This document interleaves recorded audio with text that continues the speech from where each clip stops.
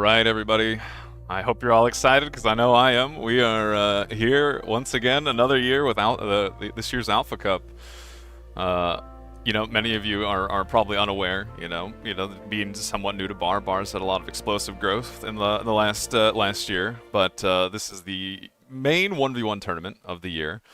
And I can show you the previous winners, even the previous top 8 of each Alpha Cup, and you can see a lot of these names are probably relatively familiar. Some of these players, have disappeared. Some of them are still with us. Some of them are even dominating tournaments to this day. I know currently I have with me wonderful Patak and Barcast, who get to have the fun job of wrangling all of these these 1v1ers, as this is I'm pretty sure the biggest bar tournament ever. Like Patak, is that true? Yep, that's confirmed at the moment. Hi everyone, how are you doing? Yeah, this is kind of exciting. I know like last year's Alpha Cup was also pretty big, but we've definitely blown it out of the water this year. Well, if I...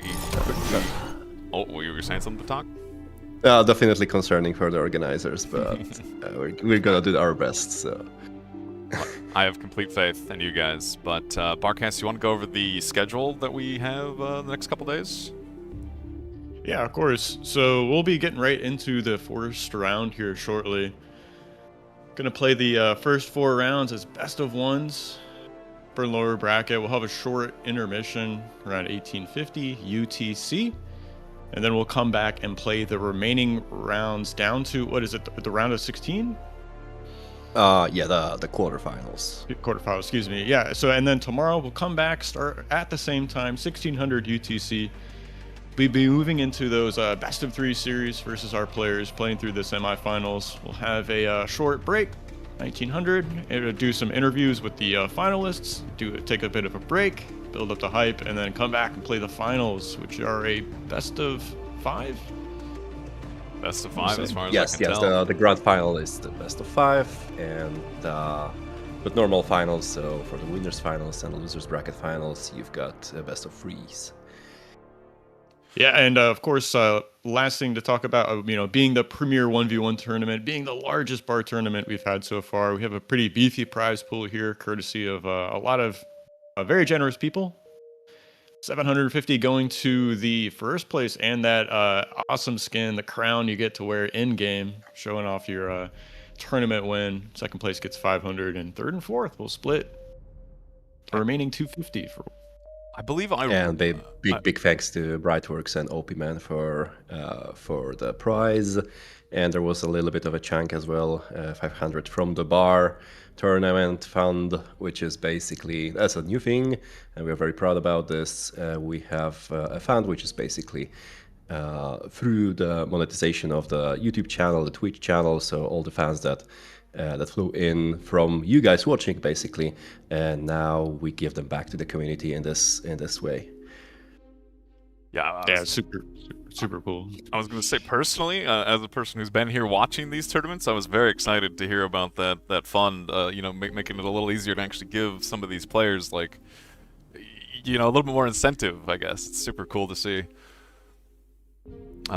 But yeah, if we then continue on, we can actually see the map pool for the tournament, and we'll go over it relatively quickly. Many of these maps will be familiar to you. Some of them are somewhat new. I just went right over Devil's Post Pile super quick.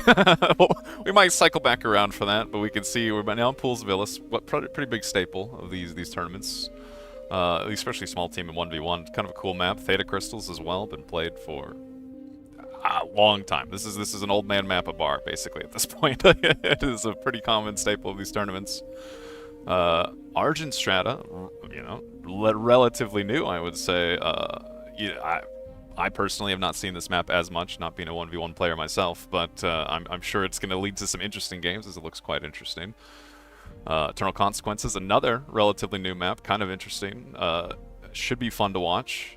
If we just keep going through Mariposa as well. I know this was in a previous BPL, I believe, and a personal favorite of mine to watch. Led to some pretty interesting games. Dig Site as well, kind of new, kind of cool.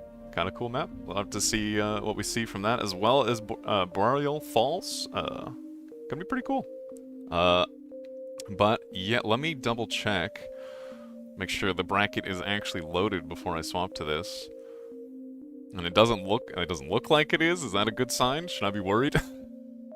Maybe it's still loading? I think there's some buttons I can press for this. Hold on. Okay.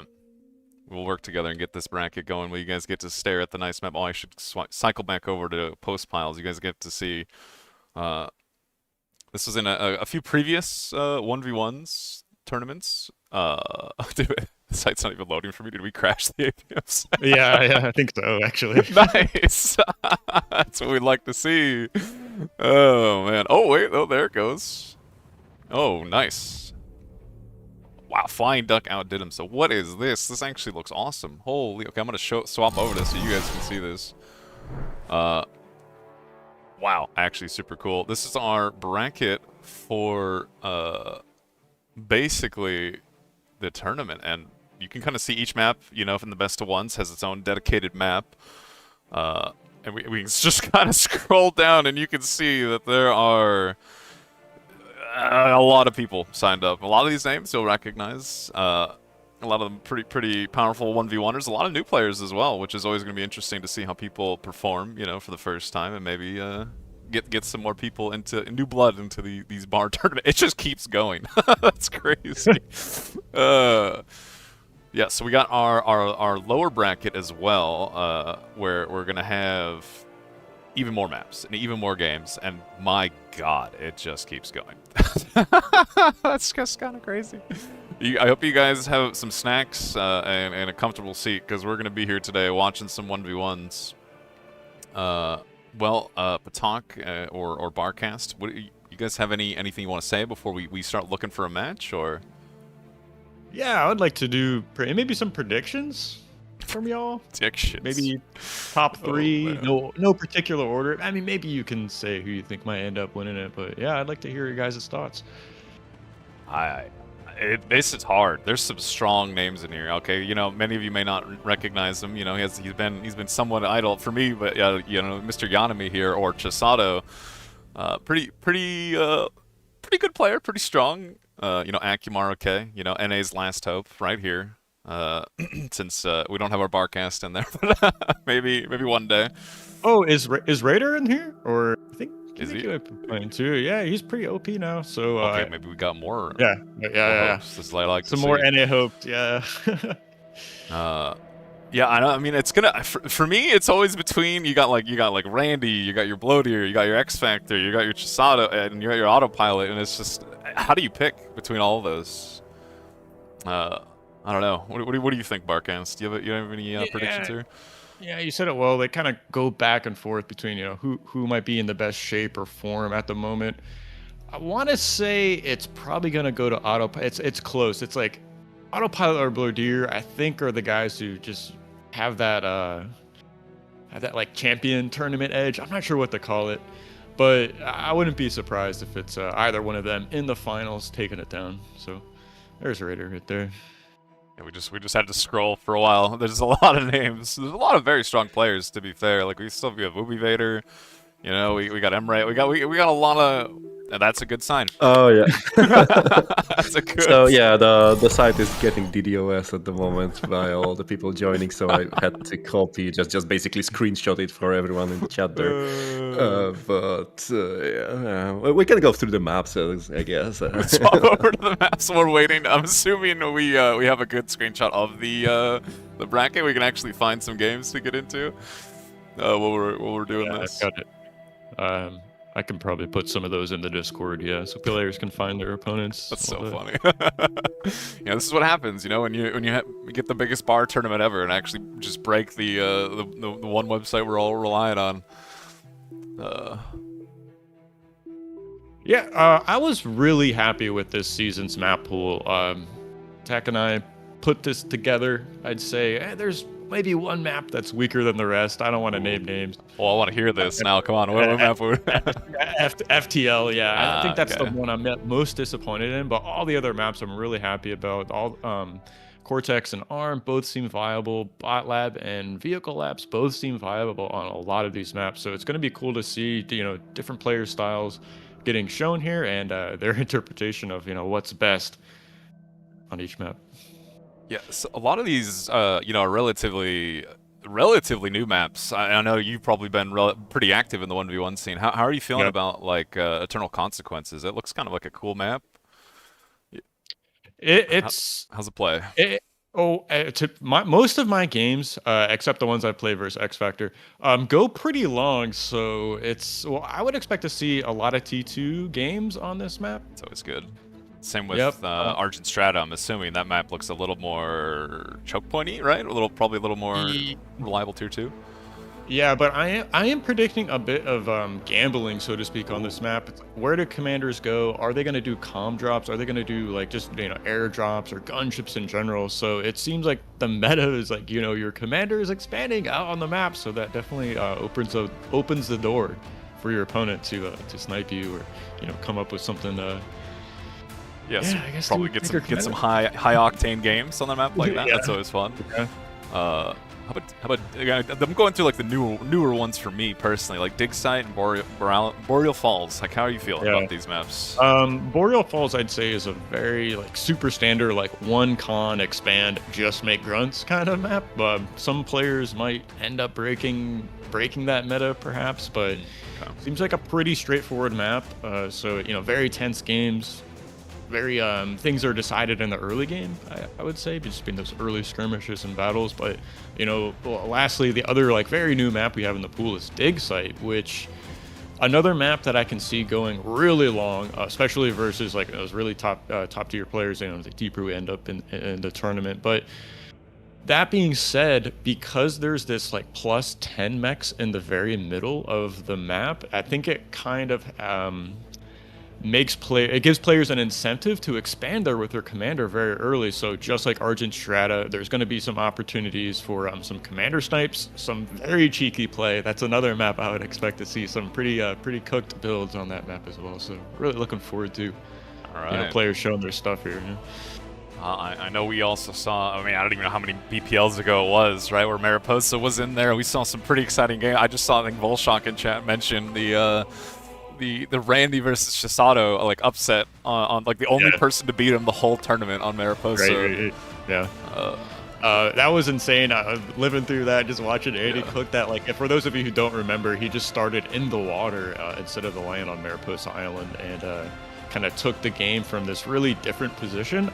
I will say that build has become much better known to players, and I wouldn't be surprised to see a lot of that on that map. But I'm still not sure what the right answer is. Like, what is the best open on that map? Which I think is good map design, right? There's just so many different approaches you can bring to the map, and there's really no right answer, I suppose. So maybe there is. I just don't know the answer. Yeah, well, maybe we'll find out at the end of the tournament. Let's see. Give it a little bit. We'll see what the right answer is. I think you're right. Yeah, I think it was more the surprise factor, right, of Randy cooking that on a kind of a map that hadn't really been developed all that much, I guess. But against a player that was unbeatable. Unbeatable. Yeah. Literally the only time we lost the whole tournament, right there. But yeah. So Patak, are we thinking? Is this? I can't. I'm trying to load the bracket. I'm assuming this is the one we're thinking of watching, or. Yeah. So it's gonna be down for a moment still. Flying Duck is trying to reset it. And like I'm just I gonna guess, be following you around. some players are already going into the game, so we should probably just go and see some games. How about that? Sounds good to me. Actually, Flying Duck, thank you so much, because he's doing like live performance upgrades at the moment to the website. So Yeah. coming in clutch. And he's playing in the tournament, right? Like He is. He's doing all that, multitasking there. I'm sure he's having a great time trying to fix this while getting his game started. I'm sure he's having a great time with that. But so Flying Duck's opponent, if Flying Duck is late, just hold on a bit, right? Don't report this or whatever. Exactly. Okay, try refresh. That's what I like to hear. Oh. Okay. It looks good. Okay, look at me. I'll move it back over. You know, just it's gonna break the moment I swap back over. Yeah, it's back now. Nice. All right. So let's see. Where is this match? It's here somewhere. Just gotta keep scrolling. This is so insane. Oh, I don't even see. I see Flying Duck versus somebody else. Why is he in this lobby? What is this? Oh man. Look, I'm just gonna follow Pataka around, okay? He can find the, like, I don't know what games you want to do.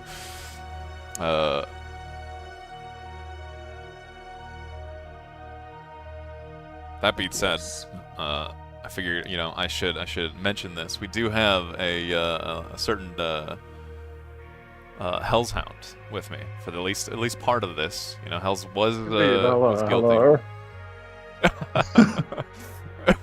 Sorry, I just looked over to see Barca saying he got timed out of Discord. That's good. That's good. Yeah. Welcome back. We're doing it live. Yeah, that's good. Well, Hells, you good to you excited to watch some 1v1s here? If we can actually get one of these lobbies.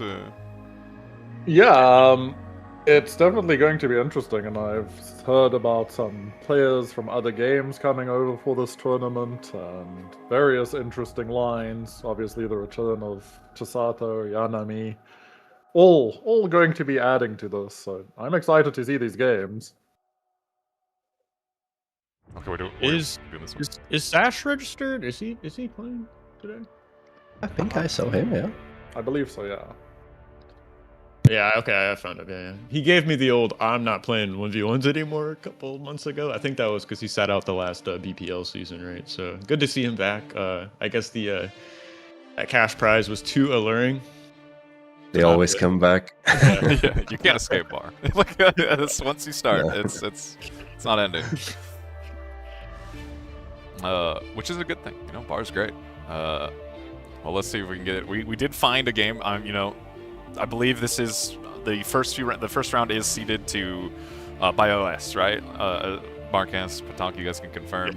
Yes. Yeah. So by leaderboard OS. yeah, so we're gonna see like a lot of, you know, super strong 1v1ers, you know, versus people with maybe lower OS, and you know, the first few rounds are gonna be a little, I don't want to say stompy, but they're gonna be a little rough. I think maybe we'll get some upsets. Though. I've heard a rumor about this player, though. I've heard whispers that this is actually a very good player from another game. Who is that? I believe, if my sources are telling me the truth, that this is actually the current rank 1 in 0K. Yeah, Turksy might want to talk about this with you, but otherwise, yes, I think Godo is like the legend, the OG of 0K, so that's gonna be. And I think he scored something in first Alpha Cup as well. I'm not sure. We can go back to the history. Let's see. History. Look, I'll trust. I do see his name there. I do. Yep. Here we go. And many of you will see it as we're now actually getting in game. Slowly but surely. Good luck, guys. Yeah, should be fun. All right, Health FTL. We get to nice little fun game here. Always a exciting event, this map. Yeah. You never know what to expect. Like, I still have my trauma from 2 Alpha Cups ago. All right, you know, little X Factor vs. Chisato on this map. 40 minutes of back and forth Tier 1 action. After a 13-hour day, I still have my trauma of this map. Well, don't worry, I think you might be looking at another 13-hour day, buddy. Nah. We're breezing through these best of ones. We're breezing through this. Let's not giving them the secret tech. What are we? But yeah, we're gonna get in here. I have been relatively out of touch with like a lot of new 1v1ers. Both these players are relatively new to me, although I'm hearing one of them has a bit of a history, I guess we'll say, with more. Hell's you a little more in touch? You recognize either one of these guys? Ever so slightly. I definitely can't say I know Gotti. I'm gonna let you pronounce. I don't even know how to say his name. Yeah, I have been waiting for somebody else to say his name. I know that. The birds were whispering to me about him though, so I listened. And Fisher, as far as I know, is a good 1v1 player. I don't think we've really seen him in many of the tournaments, but I mean, 51 OS is absolutely nothing to sniff at. I think that's like top 15 even, if definitely not up top there. 10. So he's definitely really solid. This will be a good test for both of them. We'll see if... Good day? I'm just gonna let you keep Is trying. Is ready for this? Our red player. Okay, I'm gonna let you figure Our this red out. player, legend from another game. If he's ready, if he is at a level to take on Fisher, that'll be really impressive. And obviously for Fisher, this is his chance to hopefully get a clean win against someone who's not really playing that much bar. Well, I know we've seen this map get played a few times, right, in these 1v1 tournaments, and like the different builds that people have come up with have been actually relatively varied, and I don't think any one meta has really been figured out or decided on. How are you feeling about this top lab versus the low ground lab? I definitely prefer the low ground lab. I mean, I still refer back to Kuchi's build on this map. I think Kuchi has like just the best build that I've seen from the high ground, where you build it on the other side of the low ground instead of in the defensive one. You put it out by the triple mix cluster. But I mean, this is interesting from Fisher. I've not seen this lab placement either, but I like it. It makes a lot of sense to me. And it's interesting. Red's one also fine. It's safe. It's very safe. Like there's absolutely no risk being taken here. No. I feel like Fisher's lab placement's a little safer than the like Kuchi's one where it's like on the front line almost. Like at the start, like it feels a little more punishable. I mean, maybe not. I mean, it's FDL, but I think we're actually going to see Fisher get punished here though by the early unit. He's currently not really making anything. Ooh. His con might get caught out here by a red player, learning from you lost. I'll let you, I don't want to look like a fool saying his name wrong. He's actually not going to spot the con with his grunt, No, he so doesn't see it. Getting kind of lucky there, Fisher, yeah, gets away and will be able to get enough grunts out to make sure his front door's fine. It's still possible that for the red player. I was waiting. I don't know, I can't commit to a word yet. Look, we just need to find somebody that knows the name and can pronounce it properly, and then we'll just steal that pronunciation. In 5 minutes, chat will be telling us that it is actually Goday and not Goddy. I'm just gonna keep letting you try. So it's one of the two. Ooh. I just don't know which one. He's going in here, but he's a bit outnumbered now, and it does look like Fisher is just going to clean up this fight, takes down all of the grunts that were out.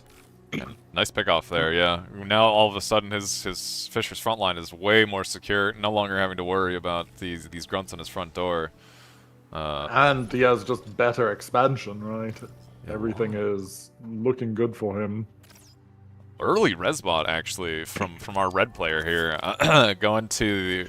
I'm assuming he's gonna go try and snipe the reclaim, but that seems awfully bold. Not with a commander there. Yeah, directly in front of Fisher's base. It's gonna be kind of hard to get that reclaim. Going for a lot of cons here, and really not a lot of units, or even expanding. Definitely looking like this is gonna end up with our red player being slightly behind.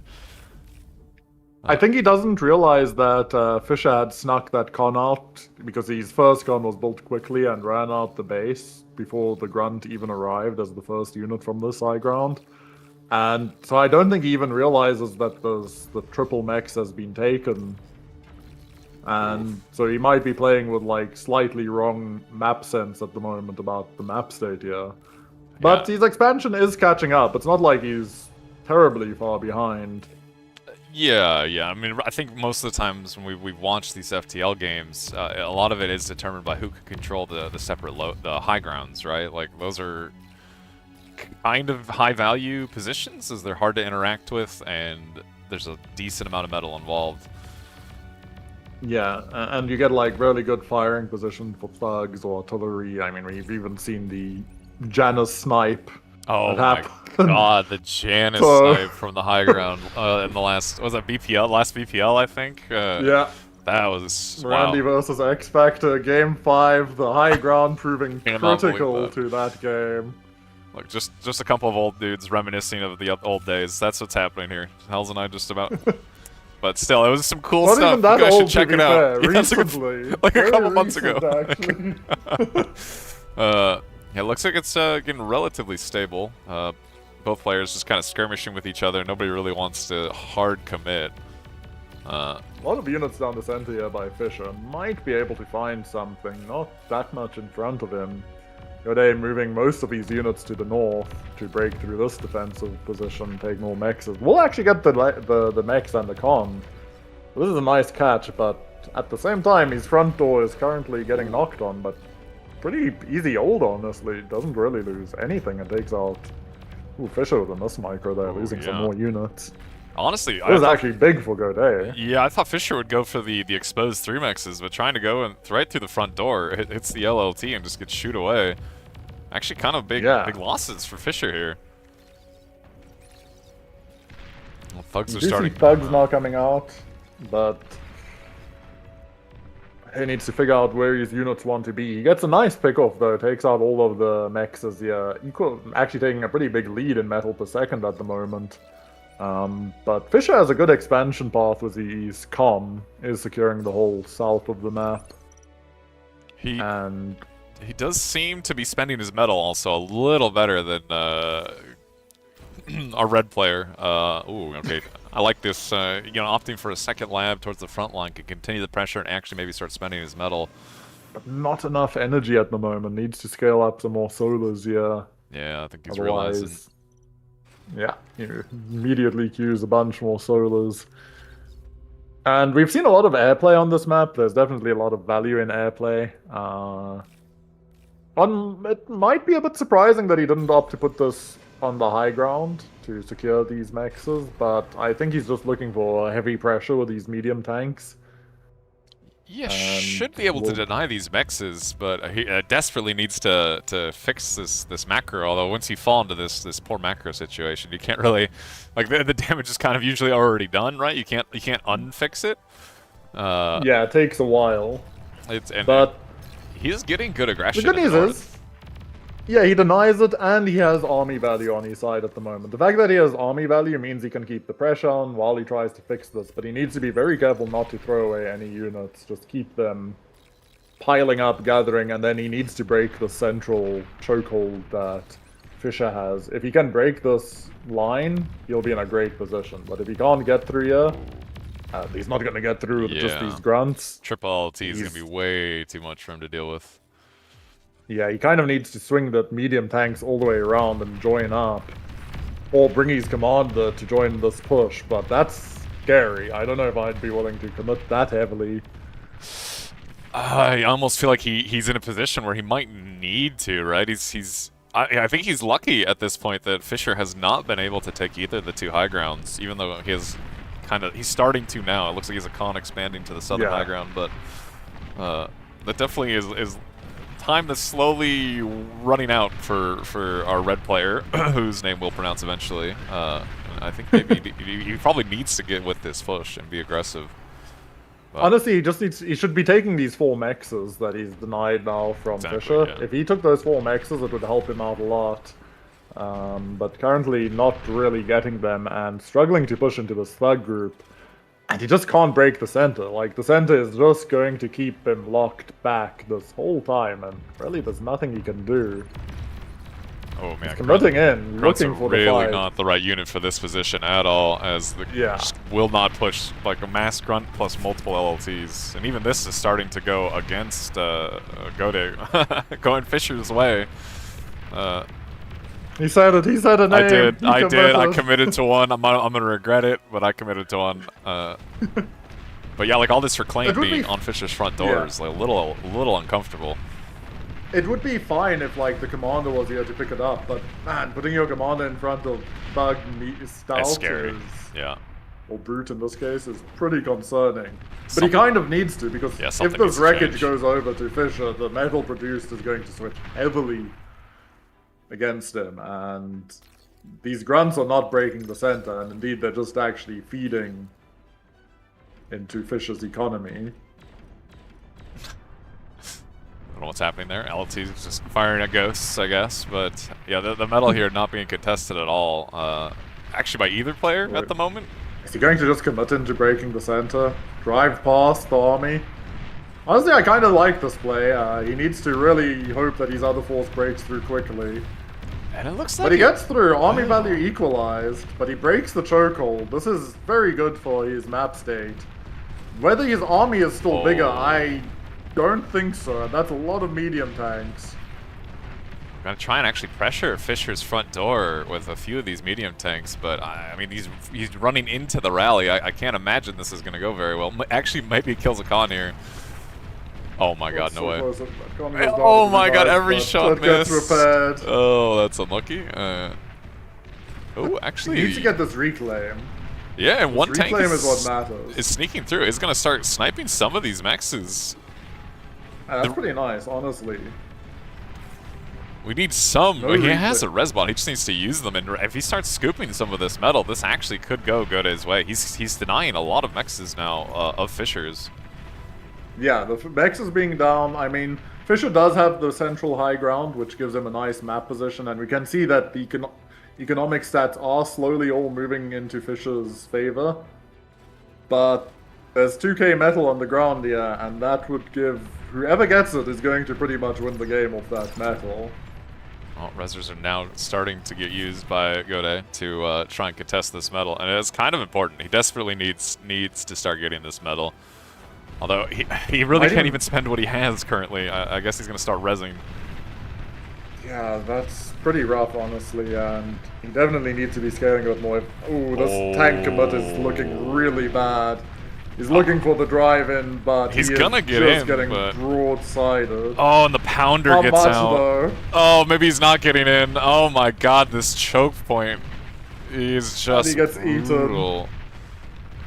And that pounder came out at just the right time, and now it's kind of like Gode needed his own pounders to contest this area, but he is just really down now. And unfortunately, all of the reclaim, that's probably a 4k reclaim field now. Yeah. Is going to head on over. Already being reclaimed by a couple constructors of Fishers. Honestly, I think there was signs of life here. Just the resers or any sort of reclaim from Gode was just too long to get involved.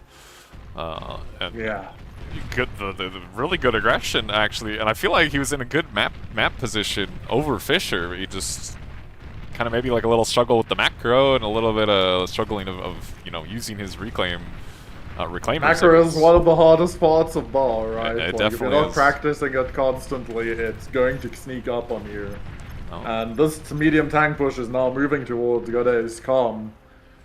I mean, Might be able to survive. there's a world here where he gets some good D-guns. D-guns. Yeah. Yeah, he needs some real good D-guns, to be fair. Well, Fisher's actually struggling to spend now that he's getting all this reclaim. I think he actually even excessed a little bit. He did excess to a chunk of that metal. This is good. Opening up the map. We'll see if he's fine. He's holding on the line. Amphibious constructor was made here to boost the lab. Wonder if that was a bit of a misclick. yeah. Can't imagine you would have intentionally built that. Ooh, these cons are going on a journey. Did he mean to rally these cons over here? I can't imagine he did. Because that leaves his lab They're on an expedition. with no BP. Oh, they're heading is the real question. They're going all the way into Narnia. I don't actually know why they're going there.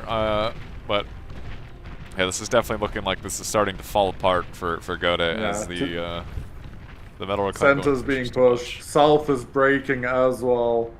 And you can just see the metal produced is a 5k lead, and this medium tank ball is kinda looking unstoppable.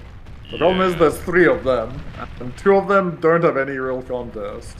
Yeah, look, it's going to be hard to come back from a 400% army value lead on top of everything else. It's just, there's just too much. Yeah, he's got to go for like some Hail Mary airplay, but I don't think he has the time for that. So now he's made a second amphibious constructor. Maybe it's more bolt power. Hang on, let me go look. I have to assume that I have to assume that's bar and experience maybe, because I can't imagine you would make that. I don't know. Surely you just make con turrets, right? Like surely. Probably. You make a con and go con turrets? No, I mean, so. It seems reasonable. Yeah. A lot of X is starting It to go actually down, has though. less build power as well than the standard con, which is definitely suboptimal. Yeah, it's a little rough. It looks like Gode is slowly getting surrounded now. Medium tanks The is medium front. tanks are on the hunt. Medium tanks Not the on hunt. easiest thing to kill, right? Commander's pretty dangerous for medium tanks, but Oof. Fisher doing a really good job sitting at max range, volleying down Gode. Yeah. The next wave arrives. Yeah, the medium tanks are behind. Definitely, I think, going to seal the deal here, as I'm not even sure Gode can approach these should they target him. I think he just gets volleyed down, and it looks like, oh man, he's good dodging. Good dodging.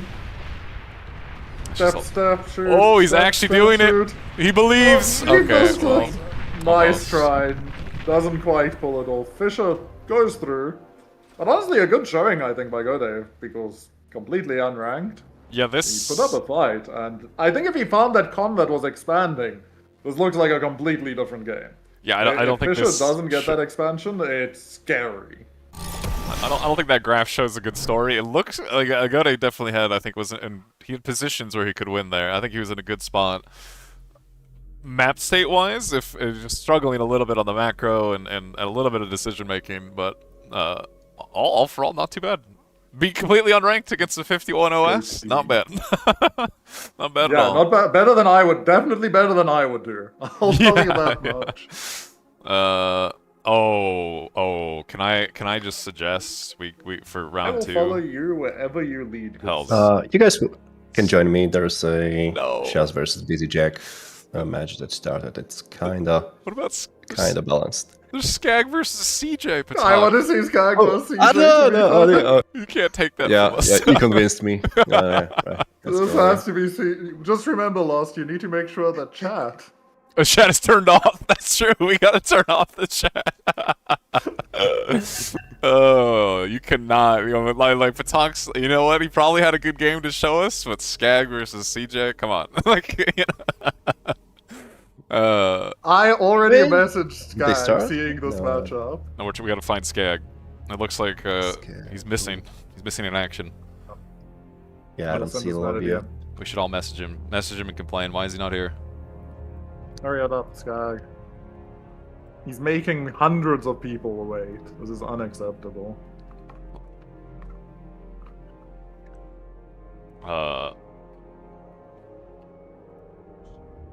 My God, he's telling me where. This guy.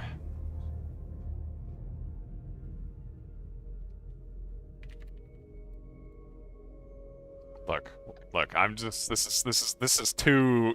This is too much involved. There's too much history in these two players. Many, some of you may not know. Skag and CJ. We're definitely leaving the Right. chat off. Wow. Yeah, Skag and CJ, two very old term bar players. CJ multi-tournament winner, I think, in team games at least. I actually don't know much about his 1v1 experience, but they've been kind of idle for quite some time. This conversation. Thank the Lord you're not seeing this. And they're definitely two of the bar personalities of all time. Okay, they're two of them. Always fun to watch these guys, and I'm hoping we get a good game here. Who do you think's going to win this, Lost? This is the real question. Skag, the person who's not stopped playing, had his military break though, or CJ, who took a year-long break playing another game. I have to assume. Who do you think? I mean, they've been playing a lot of Deadlock together, man. I don't know. Who knows here? Sure. I've heard Skag was the carry there, so I have to assume he's also going to have a stronger position here. I will say, CJ in small teams, not looking great. You're just going to A roast lot him of like rust going on there. He's got potential, but it's a rough time out there if CJ's on your team. Look. But you can believe in it. Look, he's got a lot of bar If you want to knowledge see- and a lot of bar experience. But as we all know, the year-long break in bar, kind of brutal, kind of rough. Yeah. If anything's going to bring out the best it's each other. They'll bring out the best in each other. Can thank you, Baton. Not doing his best. To protect the stream from the misdeeds of certain players. God, Skag, please. Can we just mute? Can we temp mute Skag? Like, how do we... Isn't this way you can't you just turn off the chat loss? Can I full turn off the chat? I think so. Hide. I can hide spectator chat. I don't think I can hide the players. Your chat, just widgets chat. Widgets Yeah, chat. I think you have to go through the widget selector. Oh my god. Yeah, Are we too late? We might be too late. Oh man. I can't believe I have to go turn off the chat. That's chat. I believe in you, buddy. Oh my god. It's called chat, I think. Yeah, this. Yeah, it's literally just chat. I can't type in the filter. It won't let me. Look, I'm just gonna click chat. It won't let me type. We'll figure it out. Honestly, the most dangerous selection today, but Ooh, you missed get the it out bullet. of the way early. Yeah, I bet I did. Oh man, I knew what we were signing up for. Okay, when I saw Skag and CJ in a lobby, I knew, but still, can't say no to these guys. Oh, interesting. So I kind of saw both of them. We're looking like they're queuing an armed vehicle lab. I know Blitz has been definitely seen more play recently. Hells, how are you feeling with this unit getting a little bit stronger? Let's rover start. Let's rover start. Let's rover start. That is the current slogan of small teams matter on macro maps at least. But we will see. I don't think this is really a macro map, and I think bots can definitely play though. I mean, it is. It isn't. I mean, right? Like I feel like on this map we've seen a lot more tier 2 play. We've seen like you have access to an easy A geo. It's a little choke pointy. It's not like a macro map. I don't know. It's hard. I feel like we've seen Cortex more on this map with like pounders and sizes being dominant. And then when we see Arm, it's like X Factor pulling out the aggro Arm bots or Raxel looking for the kill early with pawns. Not actually seen, I don't think, Arm Vehicle versus Arm Vehicle on this map. Well, CJ just swapped on me and is now actually Arm bots, which I have to think just heavily favors Skag from this position. I like there's some reclaim, I suppose, but probably. Honestly, there is like the rover is very good. Strong against Tick. But I will say, like, if CJ can secure his mexes, get into the middle, and not let the speed advantage that Skag is going to have run him around, he'll be doing fine. And we might even see, like, the air switch. Banshees are very popular at the moment. Yeah, Banshee's looking real strong. I think I've seen a lot of these small team games recently where they definitely are showing their strengths. You actually see CJ crushing Skag in the first engage. Definitely a little rough there from Skag to get caught by the ticks like that. Ooh, should be even then some pretty good trades actually from CJ. Not so letting far get anything. Working out for CJ really well, and CJ actually sneaking his own ticks over to the other side of the map. As we can see, like in the chase, Rovers just delete ticks. Yeah, just unplayable. And if Skag just groups up, gets together into a nice little bundle of Rovers, it's going to be much harder for CJ to take the fight. And Skag's going to look to expand behind this, but initially bots are going to actually have a pretty favorable advantage. And depending on how the res bots fall this game, we could see a bit of a snowball going against Skag if he's not careful, and especially if he gets caught out here. Ooh. He's probably going to trade fine still, though, honestly. Nice micro to not get caught. Honestly, I think this is well defended from CJ, actually. Gets every row. Oh, Skag actually does have the potential to get some value on the other side, but CJ has ticks in Skag's base at the moment as well. They are turning off solars, but will CJ lose his con? You will. It goes down. That's the first blood, really, of this game. Oh, I think this is quite big. All right, he loses a con, gonna lose maybe should lose 2 mexes. Maybe he keeps this mex, but he's gonna lose multiple ticks now, and some of the rovers might honestly... Nah. Nope. Okay. The problem is, if you look on the minimap, there is a second wave of problems approaching. And there's not really a new answer to this. The tick ball is now in the wrong place, and I mean, the the LLT LT will be up in time, though. Yeah, and really, I mean, the Barely. first wave did a lot. Oh, Skag is just going to drive into it, actually. Kind of unfortunate there. Just that's a confidence. That's asserting dominance there. Don't let the LLT intimidate you. Just make sure you drive straight into it, take out the mechs, move on. No, that's some deadlock APM. That's what that is. You know what I mean? that's what I'm watching right now.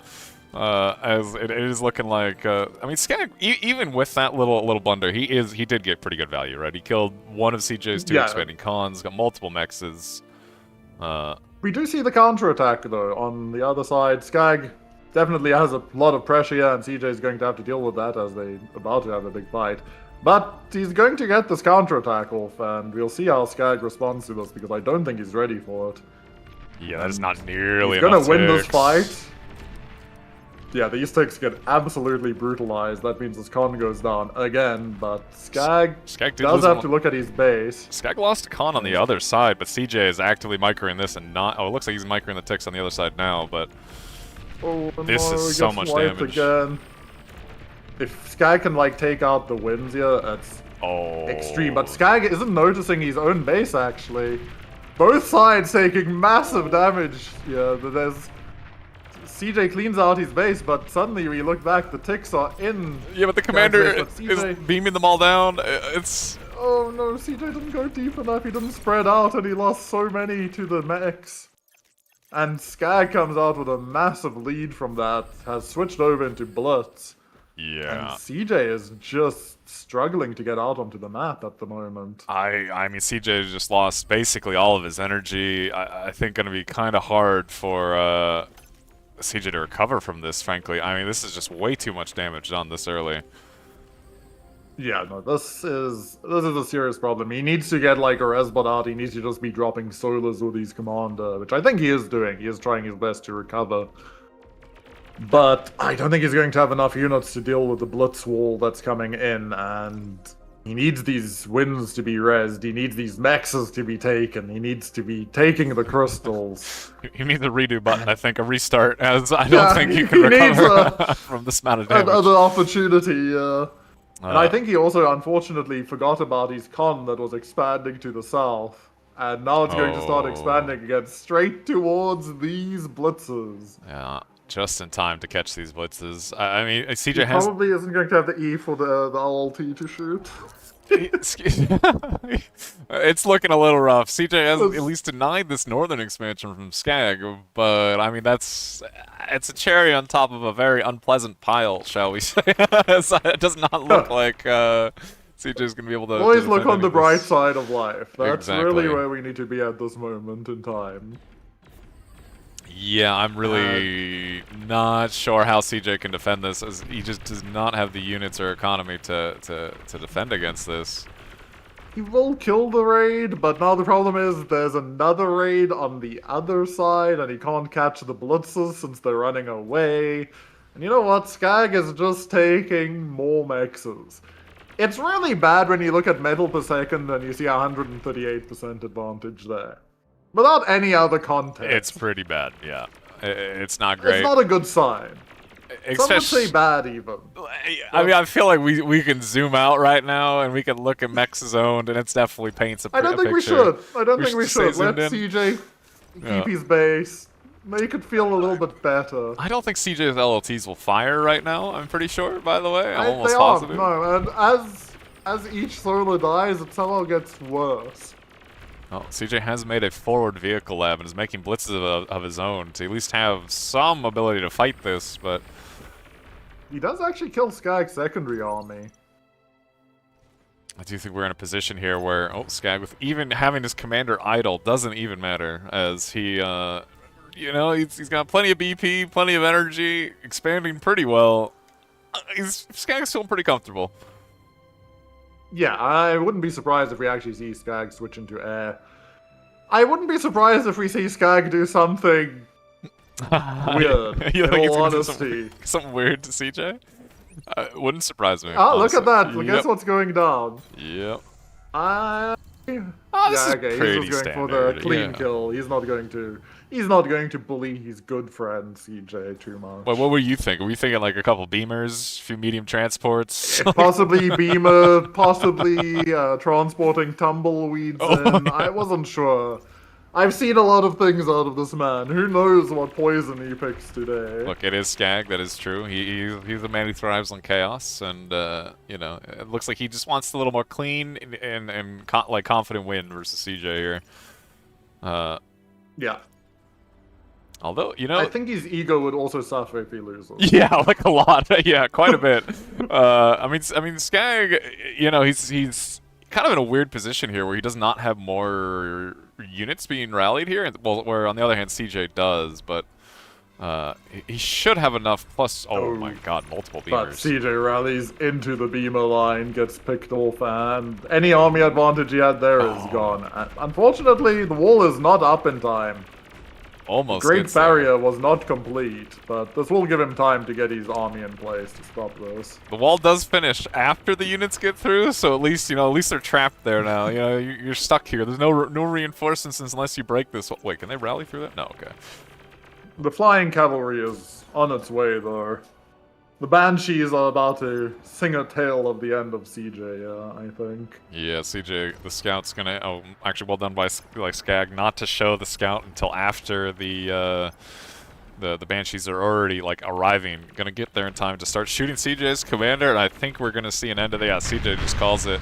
GG. Rover's 2 OP comes out. I'm not. I can't see that. GG. I had to turn the chat off. But yeah, Skag looking too good, man. No, Patak must have a game for us. That would be only fair, since we... Yeah, of course I zoned out just as they ended, so just give me a minute. Yeah, you would think the you know, we had to do that for the history, right? You know what I mean? Yeah. We can't couldn't give up on CJ Skag. Too important of a game to watch. Let's see. Okay, this is 10 minutes in. Oh my God, Randy's pretty quick here. Okay, not a lot of Bloody people really? finished. Let's see. This is 5 minutes in. I got Goopy's playing again. That's cool to see. Slow's playing again. Oh my God, look with all these people coming out of the woodwork. Oh, Ubi Vader versus Emre next round. That's gonna be fun. Might have been doing some DMing people. I'm down for it, man. I like seeing it. I think Oh, Raider. Rupaveta and Emre are in game. Oh yeah, this one. apparently. Yeah, this one should be the best one. Is it the? Yeah, it's 2 minutes in. Just Alright. jump in, guys. All right, we'll get in there. Ubi Vader, Emre on a map we you know, I have not personally seen. Being, you know, somewhat. Very rich map, honestly. Let's see. It is. Yes. Swap over. And we'll get to see Ubi Vader versus It has, Emre. Now, you know, maybe not many people know, but you know, Ubi Vader being back in the day was like the only person that would ever play ARM in 1v1. And well, okay, we had a Patak here who'd play ARM every now and again, but Ubi Vader was the you know, the ARM bot guy. Oh my God. And Emre, of course, many people know the actual bar god of team games. I think isn't he held? Yeah, also ARM, by the way. Wait, oh yeah, that's true. That is true. Also ARM. Rare matchup. But Hells, you've been seeing it. Is Emre, I hear, is becoming the bar god of small team games now, right? His OS has been climbing. I've seen. Indeed, he is right up there. I think he's number 2, maybe number 3. Pretty sure it's Blodio is first, and then it's Emre and Autopilot, I think. But yeah, the man's aura is unmatchable. The sheer Definitely. willpower to drive his team into a frenzy is unmatched. He literally sometimes just tells his team to win, and they do. You know, like he just nobody can explain it. It just happens. It's true power. Like, it's actually impressive, and the man cannot be denied as being really good at winning the game. Now, if we look at the game we're currently in, he definitely looks somewhat behind, as Ubi Vader has, you know, is got a little metal lead, and no, Emre does a bit of an army value lead, but Yeah, that's all Emre cares about. Give him that army value lead, he's gonna make magic happen somewhere. and there is potential here. There's quite a few grunts actually moving across the map. Ubi Vader, and maybe in a moment where he might be in a little danger, as this map is actually quite big. These grunts are taking quite some time to get across. Yeah, it's actually weird. It's a weird map to play because it's bigger than you realize, and then in 1v1, it's even bigger than you'd think. But we do see Ubi doing a really good job covering all of the entry points, has units or LLTs or pawns everywhere. And so, probably going to be a bit difficult, but honestly, Emre getting this pick off on this pawn gives him a numbers superiority, going to have 4 on 2 here. And That more could on the be way. something. And honestly, he's actually finding a lot of ways in. Even in the center, he's just pushing up onto the plateau. And there's not really much in front of him, and he gets the pick off here.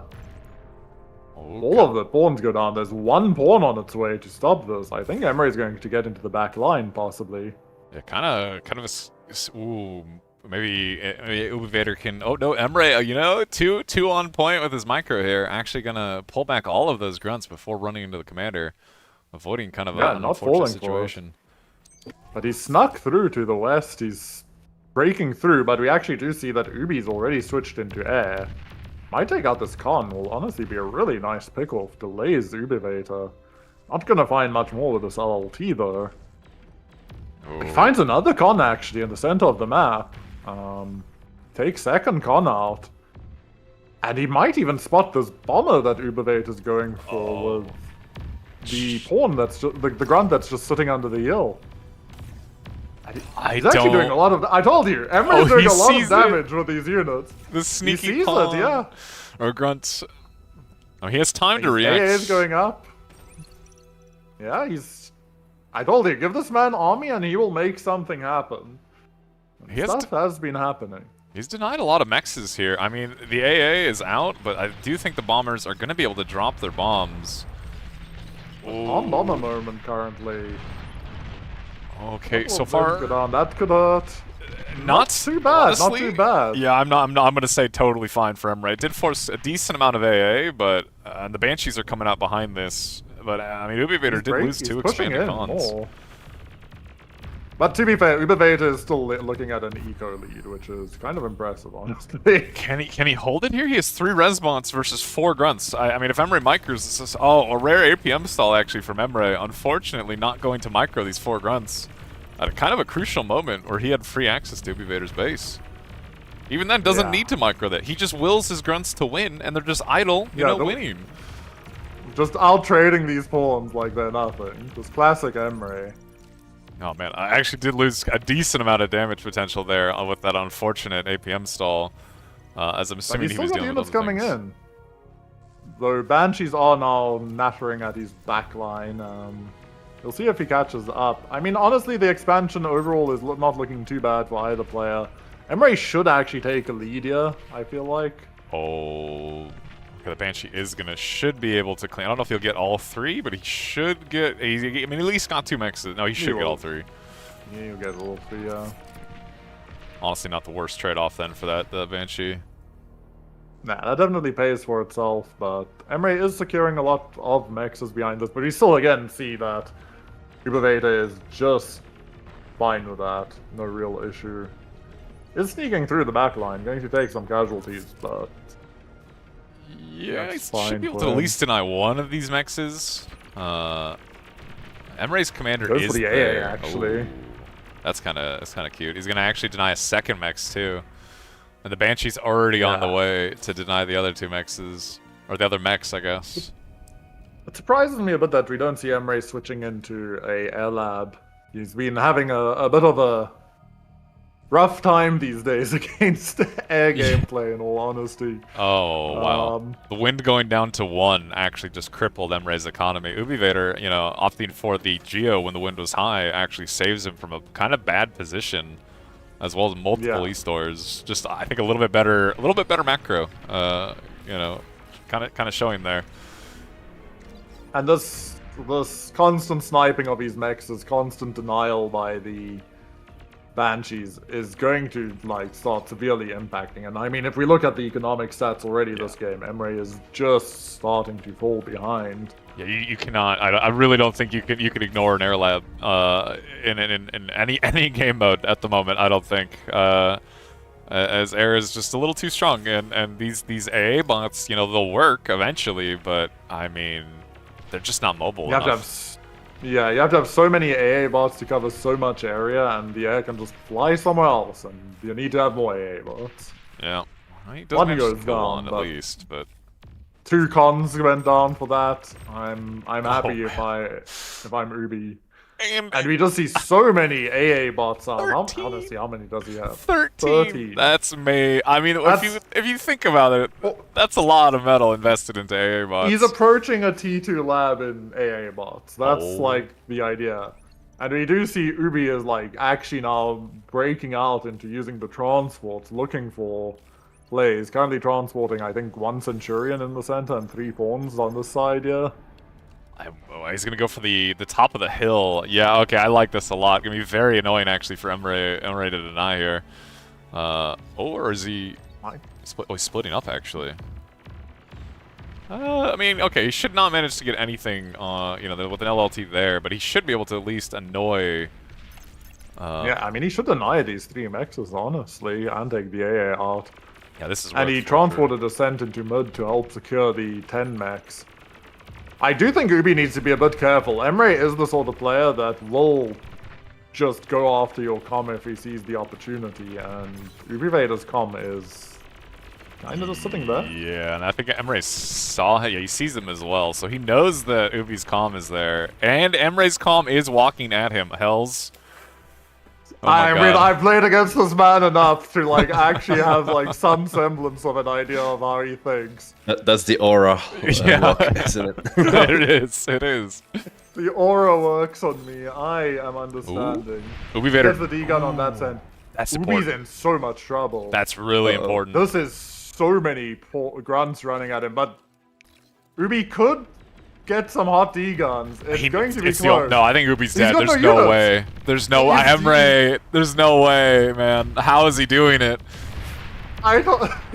Give the man an army, it doesn't matter. He will will it into existence. He's just different. He's has just not normal. What is Imagine that? doubting. That is Imagine doubting. insane.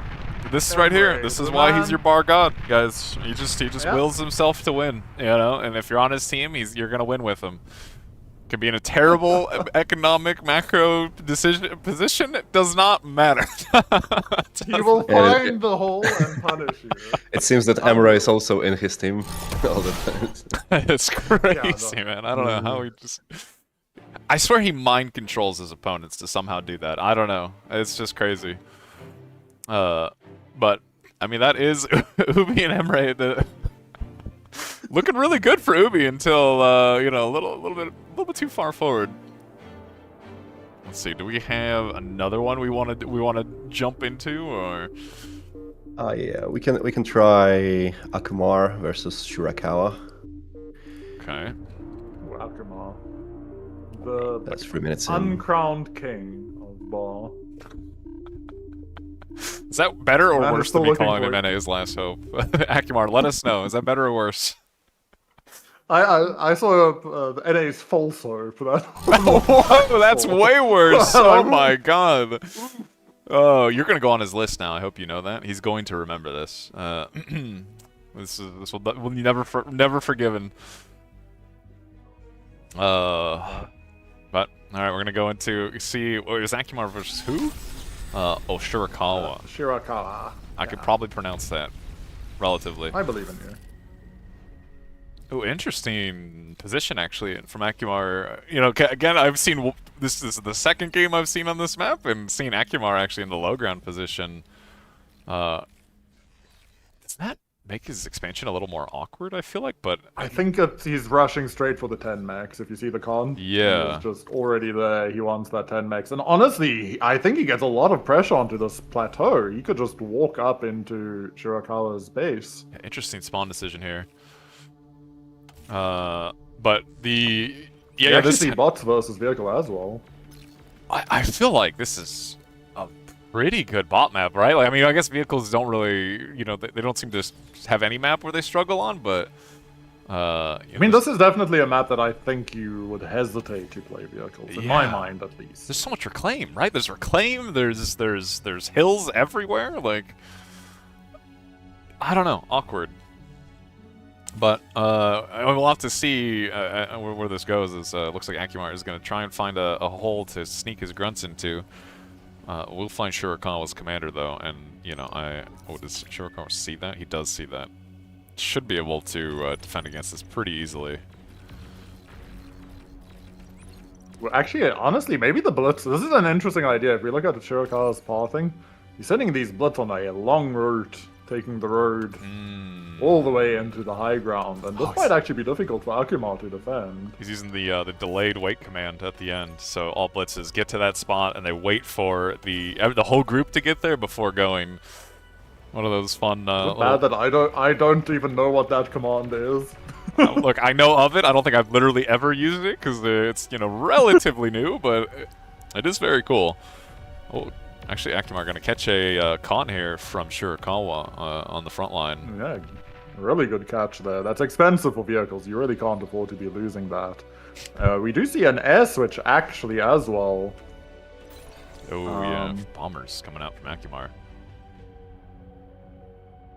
It is kind of funny, though, Hells, I look over and I see the stream chat, of course, and I see somebody saying, I bet Emre will win this. It's like, well... Never count Emre out, I mean, you know what? You might be onto something, man. It's just Emre. Like, that's just the call. The call was too good. Yep. The aura embraced us all. Honestly, though, I think this is a bit of a tough position for both players. We have the bomber play coming in from Akuma, but these blitzes are going to reach his back line uncontested. There's 2 LLTs, but that's not enough. Yeah, the wind kind of, not full crashing, but somewhat crashing at this point, kind of making it awkward for Akimar to double lab this, make grunt and air, or even shoot his LLTs, it appears, as he is hard e-stalling. Yeah. Oh, wow, that's actually I mean, he's really broken through into the base as well, but yeah, this e-stall is just crushing him, actually. Oh, the wind's going even lower. Yeah, this is definitely kind of brutal. I really actually like... Oh, and he sees the bombers. Oh, that's not good. Oh, Akimar has to go with him. I really like the geo inclusion. Even though you look at this map, you see 125 wind, and you think to yourself, okay, well, this is obviously a wind map. Why would I need to make a geo? I really like the geo inclusion. I feel like that gives a little too much stability on a map this volatile. 25 energy for each wind. Really good. You're gonna love it. 1 energy. A little bit less good. A little rough, you Some know? would even say bad. Yeah, and I've only seen 2 games on this map so far, but the wind is seeming to be very volatile. Oh, is that gonna hit the pinpoint bomber accuracy? Even in there. Yeah. But yeah, definitely not what Akimar was looking for, I think, with that bombing run, as he has lost quite a bit on the backline here. That E-stall really crippling his ability to defend against these blitzes. And he's got more blitzes coming down the center. But honestly, this is kind of a close game because Akuma has a pretty large advantage on energy per second still, which is surprising. And metal per second has now moved over to Shirakawa. And we see the switch over to incisors, but he also has Shuris, and that's going to shut down all of these raids, and could be difficult. Yeah, definitely. This is close. just going to be a little bit of a feed, as the Shuriken plus Incisor are going to be easily enough to hold this. But yeah, Akiyama has lost a lot of his mexes, right? Shurikawa actually, with that blitz run by, did pretty devastating damage, and really, there's still blitz driving around back here. It should get the good cleaned news up is now, he but... could resbot this if he has resbots. He has 1 resbot that I can see. I mean, it shouldn't be too difficult to take it all back. I think still this favors Akuma slightly, but I mean, we see Shirakawa opting for T2 vehicles, actually an interesting choice, honestly. I feel like bots just would be a lot safer. Yeah, but the vehicles man in this believes map in vehicles. are strange, man. It really does seem like. I mean, I see like there's the high ground does seem very vehicle friendly, right? This low ground playground does not seem vehicle friendly Yeah, almost at there's- all. But fighters are coming out for Shirakawa, not opting to ignore his own air lab when it kind of going to be kind of important, as it looks like Akimaru is building up for a pretty big counterattack here. Yeah, he's definitely going to start getting ready to send it in, and the Shuris will enable this attack even more so. And the big thing is that's keeping Akuma in this game is that he has the 10 mechs. That 10 mechs is worth so many mechs comparatively. Ooh, man. I mean, look at Shirakawa's expansion on the high ground, right? He's actually starting to expand to Akimaru's side of the map, but yeah, it really is that 10 mechs is doing kind of an insane amount of work, and really, actually, this counterattack, I think, is going to be brutal for Shirakawa.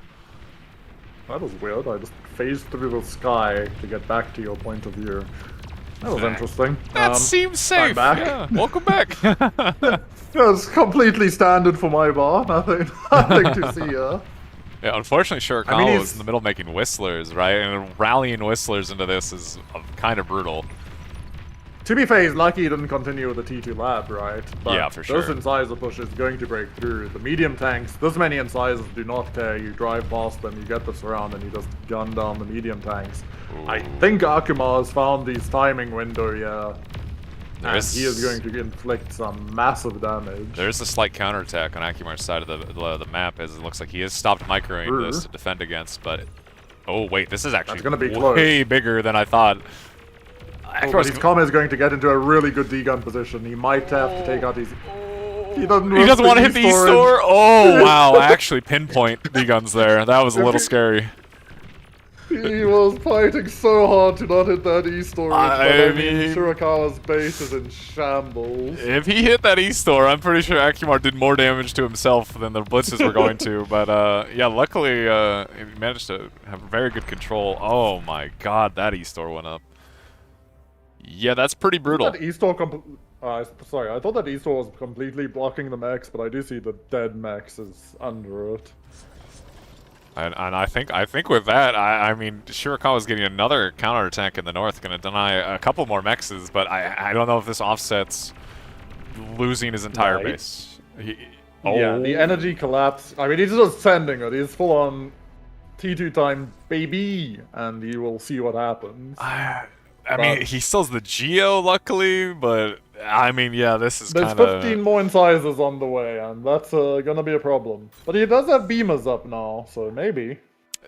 I wonder if units Honestly- can get out of this T2 lab, though. Oh, that's true as well. Probably yeah, the not, positionally. honestly. No, I don't. I would doubt it. Looking at this, I think he might have to eat at least the nano. And that's not what you want to... Maybe- Like, eating your little BP that you have left is definitely not what you want to do. Maybe he makes a transport to move the nanos. Yeah, as there's a fighter over his base and just the porch thing gets shot down instantly. Like, I would not be shocked. You know, sacrifices have to be made. Or but making a Akuma is con. back. That's ballsy, I think. Oh, it actually That squeezes out. Look at that. He's completely fine. Never doubted. probably will not be able to get out the, you know, anything bigger than a Jag, I'm assuming, but... Wow, that is definitely a bit of a traffic jam. Oh, man, the east It's stall a good thing here. your chat is still turned off. Is Well, it that's good? there was something mentioned, yeah. Is it good? Maybe I should just leave that off. You know what? That just seems like a safe thing to do. Just leave it off. I mean, the Jags are gonna Zero risks. they're gonna start Yeah, trying to peel away at this, but Honestly, this is like a pain to attack, though. Like, you don't really want to commit into beamers, and there are 4 beamers, I yeah? don't even think he needs to. Yeah, I like what he's doing here. Yeah, no, he just goes deny these mechs. ignore the It's really base. smart. Hit the expansions. You've already killed basically everything in that base. He's tier 2. Who cares? Okay, like you have a massive lead. You Yeah. know you have a massive lead. And we do actually see Akuma opting now for another bombing run. Yeah, and I don't see how Shirakawa can actually defend against this, right? Actually opting for going for a tier 2 mechs first. Really can't afford that on the energy front, so I'm a little surprised at that, but The bull is also not helping at the moment. yeah, for sure. Honestly, not a lot of good options. He somehow needs to print wins, but Doesn't really have the bolt power to do that. Needs the Agio, but that's just another target. I was actually thinking initially that he was going to rush the Agio as kind of like a, okay, well, I'm dead anyway, I might as well, and this could bring me back into it, but, I mean, I guess you rush the Agio, what then? Like, how do you, what do you actually do with that? It at least gives him consistent energy, but he's still very behind in metal and BP and just basically everything. As Akimar is very content, it looks like, to just holy bombers. How many are we making, Akimar? My God, he's going for 20 bombers. I'm guessing it's 20. Yeah, I think he might actually Holy. go for the comm. Yeah, I wonder if that's the play. Do you go for the calm, or do you just delete this base from existence? You know what I mean? Like, I think it's up to him. Also, Yeah. Akimar just said blame LDM for the wind, so I just want you to know that. I'm being blamed now for what exactly? Am I being blamed for? What did I do? Well, he said, "Daddy, why wind stop?" And then blame LDM. So we know who the daddy is. That's what matters, right? Oh, look. We all know Patak secretly controls the wind. We all know that. You know, he's never confirmed it. But He's we a know. bird. He is a bird, so it would make sense. He has a slider in his office to just flip the switch, turn the wind off. It's looking like the bombers are getting ready to commit here, and I looks positionally like he's gonna go. He'll for the base. probably go for the Geo and T2. Is he gonna do a U-turn the moment we say that? Kind of. Oh, he's getting away from the fighters. I see what he's doing. Yeah, it looks like we are going for Shirakawa's main base. Yeah, I imagine you just bomb the Geo, these energies cooked. You then bomb the 2 labs, and there's no production. Yeah. Or he just goes for the labs, doesn't care. Bombs the fighter lab. I feel like at this point you can kind of bomb whatever you want. You know what? Park over his base and just let it go. Yeah. Then tagged Akuma bombers. See, because that he one I killed could them. actually see with chat turned off. Is that safe? True, you can still see pings. I mean, no one would ping, right? You'll be fine. Exactly. Relatively close, honestly, until just kind of an unfortunate, just mispositioning maybe from Shirakawa, not realizing how big of a push was coming down that mid position. Yeah, Akuma just found a really good timing to hit him in, and Shirakawa had committed a lot of blitzes to deny the mexes in the back, but he lost a lot of blitzes to deny the mexes in the back, and the counterpunch kinda took off his head. Oh man, the next Alright. round is going to be Akimar versus Chisato. Guys, want to see Modulo versus Kuchi? Oh, I'm down for that. Akimar versus Chisato for the next round is going to be super fun, I think. You think he's going to enjoy that? I mean, if there's a time for Chisato to lose, it is now, in all honesty. The man is playing from Japan at like 5 in the morning. So, yeah. This It's a rough life out there. This Kuchi guy. Yeah, it is definitely a little rough. I know he's been struggling with like a lag and all that, but Yeah. we're gonna go into Modulo and versus Kuchi on the same map we just watched, which is a cool map actually. So far, I'm liking the games I'm seeing on this map. It's very interesting, very dynamic. Whether or not it will be that, well, after it gets played a bit more and maybe a meta gets a little more defined, we'll see. But so far, it's interesting. And I look over and I see Akimar typing in chat. This guy. This guy. He's spoiling it for everybody? That's crazy. Who does that? Look, as long as he doesn't hear Hell's term for him, it won't be so bad. You'd have to go back a game for that one. It's True. fine. True. Okay. I saw Kuchi ping and I'm scared, but Uchi said Akuma plays here, so I copy. He is channeling his inner Akuma. okay. It was an interesting become- spawn. I kind of like the idea. You're able to pressure the mid a little bit harder. You have like a direct shot to it. You got the 10 mechs literally right in front of you. Is Kuchi going to single mech? Oh, he is. This is the classic Kuchi. Welcome. Isn't Yeah. this map It feels a little big for this, right? Like, I feel like No when you do idea. these 1-mex builds, a lot of times it's like on the short, like, knife fight maps, which I guess he's closer to his opponent. But if you see the queue, okay, he changed his queue. He's going to get one tick and then just mass con. So, Okay, like, I think the interesting. theory is actually you get your cons out faster, so you Yeah. can expand faster. And then at like 2-3 minutes, you start equalizing, and like 4 or 5 minutes, you pass. Yeah, I guess, with like the labs getting that like cost change, right? A little cheaper, a little quicker to come up. I heard there was a lot of discussion around this 1-mex or 1-mex lab open being a little bit more viable than it used to be. It definitely, it's interesting. I think it's strong, as you say, especially on knife fight maps. But I've not seen a lot of people doing it. I got Very only much seen a- Kuchi do it. I think Yeah. he's the only one. It's very much like Uh, an occasional game, and then Kuchi does it. Yeah, because if you look at it, early game, you are really kind of setting yourself at least somewhat behind, but ideally your quicker expansion and maybe like a little bit of early aggro. Ooh, losing the tick there, kind of brutal. That's, yeah, definitely not what Kuchi wants to see there. Yeah, but maybe the early expansion can offset basically what you're giving out on, and we'll have to see in the next few minutes if that's the case. But yeah, losing that tick is actually kind of a big deal. Gives Kuchi a lot of vision and maybe even a little bit of pressure.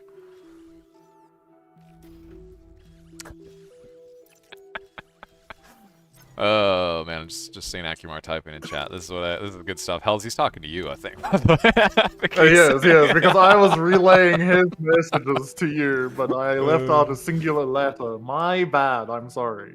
Oh, interesting. Okay, so yeah, Kuchi really prioritizing expanding back, actually. Not sending either of the 3 cons he was making towards the 10-mex. He's making a And 4th. that feels like... I feel like that's probably an error, though, because I'm pretty sure that was like the point of this build for Akima, was to get that 10 mechs quickly and secure it. So I wonder if this is like actually just a thrown together plan, or what exactly the idea is. Because He did say in the lobby that he was watching Akimar play to learn how to play this map. He did say that. How true that is, I don't know, but we'll see. We'll see.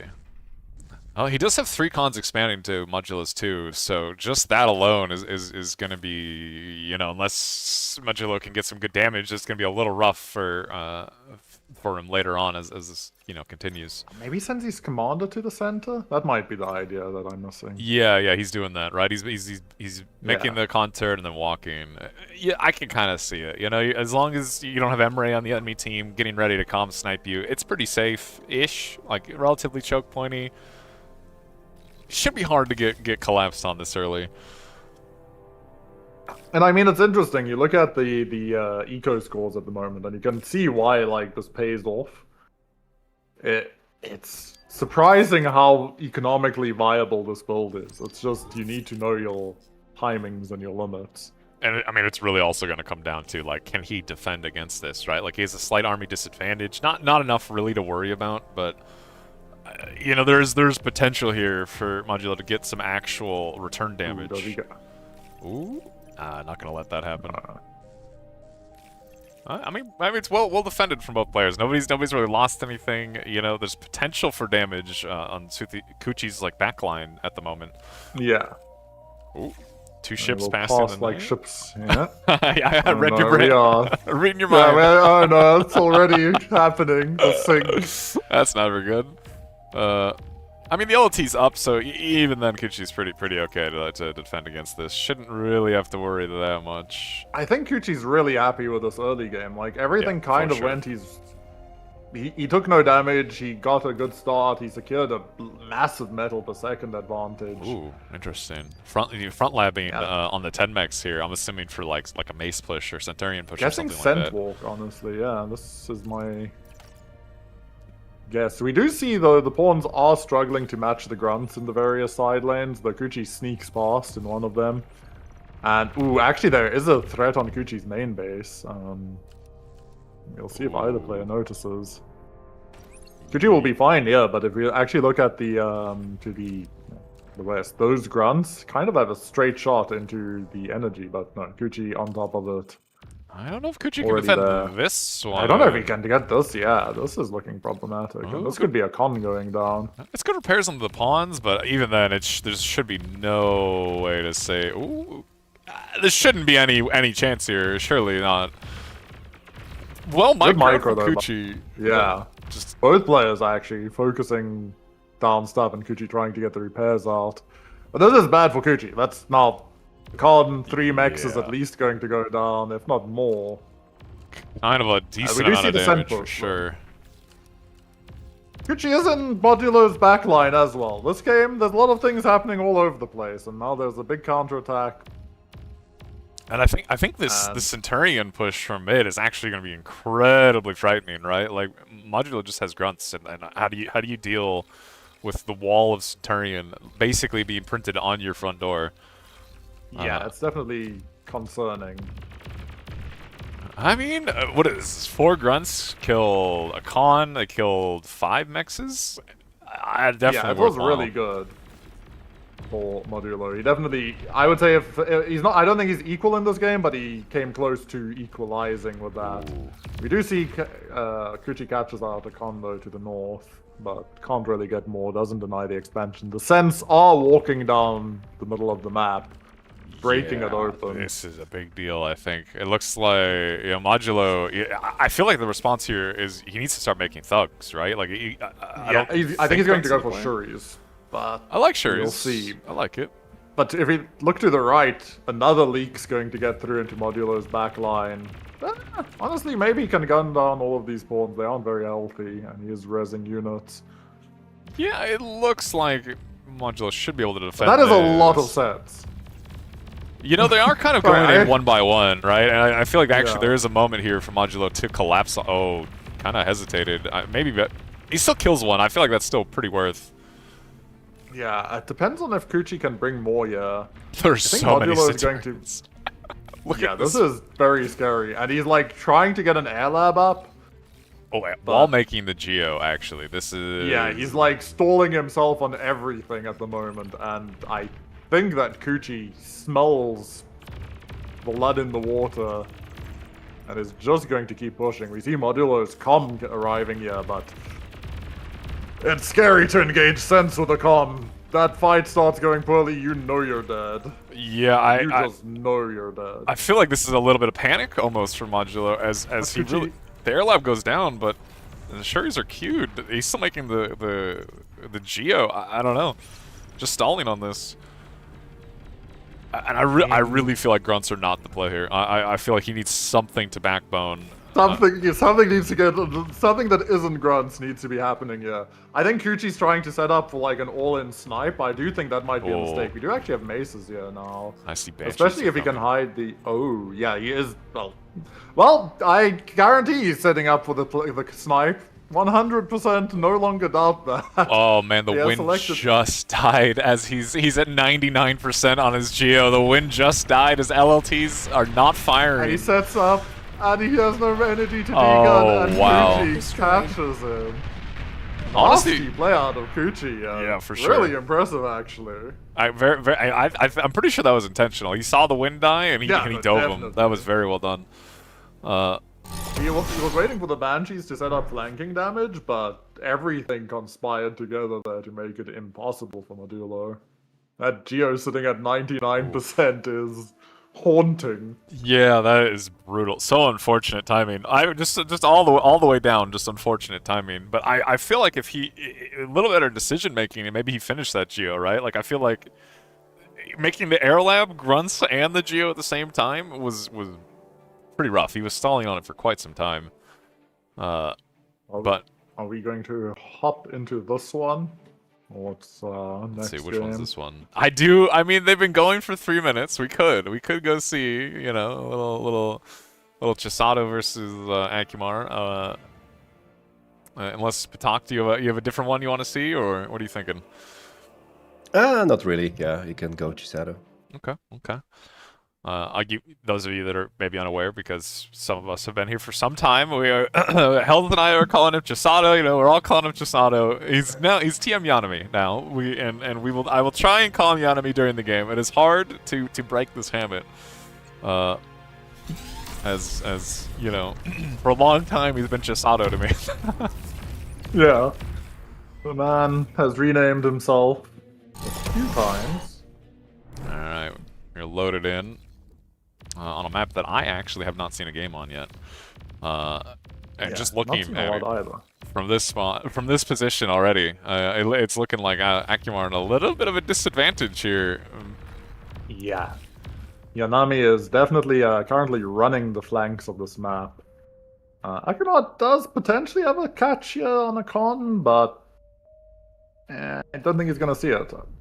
Yeah, and even then, I feel like it's a little too close. Like, there's a good chance he loses the whole army for it, and Yeah, I don't not think you any- want to do that. And Chisada, Yanami doing a great job. Nice idle command. Denying expansions. Yeah, let's not talk about the commander. We're not judging here. We're praising last. Look, we are praising, all right? Look.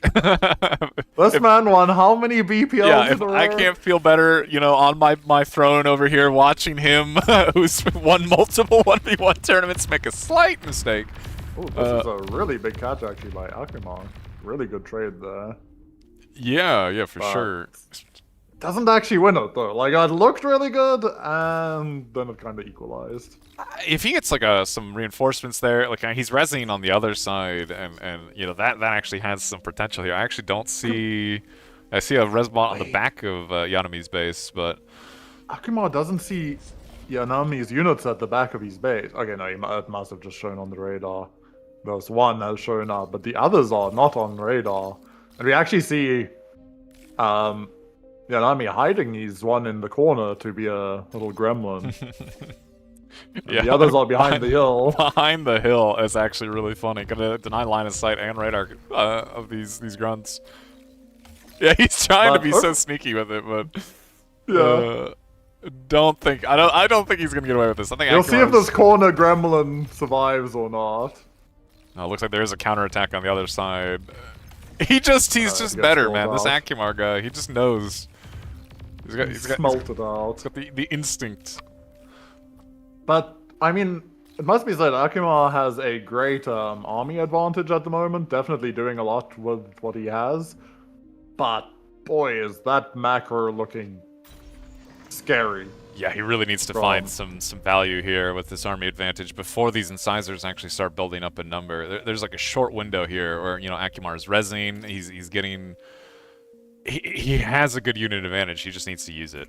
But army advantage is already getting cut in half by the incisors being printed, and I'm pretty sure it's just about to get worse. And when you see metal per second, 81% advantage. It's That's a bit rough. concerning. We're in a rough position 80 here. per second. I'm a little worried for First Akumar seven- for sure. We're 7 minutes in, and metal produced is at a 56% advantage. Okay, look, some of It's that not is the numbers lab. you want to hear. Some of that's the lab That's true, reclaim. that's true. Okay, we gotta. That's true. Look, let me have this. Okay, it's You're not over. wrong. The 3.5k metal advantage. Don't worry. 700's the lab. The wind He's just- e-stalling, the LLT's not shooting. Oh, that's brutal. Yeah, just a slightly Chisada doesn't better. commit in. The Hello? wind goes down, so you can commit back in. I mean, he realizes, I think. Oh, maybe. Oh, the wind's actually going up a little bit. The LT actually starts firing, but even then, there's enough grunts to easily overwhelm this. Big counterattack to the north. Not a lot of units in front of it at the moment, but a lot of units to the side. We'll catch this con though. Ooh, wait, this is kind of. That's really not that many units in front of this. This is a little frightening for Yanami here. Oh, but Akumar's not going to commit to it. Maybe he can catch the other army, or... Oh, I think he's microing something else. He sees it, but he does catch this group out. That's the collapse Pretty on it. important pick off there, I think. Pretty good. He is losing some on the other side, but... Some is a It's... statement, yes. Look, I guess NA's last hope, okay? I have to make it sound good. This is all we have. Well, as we said, depending on who you ask. But King Akuma is currently looking like he's in a bit of trouble, as multiple man. expansions are going down to Yanami's units, and it looks like Yanami has mostly swatted away his army. Just taking out some expansions, and it's actually a little bit difficult for him to deal with all of the threats, but there are... Akuma's down to his starting base. That's kind of where he is. This Ooh, but he gets in. could be kind of big. I mean, he's going to hug the windmills. He's kind of full committing in there, and the windmill explosion is going to be kind of brutal, but...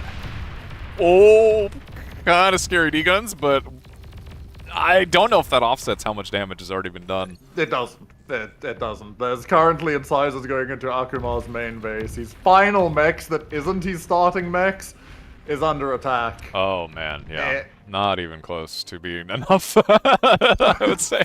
Even then, it was a great counterattack. It was good. It looked good. But then you realize there's literally nothing outside of the base anymore. Yeah, just way too much damage. And even all the energy he killed just doesn't even equalize it. Like Yanami still has an energy lead. He's still got a pretty massive metal lead.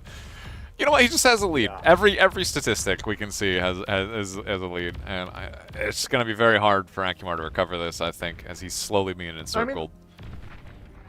The good news is that like Akumar has the potential to press into the expansions, but it seems like he's hunting the base. He really wants to kill the base. I don't see how he can. I'll be honest. It's like a bunch of res grunts versus a wall of incisors. I just don't see how he can. Yeah, it's definitely not looking good, and these incisors are literally denying the base's expansion at this point. I don't know if I've seen that, but it's rough out here. It's definitely looking rough for Akumar, I think. Yeah, I don't like. There's just he can't even get like aggro onto Yanami's back mechs. He's trying to get a vehicle lab up, but with what metal? You know, he has 6 metal income. I don't know. I don't know what you do here. You can't. One con is building the vehicle lab. It's rough. He's gonna start expanding with his commander. Maybe find a way to come back in this. Maybe Chisato's internet goes out. You know, there's many things that could happen possible. here. You know, things could happen. But then you look at army value, 999%. Yeah, GG well played comes out. I wish I could see it. I can't see it. No, GWP into a GG. I love this map. Yeah. Good picks and bad. Well, yeah, definitely. Just looking at the graphs, as we did miss the early part of that game, looking pretty Yanami favored, I think. Yeah. We could see a Randy versus Kuchi, or X Factor versus Flying Duck, which actually just started. Both of them are pretty fresh. I mean, you know what? We haven't seen Flying Duck or X Factor yet, and it is the same map. But we good for that. Swamp over and my God, at least this is moving way quicker than I thought. You know what? I saw 200 people sign up, and I'm like, oh my God, we're gonna be here for 40 hours. But this is moving at a decent clip. I think it helps that there's no map pick or ban. Yeah. Which is probably the single greatest time sink in these things. Yeah, for sure. The map is predefined, so at least people can just go through it. Yeah, and the best of ones, it's pretty nice. You know, I guess get through these pretty quickly. We do have the loser bracket games. I'm pretty sure are happening while this is going on, which will be fun to look at. Probably, yeah. Go look. I'm trying not to scroll through the massive bracket, you know, as we're trying to show games here, but, I'm sure many of you could, I think it's exclamation point bracket on Twitch, I think, I could be super wrong, and I may be lying to you, but I think that's what it is. Wow, there is a banger matchup next of Autopilot, possibly Autopilot versus Yanami. Okay, I mean that we gotta find a it's way. A hard sell, I know. We gotta sneak our way into that lobby. I think that sounds fun. It's not quite up yet because I think it's like 2 games away still, actually. Oh, well defended by Flying Duck so far. He's got he's going core bots versus this armed vehicle matchup, which we saw in the previous BPL. I think it was Randy versus Autopilot, where this matchup just did not look good. Like, it looked so unfortunate for the grunt player. Admittedly, that was Greenhaven. It's a little bit more open of a map, I think. But is it really? I don't know. Yeah, maybe not. I've heard this map is very good for grunts, though. I have heard that grunts find a lot of success here. Nice. It'll be interesting to see. If anyone can pull off the aggro grunt player, it's definitely going to be Flying Duck, but I mean, we all know X Factor is also another very aggressive player. He said it himself, he prefers finding the fancy way to win rather than just macroing his opponents to death. For those of you also in not not long time bar players, but relatively new, you'll see this Revan guy. And we keep we keep calling him X Factor as we are old with old habits, and that was the name he's won tournaments under, and it's gonna be a little rough for us, but we're gonna try our best to call him Revan, but we're gonna fail probably. Alias him. I lost all of them when I just reinstalled Windows. Okay, I lost all of it. I eventually I'll fix the aliases, but don't let him dictate it to you. Look, give me time.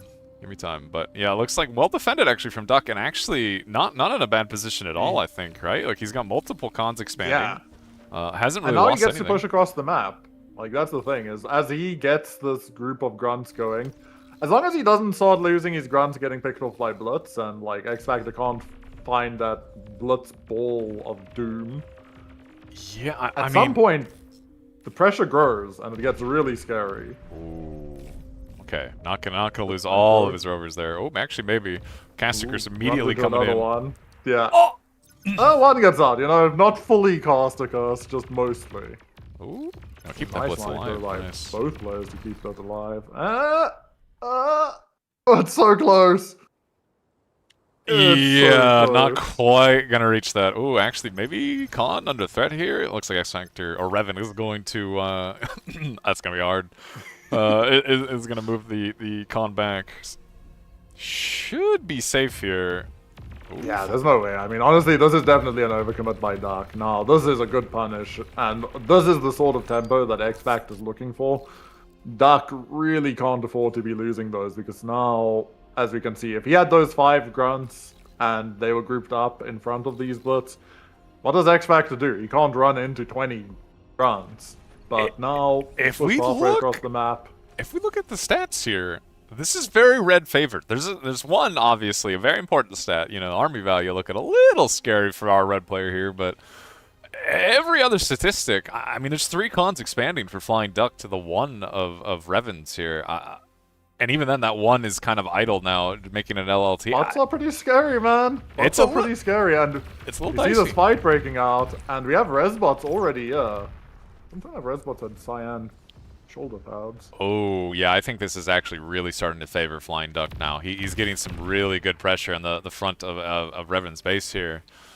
Yeah, and as the Resbots arrive, and he can start doing more and more, and if this con goes down, I tempting to go all in, but he has such a good catch on this Blitz ball. I think this is like game-ending casualties now on these Blitz, and this is now everything is in his favor. There's a Resbot like here ready to go. Like this is actually like I think this is massively in Duck's favor now. Like this is just constantly going worse and worse for X Factor or for Revan here.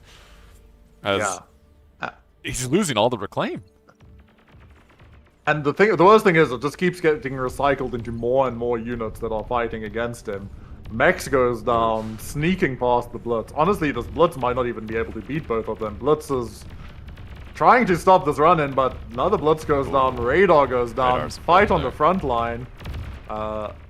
Big commit in by X Factor trying to find something. He's looking for the Resbot. I think he gets it, but he lost every single Blitz he had there. I think that's game. He lost his entire army for that Reser, and he just lost multiple mexes to these little pieces of. He's gonna move his commander for. Oh, maybe a good D-gun here. Nope.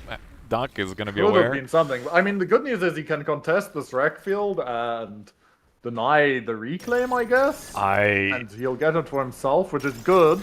If you're Duck here, do you not look at this like alone commander? And you just kind of feel like this is like an easy surround situation, right? Like this is a lot of grunts. It's scary though, and he could just drop LLTs, right? You can just run past him and go anywhere else and take that advantage. I think the only mistake now is losing the army. If you lose your army advantage, you're in trouble. But he's so far ahead.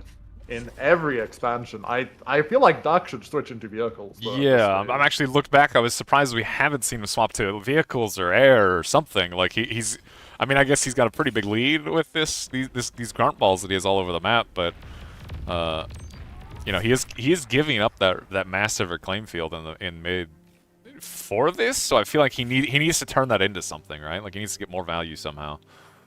I mean, it's a really smart play by X Factor, right? Like, sack your army to deny the continuous snowball, and then just try to hold on and survive with the reclaim, but it's Yeah. difficult, and you can see, like, the eco situation is rough. The man has metal, the man hasn't got energy, he's not got build power, Oh, and Dak is interesting. just scaling.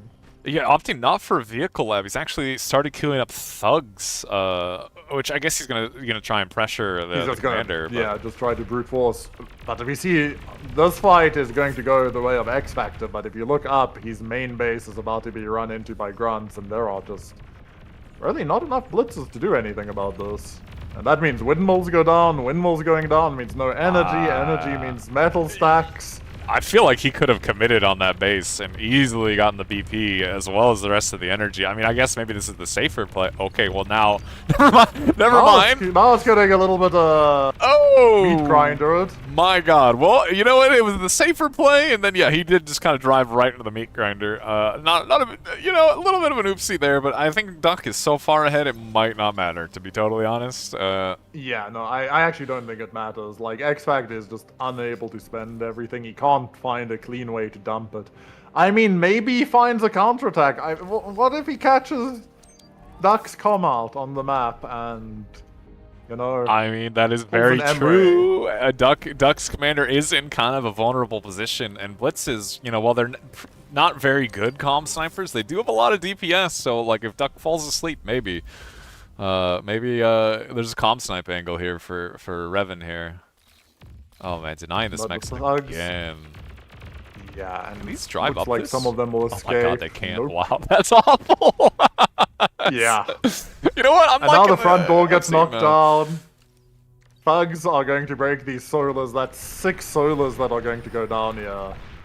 I mean- yeah, this is pretty brutal. Like X Factor, Revan's gonna try and make a Centurion here, but losing a decent Too chunk of his expensive. energy. He has no E. He can't afford anything, and the thugs are just gonna march on. The lab is gonna get caught out. The solars go down. He's down to 200 E per second.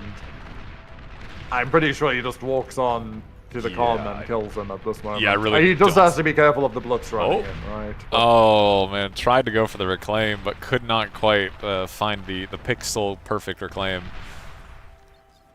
Even then, just look at this army that's gathering here for Dark. I feel like Duck needs to park his commander under like multiple twin guards, and he's got this in the bag. Okay, so I think X Factor's literal I only think he hope. might have figured this Yeah. out. His only hope is to calm snipe here. Like literally, just park your commander somewhere safe and do not move.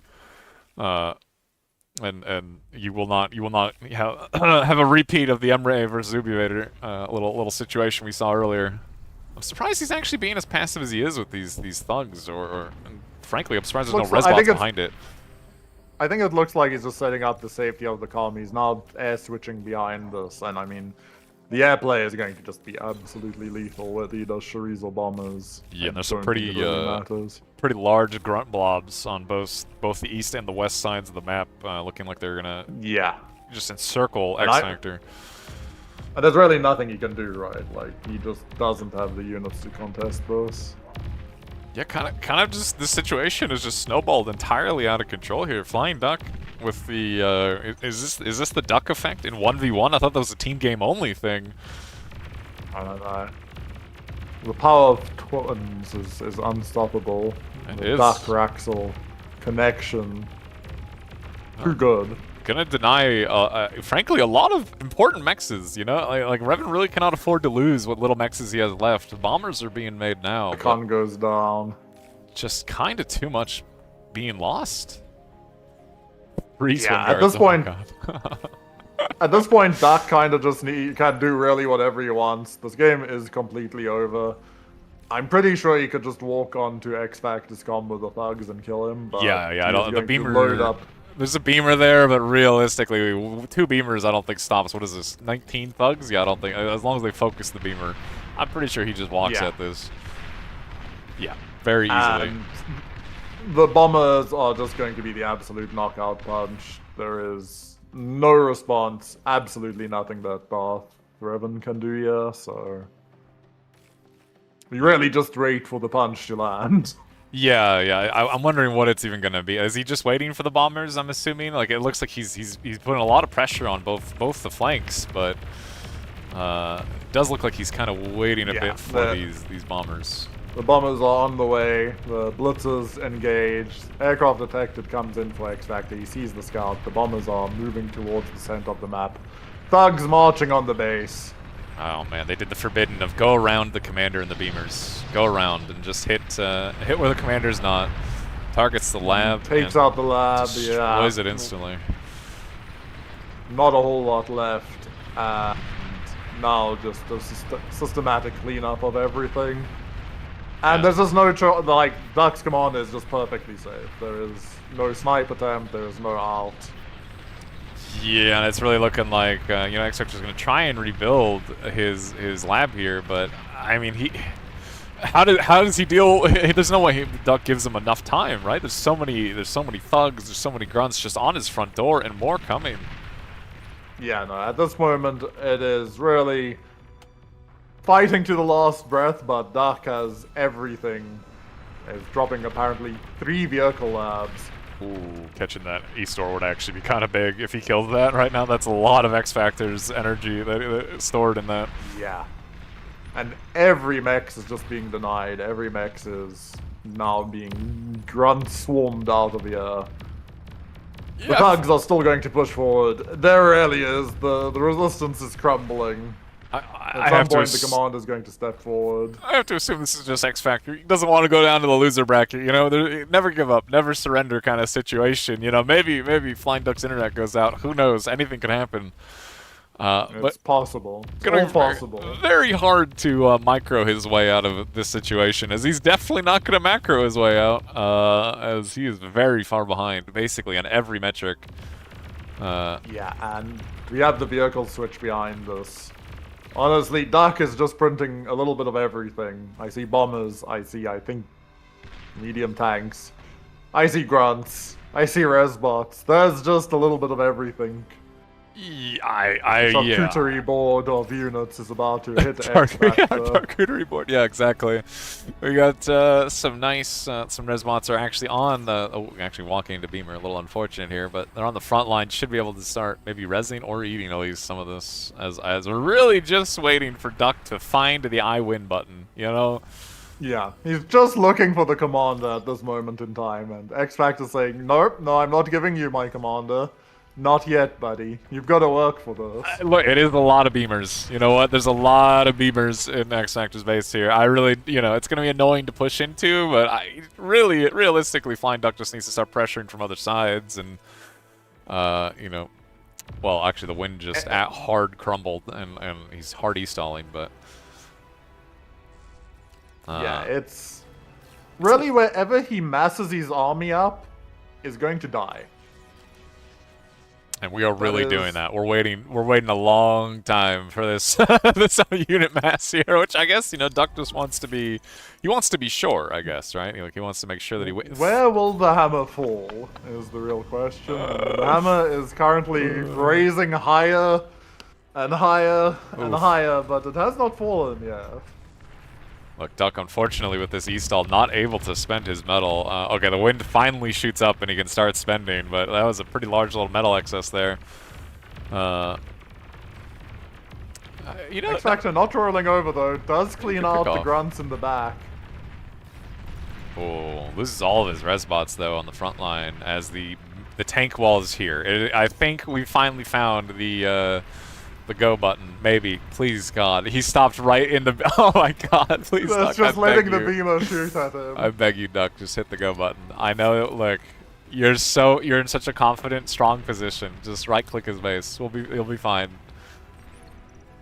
I think you can reach his commander. You will do Look, it. Then. it's one beamer. He has 16 medium tanks. Even I can do that math. Okay, I know that. Like, come on. Oh This man. maths is working out in my favor. If you reach that equation, you know you should go.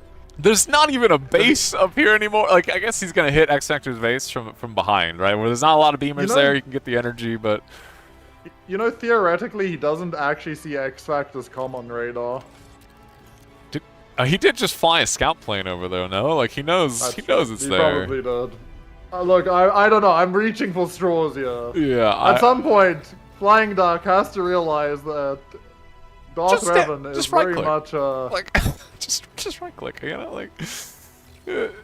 With 520% army advantage, looking pretty healthy. Some would say it's enough to go, but apparently not yet. Look, we have 37 medium tanks on this flank. Currently, I'm assuming How do you think a Flying Duck? they're gonna hit they're gonna hit in the back. I'm assuming we're gonna get a nice little delay, We hope. like surround, right? Surely. What do you think if we see Duck bring all of... Forgive my caution, Duck says. He won't die. I mean, okay, look, I get it, you know, but Duck has to know. He's being real cautious. There's cautious, and then you have to know. Like, there's There's just like chicken levels of cautious. Yeah, like you really could just right-click his base, and I don't think there's anything he can do. And actually, Blitz is gonna dive on this medium tank ball, but I mean, there's 30 medium tanks here. Obliterated. To be fair, X Factor or Darth is busy chasing them with the comm, but everything goes in finally. He commits. The bombers go in. The front is crumbling. The commander is about to engage the medium tanks. Duck is driving away, but he is shooting the commander. I don't even think he needs to drive away. Literally just drive at him. Like, there we go. We got there. And Duck takes him out. He GG's. does. Well done, Duck. All right, taking out one of the I think tournament favorites. You know what? A lot of people look at this Definitely X one of Factor them, guy, yeah. and he's up there as one of those people expect to go all the way. And X Factor getting knocked down to the loser bracket, kind of a big deal. Yeah, it's definitely, I mean, but I think the thing is, like, Duck and Raxel definitely have been very dangerous 1v1 players for a while sure. now, and it's not a map, especially on a knife fight map like this. We almost see, like, a better read of the meta with the Cortex bots, and even though many people feel like Armada Vehicles is ascendant at the moment, you can definitely make the Venom work in bots. Well, it looks like Sash Corn versus Hyeji is still going. We'll swap over. Oh my god, the catch-up lag, help me. Here we go. I'm thinking, guys, maybe after this one we should do a little break, wait for Slick to come in as well, and wait for the quarterfinals to catch up a little bit, so we'll have... we can go see some different maps as well. How about that? For sure. That sounds good. I think this is one of the last ones going. I think still. Look, I have to go look. I have to go scroll through the brackets for a while, but Seshkorn? Seshkorn's got a pretty good lead here so far. I think this is looking a little rough for Hyeji. Oh no, and I did it again. Yeah, by the way, we're gonna call him Sashkorn, and we're gonna try not to, but tempo coordinator. God, I need to set alias on everybody. Holy, please somebody help me. No, it's just a Whiplash reference. Oh. That is Sashkorn, and he's great fandom of Whiplash, the movie. But Shuriken's getting good value here. Gonna actually stun a bunch of Twin Guards, a bunch of Exploiters. yeah, this is a nice push by Sash in the center, but we do see actually to the north bit of a breakthrough here by Hyeji, trying to make a mad dash into the back line with incisors. The Shuris are flying their way over, but man, there's actually fights happening all over the map. In the back line of Hyeji, there's units fighting. Sash is about to hit the front line of Hyeji again. In the back line of Sash, I think the incisors just killed every single shuriken that attempted to stop them. Yeah, Haiji's just slowly bleeding out everywhere I look. Nice. A lot of armed mechs is actually putting up a bit of a fight, but this is problematic as the energy starts dying. And Hayaji doesn't keep microing his units in the back. He finally sees them again, but Sash has collapsed on them and has taken out almost everything. And if he got to this energy GG called, Hayaji realizes he just missed a chance there. Well, alright. I got a weird notification of unit cap reached as he resigned. One day, Hells, you're gonna yeah. you're gonna reinstall your One bar. day. It's gonna be a whole. You're gonna hate it. I'm gonna tell you right now. I hate it. I lost like multiple years. Oh my god, I hate it. Never reinstall bar, It's a guys. new game. A new game, right there. I will live with my problems. Okay, so yeah, looks like we saw Revan. Okay, Raxel. Oh, Yun. Okay, Yun taking it off of Raxel. Bloater's lows still going, but potentially still going.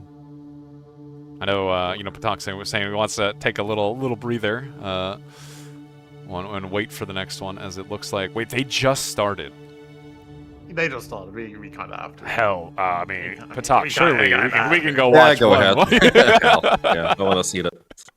Okay, you know, Sorry, guys, no breaks. no break. Yeah. It's Bloater's low. You know, we can't say no to this. The old bar versus the I'm gonna new. just ask Slick to come in as well. Although I say the old bar versus the new, they're both Fath players, are they not? So like basically, this is nothing new. Yeah. Okay, interesting. Low's spawn position very different from everything else we've seen, and I honestly don't know. I kind of don't I like. think it's an interesting. I don't know if I like You it. don't like it? I don't. I mean, I think it's interesting with vehicles. Yeah, with right? vehicles, Because you want yeah. to buy yourself more time so that like bots can't reach you and everything. Though they are opting for the. I mean, this is actually interesting. We're seeing the grunt bot versus armed vehicle matchup again. it is kind of interesting, I guess, because like this hill is a little brutal, right, for the vehicle. I don't know. It's interesting. I'm going to see where this goes, but I don't know. I feel like this normal, a little more normal spawn position. You just have good expansion paths in every direction. I don't know. We'll have to see. Yeah. I definitely like this one for Blowdeer, but I think there was definitely an idea for Zlo with this. Well, it looks like, I mean, it's pretty well defended from Bloater at this point. You know, not really losing any. This is usually what you have to be afraid of, right? Like the early game rover harass. You really have to be on point with your defense with these grunts. And Yeah. honestly, And so far it's working out. yeah, working pretty well. But we do see an interesting, it's a double con expand out of Zlo, and single con currently for Blowdeer. Blowdeer making a lot of units, so we might actually see a eco lead coming out for Zlo, yeah. Yeah, interesting, like, you know, con expansion path too, right? Like, he's going right for the middle of the map. You know, gonna make a lot of LTs if he can get there. Yeah. Interesting. I mean, I think a lot is going to actually depend on what these Blitz do. If these Blitz miss the grunts and somehow end up in Blowdeer's energy production, we could be seeing a massive upset here. But he does have a radar, but the Blitz really are just going to be traveling straight past each other. Yeah, I mean, Bloater, I think, he sees it coming. There's an LLT, a couple grunts, and more reinforcements. He should be able to hold this. Yeah, he'll be completely fine. Honestly, this looks like it might just be a bit of a feed. Unless he gets the con. Gonna get the con. He gets the con, yeah. Yeah. Which is nice, but I mean, this is fine. It's still a lot. He can res bot it. He still lost a decent amount. Oh, this is not good for Zlo at all. Sees this. Oh, yeah, if these die, I think the game's over already. Like, actually just game-ending damage if both die. If one dies, it's Okay. not good. It's not good, but yeah, it could have been a lot worse. It did kill a lot of Bloater's units on Zlo's side of the map at least, and Zlo is already getting the reclaim. Yeah. Oh, Blitz is even jumping on And the he will clean this remainder. out, honestly. But there's another ball of grunts coming, and you kind of have to be really careful with this. Yeah, kind of a dicey moment here. I mean, Bloater lost his own con. It looks like he has rezzed it now, and Yeah. I guess he did deny a little bit of Zlo's expansion, but I mean, this does slow it down a lot for Slow, because he was relying on the double expand to give him an advantage. Kind of I an think awkward as long as angle. with good micro here, this is good for Blow there. Yeah, Like, grunts yeah. are so weird. Their numbers go up and their trading just becomes so brutal to deal with. Well, I mean, we're a few minutes in now, and really, honestly, I don't dislike the position for Zlo. I mean, I think he really needs to add on maybe a couple more cons, or oh, his lab is idle. Never mind, I hate it. I hate it so much already. I take it all back. Wow, I take it all back. I mean, I didn't dislike the position. You know, he was a bit up in the metal. You know, a little more worried now that his lab is idle, and really hasn't added any more expanding cons on. Yeah. And Bloated is up to 3 expanding cons. There's pressure going all over the map. I mean, it's still not terrible, but I think that lab idle actually is so rough for Zlo. That was a decent amount of time where there was no reinforcements. such nice micro, by the way, from Bloated on these grunts. Just absolutely killing multiple blitzes. It feels like it's just all falling apart for Zlo as we watch it, and you can't even really point to that GG comes out. Yeah. And it's rough. I mean, it really. Oh, Zlo says, forgot to repeat. You were Yeah. correct. Lab idle absolutely cooking him. I mean, it really was, right? Like, it was it was idle for a decent amount of time. I don't think his position was even really that bad. Like, yeah, look at this. He was ahead, I think. Yeah, from that all was of the funny thing. It was ahead in most metrics, but on the map state, it just was ugly. And I think that was straight up off of the idle lab. Like, that's actually so unfortunate for Zlo. I'd say it's a mixture of the idle lab and that content. Yeah, yeah.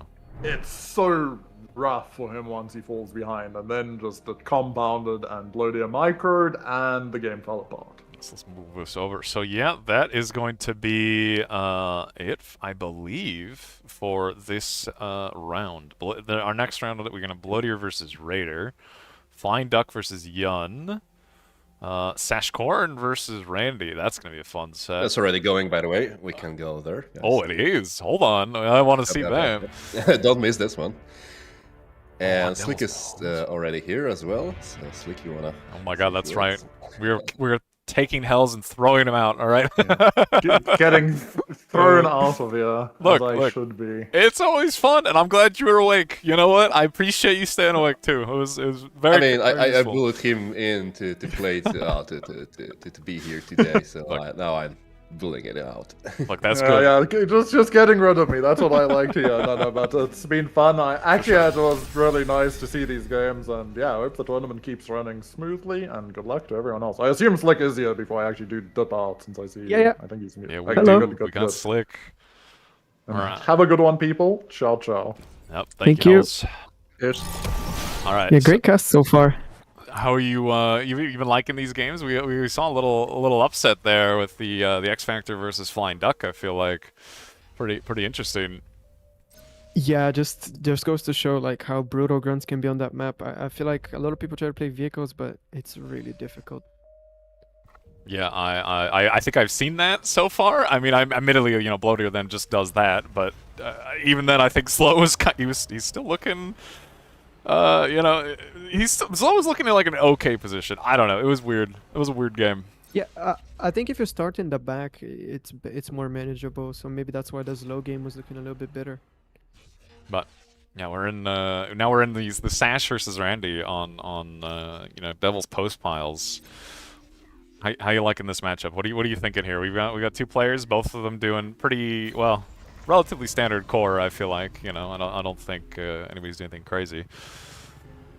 Yeah, already a difference though. Randy is going for core bots. Sash is going for core vehicles off the rip. Both of them looking to start with a com expand, it seems. I don't know. I think core vehicles are stronger in this matchup than the bots, but you can definitely make the bots work. And Randy is one of the craftier bot players that we have. So yeah, definitely believe.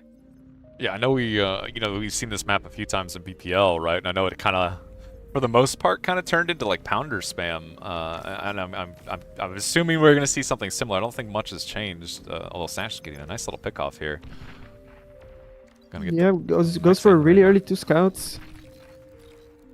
Sends one to each spawning location, so he's guaranteed to find Randy. And Randy goes for a very greedy 5 con before units opening, and Sash manages to punish a little bit. Yeah, I mean, maybe Sash even gets a second mech here. It's going to be a little close. Probably wisely decides to maybe go and pressure one of the other mechs. Maybe he can come back for that one later.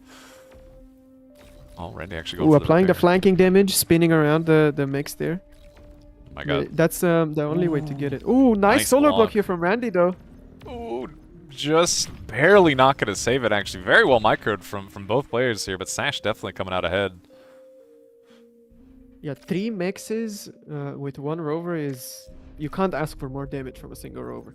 Oh, and the part 2 is on the way here as that Mex gets revived just in time. Oh, the self-D not quite in time. This is... How does he manage to sneak into a grunt player's base with scouts? It's usually not something that happens. If he can maybe punish this resbot, no, it's not happening. Oh man, yeah, definitely kind of brutal. The damage is just continuing to rack up for Randy here. Like another mech's denied. I mean, this is just painful for Randy. He's rezzing them, but I don't know if that offsets how much he's lost, to be honest. I mean, yeah, it's still something, but look at Sash's commander. He's actually walking offensively towards Randy's base, and he's planning to make an LLT there, denying 2 mexes. Yeah, and really, there's not a lot Randy can do to deny this. His commander is walking towards the north. He has some grunts in position, but I don't think this commander is in any way snipeable up against this cliff.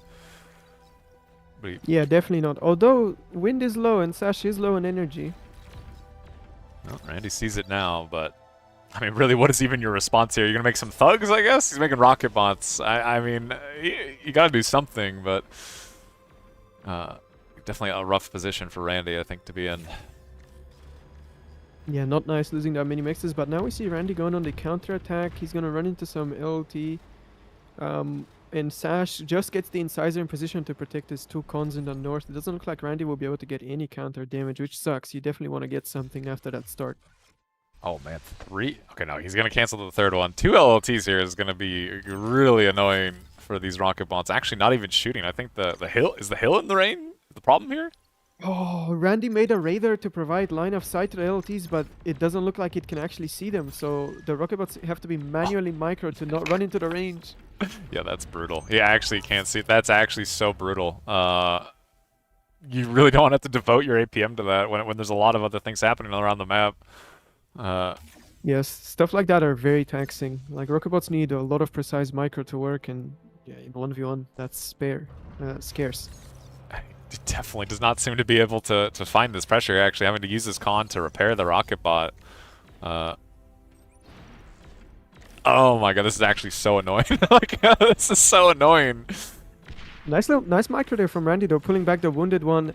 I think it takes like 5 rocket bot shots to kill 1 LT, but this one has some experience. Yeah, Oh realistically, goodness. the thugs will just be able to walk this, I think. Oh, loses one, unfortunate. But, I mean, this is a lot of, like, metal going into rocket bots and thugs, and they're just going not into, like, a position to pressure Sash. Like, they're just trying to retake his own base. Yeah, there we go. Yeah, you don't want to have to make these big, slow units early, but it looks like Randy's actually committing to the thugs. No, never mind. He just switched as I said that to make me look like a fool. But he's up to 7 thugs, and he's moving them down the middle. I mean, thugs are not that bad on this map. Like, it's not like big open maps where they can't do anything. They're pretty good here. You can make them work. Yeah, and like, Sash's base is like 2 feet in front of Randy, right? Like, there is potential here to get some pressure with these thugs, but... I mean, there's a lot of metrics really not in Randy's favor, I think, at this point. As just been too many annoying things he's had to deal with. Yeah, Sash spots the thugs now moving out. The thing about thugs is, like, you really need to group them close, otherwise they just get run over by light units like this. They need to move in a pack to be able to protect each other, otherwise they just get flanked. Randy's actually moving them back in his base now. Oh man, yeah, having to make that many thugs and then not find any value with them, that just hurts. That's just a lot of metal tied up and kind of I don't even want to say useless units, but they're not getting any value, I guess, sitting in the front of Randy's base. Man, if we look at this position here, actually, I mean, Randy is at least defending against these incisors and hasn't lost any more. But what he has lost, I mean, Sashkorn has his Geo. He has an air lab. He's starting to take the. I'm assuming he's going to start taking the post piles, right? He's going to start taking the mexes up top and getting the reclaim. From every metric, Yeah, that's. There's a very fun like air race happening on this map. Usually, the player who can afford to go air first and put anti-air on the post piles is usually ahead. But we see Sash now going with his incisor. The selfie on the LT doesn't quite go off. All the defending grunts are dead, and now he has free reign over this entire area. Oh, Randy does snipe the aircon from Sashkorn with these fighters. Might catch one guy, transport carrying a whistle or a lasher. Oh, nice pickoff, actually. But I don't know if that offsets exactly how much damage Randy's taken in the north here, as he's lost a lot of mexes to these incisors. Yeah, the macro situation also not looking great at the moment for Randy. He is really lacking energy. He's trying to make the Geo now while Sash already has his done, and he's actually even storing excess energy. Yeah, I mean, Sash, I think, wisely did the... Oh, gets another con. Wow. Sash getting the Geo up before he does his air transition, I think, actually very, very smart. You know, as he's not really reliant on a lot of these more finicky windmills. Oh, Randy losing his expanding air con. I mean, But he managed to put down the anti-air turret on one of the post piles, actually on the one next to his base as well. So that's pretty good for someone who doesn't even have the Geo. Like, he definitely did still okay in this air fight. Yeah, it is going to be good value, I think. These little thistles are going to be kind of annoying for Sash to deal with, but I don't know. I'm looking at the amount of mexes that Randy has, and it's just concerning, right? Like there's just not a lot of metal coming in compared to Sash, and even if there was, he doesn't have the energy to spend it.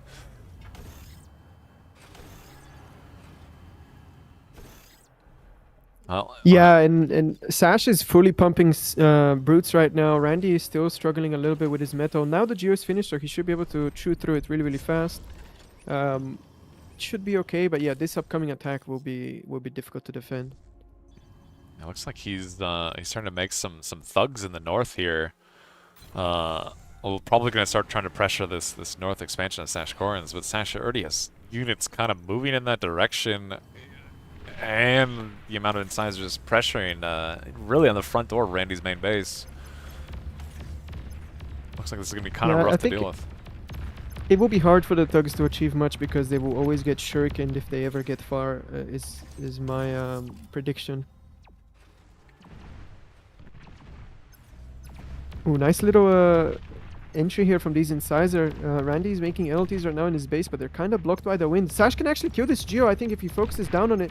Shuriken coming in, but Shuriken are not very good at dealing with incisor. He is focusing the Geo, 60%, 40%. Oh, and it's going to take out the converters and the... Oh my god, pretty good pickoff from Sash. Medium tanks as well are getting in on top of Randy's base. The Shuriken are all dead, and the incisors have absolutely free reign over the base. The commander is nowhere close. He can't protect his base. There's one LT. I think this is the game. Yeah, this is pretty solid showing from Sashkorn here. I don't see how Randy can defend against this at all. Like his thug push as well is getting shurikened on the other side. There's incisors to deal with all of this and more units rallying up while Randy loses his entire base. Ah man, I don't know. Yeah, we see Randy actually do a counterattack on the top. There are some shuriken from Sash that go down. It's 14 thugs. But I still think this attack will not be able to achieve much because the reinforcements are now getting routed to the north. And I mean, Randy's Randy has down no to, base. he's down to 180 E, right? Like he said, it's not... He's calm walking behind this to, you know, I guess try and keep the pressure going, but you know, I don't know. It's gonna be hard. I think it's a tough game. It's a tough game for Randy from this position. I'm not sure how he can get any value. And I think he sees that too, as he does look like he resigns. Yeah, GG, well played. So, I'm sorry, but is this a best of 3 right now? I don't actually know. Patonk, can you confirm? Is this? Are we into the best of 3? Oh, yeah. Yes, it is. It is. Okay. We do okay. Well, I mean, I'm okay with that. I think we must have missed the picks and bans here a little bit, but you know, that's Yeah, there was a little change since we didn't end up having over 128 players. Then it was like one of the rounds had to be removed, so we moved like offset best of 3 rounds a little bit to the left, basically, right? okay. I see. My God, they went in instantly. These guys are quick. Yeah, Dig Site is the second map of this series.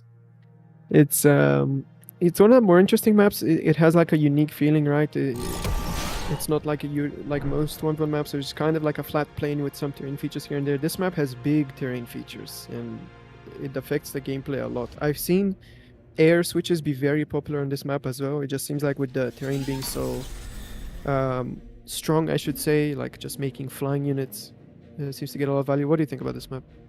I mean, from a person who literally hasn't played it at all and has seen about 3 games on it, and all of them today, I think it's a cool map. I think I like a lot of what you described, right? Like I really like the terrain on this being pretty varied and actually interesting, right? Like it seems like there's play for vehicle and bots on different parts of the map, which is always cool. And you know, it is a very high wind map, but at least it's a volatile wind map, I guess, right?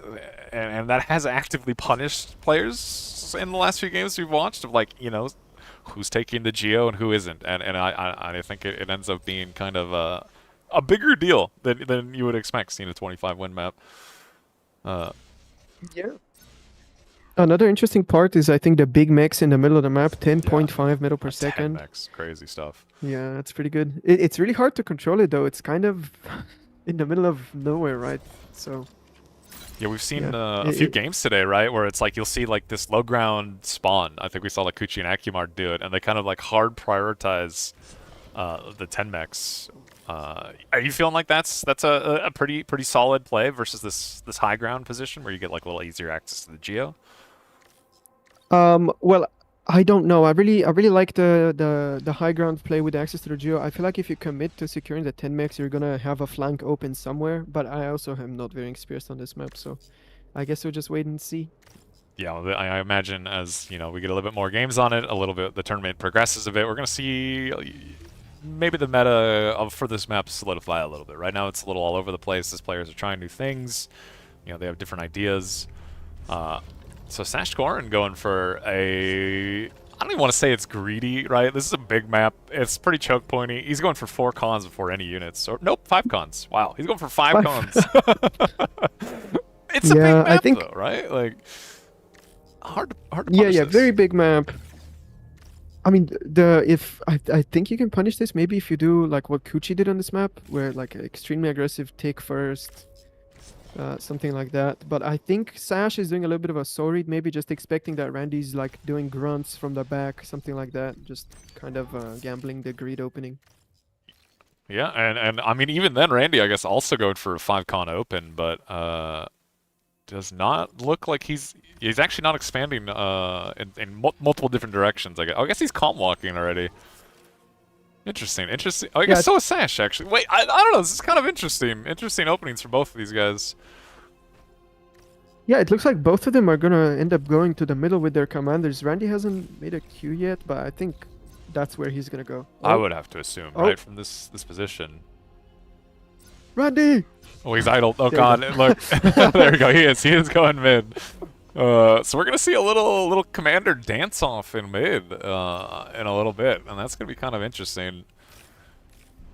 Yeah, I mean, we saw the Emre versus Ubvader game. Oh Commander in the middle of the map, very scary in 1v1. Emre's just built different, man. What can you do? Yeah, interesting. Yeah. I feel like a lot, you know, in this we've seen a few times now where players like position their BP here to hit their lab and the Geo. It doesn't look like actually either one of them. Maybe Sash will do it for his second con turret, but doesn't look like either one's one. Sash's first con turret can hit the Geo. I'm positive. Oh, you're right. Yeah, this reaches. Never mind. Like, look, Sash knows this stuff. He wouldn't make that mistake. It looks like Randy's little probing grunts are gonna get caught here, and really Sash actually has quite a lot more grunts on the map than Randy does. Yeah, just really hard to do any damage. Like, if you're opening grunts, I don't think there's a way to punish 5 con open. It's just, I mean, you can see it just not happening. Yeah. He's gonna spot Sash's commander now. This is huge. He spots it and even retreats the grunt. That is huge information because now he knows there's gonna be like this big fight for the middle and he can prepare better. Yeah, little pick-off here actually from Sash on the right is actually, and finds some undefended mexes on the west here. Randy got to lose 3 mexes to this one grunt. That is huge. This is so far from the base. This is gonna be very hard to remake. He has to send a reservoir here, but it's gonna be a while. Yeah, this is definitely high value. And in fact, it looks like he's going to even get a 4th mex here should Sash decide to micro this, or actually maybe Randy's not going to micro. Oh, he will. Should be able to save this mex. Yeah, very lucky to that grunt actually turned away from the mex there at the end. Yeah, but we see that Randy is the faster runner. Or do you call it speed walking, actually? All I know is this is scary. The fact Sash is still walking at it is very frightening here. Randy does have some grunts here. I think he has more than Sash. Is this a free-for-all walk-him angle? Like, you know what I mean? Like, it's a little risky, but I mean... This can work. Randy's- Randy actually started building his laser tower first, but it looks like he stalled. It doesn't matter though. Sash is not paying attention. He's gonna lose his laser tower. Should now realize that he should probably retreat, but does not. Commits to another LRT. Yeah, I feel like Sash should just get out of here. He's killing the con Rex. He just killed 2 cons and is killing the Rex on Randy's expansion right out front of his base. He should just walk away. You know what? Let Randy have this. You've done enough damage. Let's not do anything. Okay, Randy. By the way, LDM, unhide the score, please. Oh, unhide the score. That's true. Look at that. We have a score thing. Oh, that looks nice. Look, we got some fancy stuff. But yeah, Randy going for this front lab here. I don't think Sash. Well, he sees Randy building something, I guess. You know. Oh, Just, he's making anti-air. yeah, Randy's just gonna click thugs here, surely, right? But I mean, 2 rocket bots, then thugs. interesting. I mean, the thing is, this 10 mex is huge. Randy lost 6 mexes to raids in some cons, and he's like not terribly behind, right? Like the meta per second is still close. So this is a big. I wonder, does Sash smell something here? Oh, I see bombers are actually being made in Sash's base. Probably a good follow-up here, but yeah, I'm kind of thinking it's smart that Sash is walking away. You know what? A lot of the danger, he knows he's in a good position. A lot of the danger is if he leaves his commander here and gets like run at, right? I think it's smart to walk away. Ooh, Scout is gonna Yeah, come he's in. kind of walking forward. Yeah, it's actually only 2 bombers. Oh, 3 bombers, sorry. It's pretty interesting going for a low number of bombers like this, not really committing Oh, a lot. Let's see if it sending- works out. He's sending them very late too, right? Like the Scout is hitting way before the bombers get anywhere near. And Yeah, he's skipping the max. That's weird. And he could have killed the Yeah. max, right? A little surprising here. I mean, Randy's gonna have a lot of time to make this AA. Which, I mean, it is 3 bombers. Oh, well, actually, 1 already goes down. I mean, it's 2 minutes something, to draw. but I don't think it matters. I mean, Sash has already got a good lead. You know what? Like, he killed 2 mexes, he killed some wins. And he's actually flying the bomber to go actually start pressuring the rest of Randy's expansions. Not the worst thing in the world. But I think the thugs are catching him a little bit off guard. He wanted to retreat with his commander, but he realized he couldn't. He actually decided to go into the water. He wanted to go all the way back to the base, but they were going to cut him off. He didn't have enough time, so now he has to go in the water. But I don't know if he's 100% safe here, because Randy can make an offshore torpedo launcher. Yeah. And it's scary. That is very scary. I mean, realistically, I mean, Sash could hug the wall and be kind of okay, I guess, but that's a dicey position to put your commander in for sure. Oh, has heavy transport ready to go. He's gonna... Is there anywhere he can even pick his commander up? He'd have to leave the water, I guess, and just quickly do it, but that seems very dangerous. He needs to peek his head out. I mean, he's comfortably ahead at this point. Otherwise, like, he has secured both corners. He knows exactly where the opponent's army is. He's ahead in metal produced by 30%. He just needs to survive this, I feel like, and after that, it should be a pretty comfortable game. Yeah. This really is kind of Randy's only hope, I think, from this position is to somehow kill this commander. I don't know how he does it. There's some ideas with like torpedo platforms, but I mean, really, I don't know. It's dicey. Ooh, this thug push actually. Well, the one on the west is kind of unopposed, but the one on the east is running into a wall of medium tanks here, and Sash should be able to get his commander out once these medium tanks clear the way.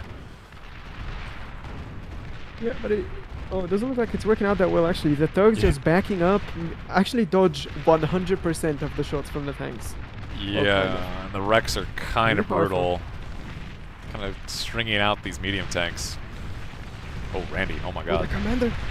Oh my. 3, Oh, 5, pretty good, honestly. 7, Pretty 8. good D-guns. Traded a lot of his health for it, but pretty good D-guns. And a big push on the left side as well. The thugs are making it to the base. They're gonna kill this Geo on the low ground. Ooh, yeah, definitely. I mean, this does hurt Sasha a bit. He does have the other Geo and a decent amount of wins, but this is a solid chunk of energy. Well, continuing the push, actually, into the medium tank wall. All of these thugs are going to die, but... Yeah, Shuriken available defensively as well, so this will all die. But big push on the most left flank. Grunts are running in a conga line, I think, unopposed. Sash is going to manage to fly out, it looks like. He gets into the transport safely. Does not actually get spotted. I mean, Sash, he has a Twin Guard. He has a couple exploiters. This expansion should hold, but... oh, might catch the con. Oh, Shuriken's actually catching this whole army. Oh man. I mean, Randy has these pushes happening, but he's losing all of them to just basic static defense or shurikens. I feel like we need to see... I mean, he has at the air lab, but we need to see him contest this a little bit somehow. Yeah, fighters would have been extremely scary, especially when Sash's commander was in a heavy transport. He is on the ground now, touching grass. So that window closed. But yeah, the metal on the left on the ground by the thugs who got shuried is definitely not great. I feel like that puts Randy on an even shorter timer than he was before. Oh, this is a So play. I'm not sure what's the next move. Do you think Randy makes a tier 2 con and insta taps this max? Surely, right? Like, Yes, he has it queued up. Yeah, Yeah, 100% okay. you have to. I mean, this is kind of funny, right? This is a funny position. What if... Okay, this is crazy, and I know this unit never gets built. What if he just makes termites? You know what I mean? Like, what if he just walks up this hill right into Sash's base? I think that would be very good. He just needs to make enough to not get instantly shuried, and even then, right? They you have know. like 90% EMP res? Or wait, no, maybe they... Who knows? All that shit's changed. Look, I'm old and out of touch. He is making them! Let's go, Randy. Come on. they have 80% EMP 80%. resistance. But Okay, yeah, okay. he's making bombers behind it as well. So yeah, this is gonna be like a thermite bombing run attack. Sash's tier 2 air immediately taps the A geo, so he's going for a more, eco Okay, play. I mean- Wasp behind it. Yeah, Wasps can defend against this decently, right? Especially with the tier 2 air advantage. Oh, Randy is going to spot this, though, as his bombing run is coming in. It doesn't have any fighters, it looks like, with the bombers. Yeah, he chose to keep them at home. This is a very low amount of bombers. It's like 6, I believe. So they're all gonna go down without even really dropping. They will at least spot the tier 2 air. Does not get either of the con turrets. And this might be a bigger problem, I think, for Randy. 16 medium tanks in the west flank. Kind of unopposed. Kind of scary. A lot of shurikens being made, it looks like, to contest this. As well as, yeah, it looks like Randy's dropping another lab, but... Yeah, this should end up being a feed ultimately when the shuriken numbers reach like 15. But it's still pretty annoying, and a lot of mixes are gonna go down. I feel like the 10 mex here is actually being a 40 mex is such a big deal for Randy. Like, actually so much value. Kind of keeping him in this, although he really needs to... Yeah, he needs good trades with this massive brute ball in the west. Ooh, termites are going to start The termites- engaging, but... Yeah, exactly. They made it up the hill, but shuriken, like even with the EMP resistance, they can get stunned pretty easily. Oh, especially if Randy just sits there and takes it. I mean, he's microing them now, but... Okay, the brutes are now engaging the main base, but there's a nice wall of pounder and shuriken to greet them, so they're not going to do any damage. Yeah, good response from Randy. We have AA bots are up below the hill, but can't actually help the termites up top. Somehow needs to be able to defend against this. Maybe, I mean, he slowly can walk the AA bots up, I guess, and kill the Shuris, but a pretty big feed from Sash, really. Yeah, this is a substantial amount of metal dropped on the floor. But I don't see what Randy can really do against this. Like the wasps, I feel like will always be able to defend against the termites. The AA bots cannot follow them up there. They have to go all the way around. I guess as long as Randy hugs the cliff, right? Like I guess he can kind of fight it, but yeah, this is incredibly awkward. Yeah. Now, admittedly, all he has to do is get to the giant explosive button in the middle of Sash's base. But can he get there? I mean, the wasps plus the thug, this is going to be very difficult. Oh, especially as Randy hard E-stalls and his termites cannot actually fire. Yeah, 60 energy per shot, actually not cheap at all. So yeah, Oof. oh, they end up going down. There So many might wasps. have been a window for these termites, but I don't think that window is still going, as there are so many wasps out on the map already. And they are not struggling to kill these termites before they can get any value. Yeah, three tier 2 anti-air bots are now available. They are more than enough, I think, to kill 10 wasps, especially because they have the flak on them. This is a Cortex only feature. But Sash chooses to just go around. I guess he's gonna try to kill some more expansion with this wasp instead. He is back to making tanks. I guess he feels that's enough to defend the second wave of termite. And really, these he's going now. I thought he was going to idle there for a second. The wasps easily, I think, could kill Randy's base. Like tier 2 fighters, that many wasps, shurikens. It's going to be hard for Randy to defend this, I think, with what little AA he has. Now that being said, on the right side, he managed to sneak in. Oh yeah, he is. Sorry, yeah, he managed to sneak in with some grunt Nice. through the wall. Yeah, good pickoffs. I mean, there doesn't seem to be a lot to deny these termites in the mid. I mean, he is making medium tanks, but I mean, I guess the wasps are coming in. We have a few eradicators going up. Yeah, Okay. the wasp numbers are a little bit down, and there's so much AA. I don't think Sash can go for Randy's main base ever, but I mean, picking off all of the expansion is really good. There's a lot of nettles here. I mean, the wasps should be able to clean this, right? But it's gonna be a like, at what cost kind of situation. Looks like he's actually only gonna lose a couple wasps. Man, wasps are pretty good. You know what? Pretty tanky for a gunship. And admittedly, these are like the cheapest AA, but definitely getting a lot of value here, killing these expansions. Yeah, very impressive if tier 1 anti-air is mostly what you have access to. Very hard to deal with wasps. Oh man, yeah, these termites are just really not able to find the value that they need. Even one of these tier 2 AA bots, I think, maybe mismicroed from Randy. Looks like it might actually die to these medium tanks, which these are pretty expensive little AA bots. It's kind of brutal. I mean, this AA bot has 31 kills. I feel like it can die happy. With Yeah, that yeah, for value. sure. It's paid for itself. Yeah, there you go. But as you say, Randy just has to find the Agio. It looks like he's close, but I don't think it's going to be possible. There's just so many tanks, both on the high ground and the low ground. Sash is resurrecting now. The wasps finally get cleaned up, but I mean, ideally, Randy really needs an AGO of his own. I mean, it's risky, it's scary, but I keep watching these termites e-stalling, and it's just kind of... Okay, this could be funny, but it's just kind of rough. He's just in a very rough position. He's lost all of his mexes. This termite This termite might do it.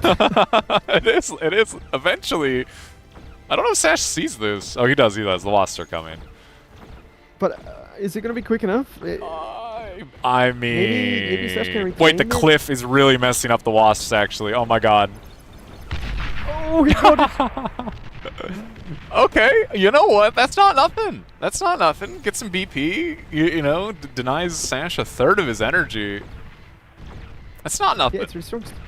Sash has a ton of metal in bank, and he needed that E to spend it. You can't spend it now, really. But Oh. Randy actually has no tier 2 back home yet.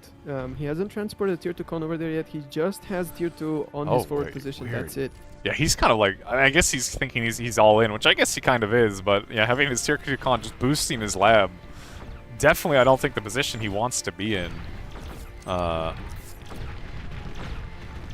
Yeah, it looks like he's just trying to go for this like unit on repeat pressure timing. Like he doesn't really want to go into like this infinite scaling game. He's just going into like the timing attack off the 10 mix metal. in theory, all he has to do is get to one position in Sash's base. And he knows that. He's Yeah. going for it, but there shouldn't be any way to do it, right? Like Sash, unless Sash falls asleep on the wheel, it's just going to be very hard for him to get anywhere near this.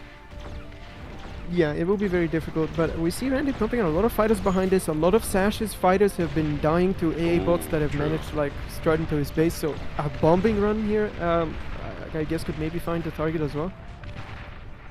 And he's playing really cute too around this this little cliff here, right? Like Sash is trying to defend a lot of his wasps have been shot down actually. And I mean, the tanks can't really handle the cliff like these termites can, and it's actually very annoying for Sash to defend against.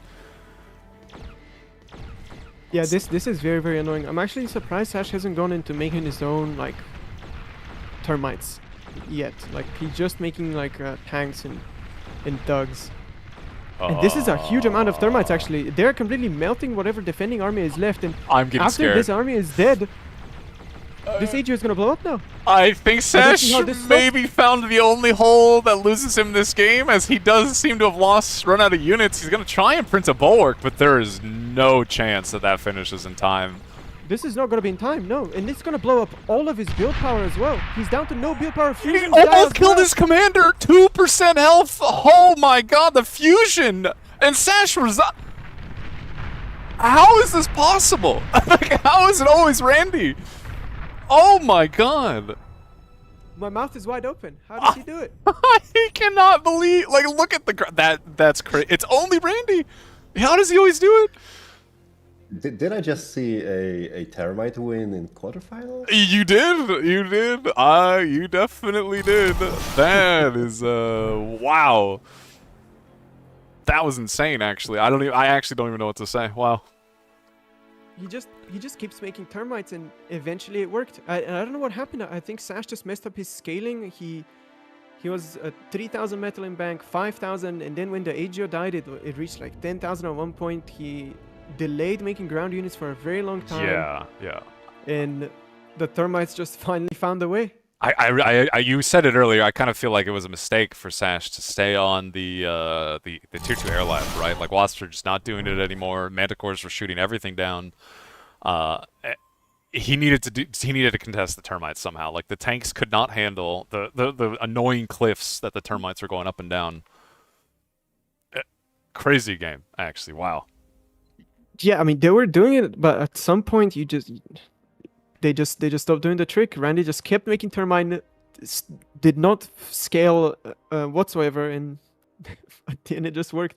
But FTL, faster than light, is the tiebreaker. That's gonna be a cinema game. Or it's gonna be very sad. There's no in between. It's either gonna be absolute clown fiesta, great game, or well, it's gonna be sad. I don't think we're gonna see that between these two players. I think we're gonna see a good game. All right. All right. Getting into our tiebreaker. Yeah, they're in. Man. Randy, Armada, Sash, Cortex. Yeah. Already we see a deviation. I know we've seen this. I mean, Hells and I were talking about it a little bit, right? Like, we've seen this in BPL a few BPLs in a row now or something, right? It seems like the meta for this map has been... not even fully defined. Like, there's a lot of different builds, a lot of people doing a lot of different stuff, but it seems a lot more players are favoring these low ground lab positions rather than high ground stuff. What are you thinking? I think we're gonna see Randy do the air lab opener that he's been doing on this map for a while. Oh, he is. I do like this build. He did this in the BPL a couple times, I think, this year, or the last BPL, I mean. Yeah, he's even did the transport, the one Banshee. Oh man, I do like it. I mean, I feel like he opens Banshee. He right-clicks into the enemy base, then he saves the transport, eats the lab, then he makes a blitz and transports that into the enemy base as well. And we've seen people defend it, actually. Last BPL, I believe, he tried to Yeah. do it against Akumar. I hope I'm not mistaken. Akumar perfectly defended it. He had an L team base for the blitz. He had Nettles for the Banshee. And Randy could not get any value whatsoever with this opener, but we'll see if Sash is aware of it. I feel like you've seen Randy do this. He likes to do. I think he's actually been doing this non-stop, like at least in tournament FTL games that I've seen. I mean, do you just blind counter this if you're against Randy? Is that just a mistake? I don't. What is? It doesn't look like Sash is blind countering it, right? Like he's not rushing anything, but. Yeah, I was gonna say, like, you just make one scout really early, first unit, and run to Randy's base to see what's going on, but Sash is playing grunts, there's no such option, so this is probably best case scenario for Randy. Yeah, Grunt's coming out way late. The Banshee's already on the way, as well as the Khan making the high ground mexes.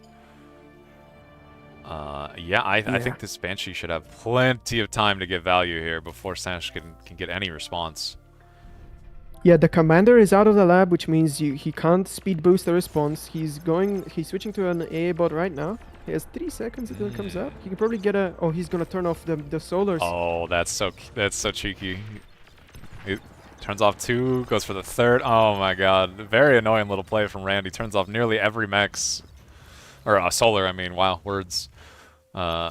Yeah, gets 1 mix. But now the beauty of this is if the Banshee manages to outspeed the AA bot and go all the way to the other side, basically forcing Sash to make another one. I feel like that's the really big play. Yeah, that's and brutal. Sash made 2 actually. Oh, yeah. wait, Randy changes it up a little bit actually. Not going for the tank follow-up, going for arm bots. Gonna drop a pawn, it looks like. Interesting. Really interesting that he chose to play arm bots even though he sees that his opponent's playing grunts. I feel like it's an unfavorable matchup. Maybe if he gets into Centurion rather early, he can make it work.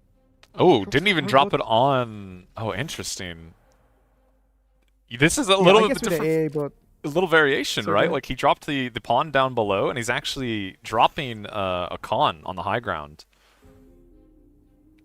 Oh my god, he's making walls with his air con, instead transporting a normal land con to finish taking up the mix on the high ground. Okay, dude, I like this. This is really, really interesting. I like this. I like this change. Sash is even moving his second AA bot towards the mid. I think wondering if maybe he could snipe the air con, but the walls are gonna finish. I know this is kind of a fun little change here. Oh, he might actually lose his air con if he's not careful. I mean, the thing is, Sash can always kill the walls anyway. No thing's defense. Yeah, I don't think losing the con to finish that wall is worth it at all. But you know. Yeah, there you go. He just pokes a hole through the wall anyway.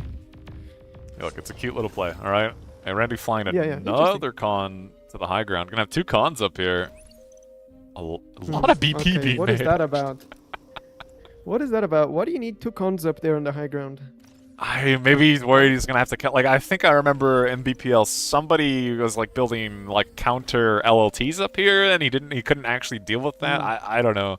Maybe he just wants more BP up there. I don't know. It's dicey. I feel like he's planning something big. We're gonna see an agitator. Is this an agitator angle?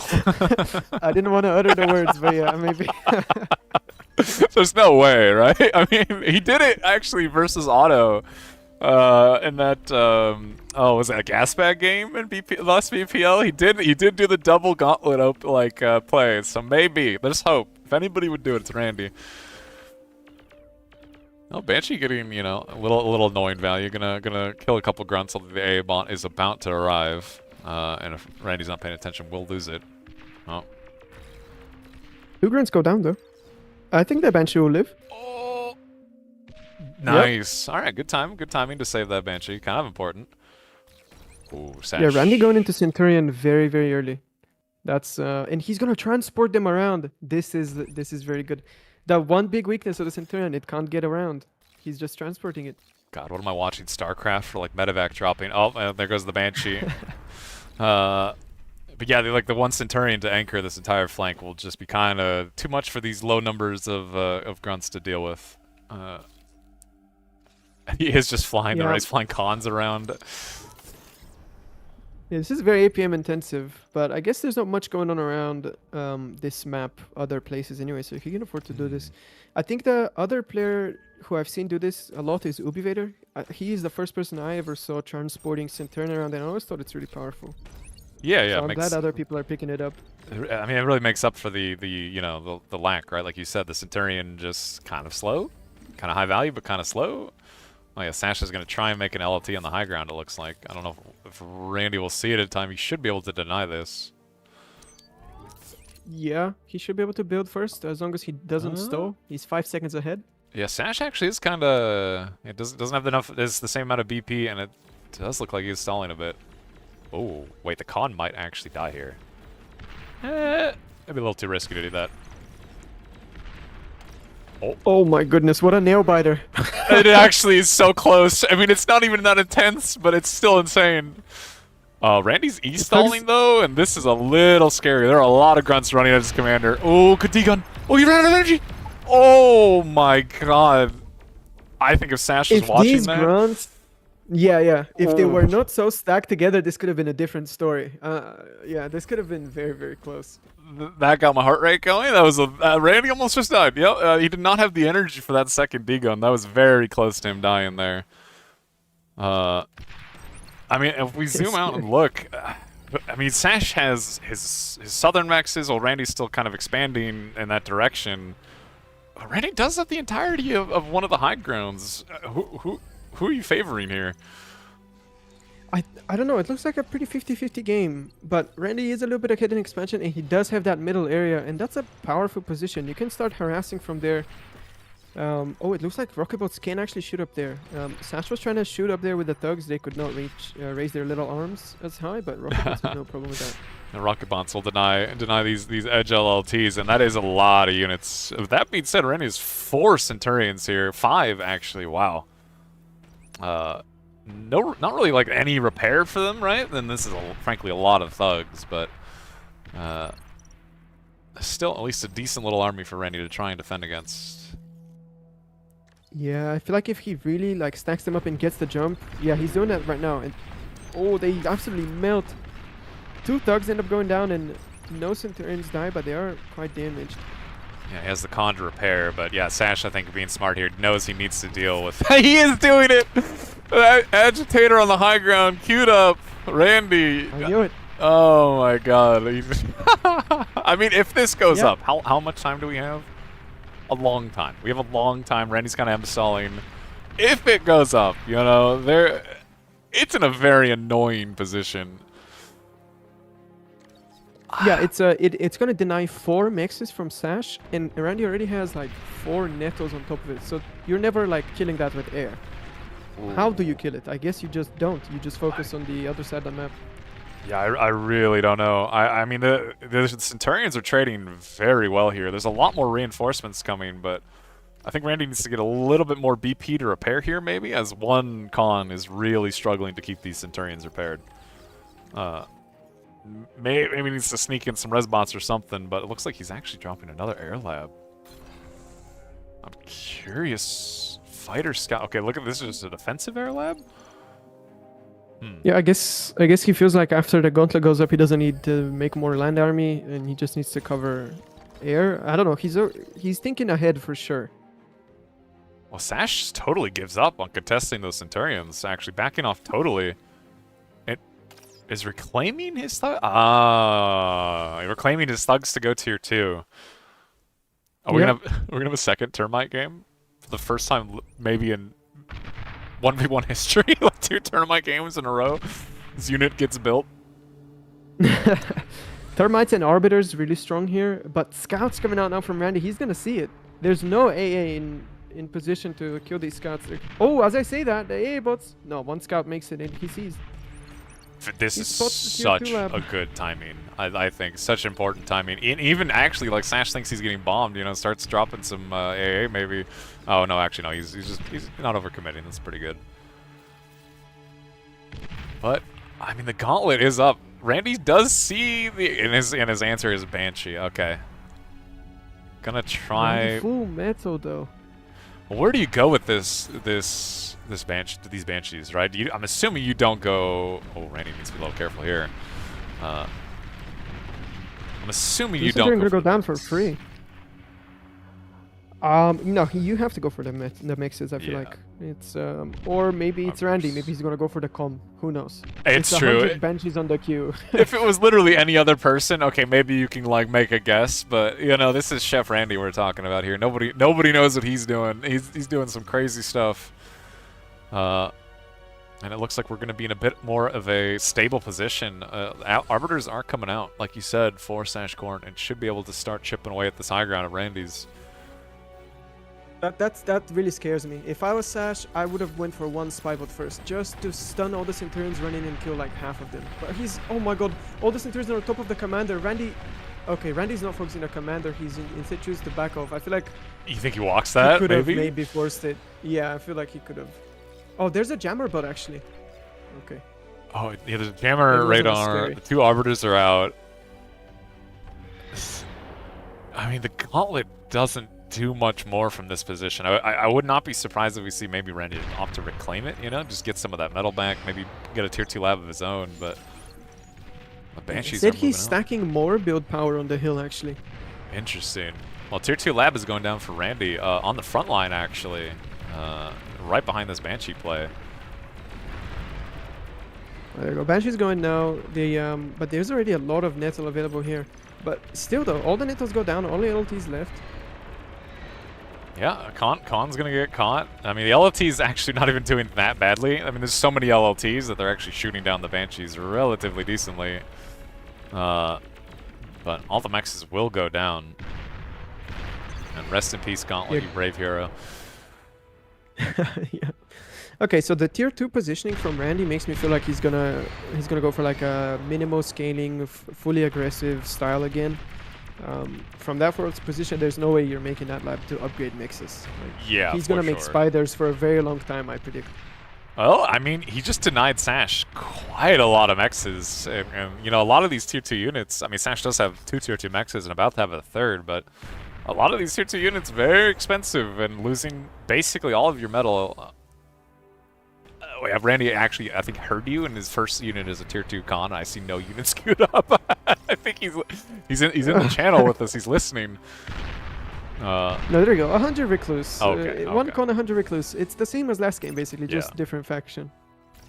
Yeah, makes sense. And he's gonna start boosting his safe mexes, and we are just making recluses. He's gonna, I think, struggle a little bit on the energy front here. You know, making this many recluses plus the tier 2 mexes, but Yeah, recluse is still one of the cheaper energy units from that lab. Everything else is kind of more expensive. yeah, for sure, So- for sure.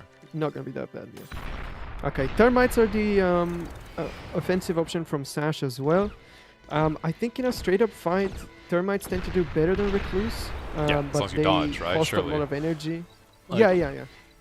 Like they definitely trade way better, I think, than the recluses.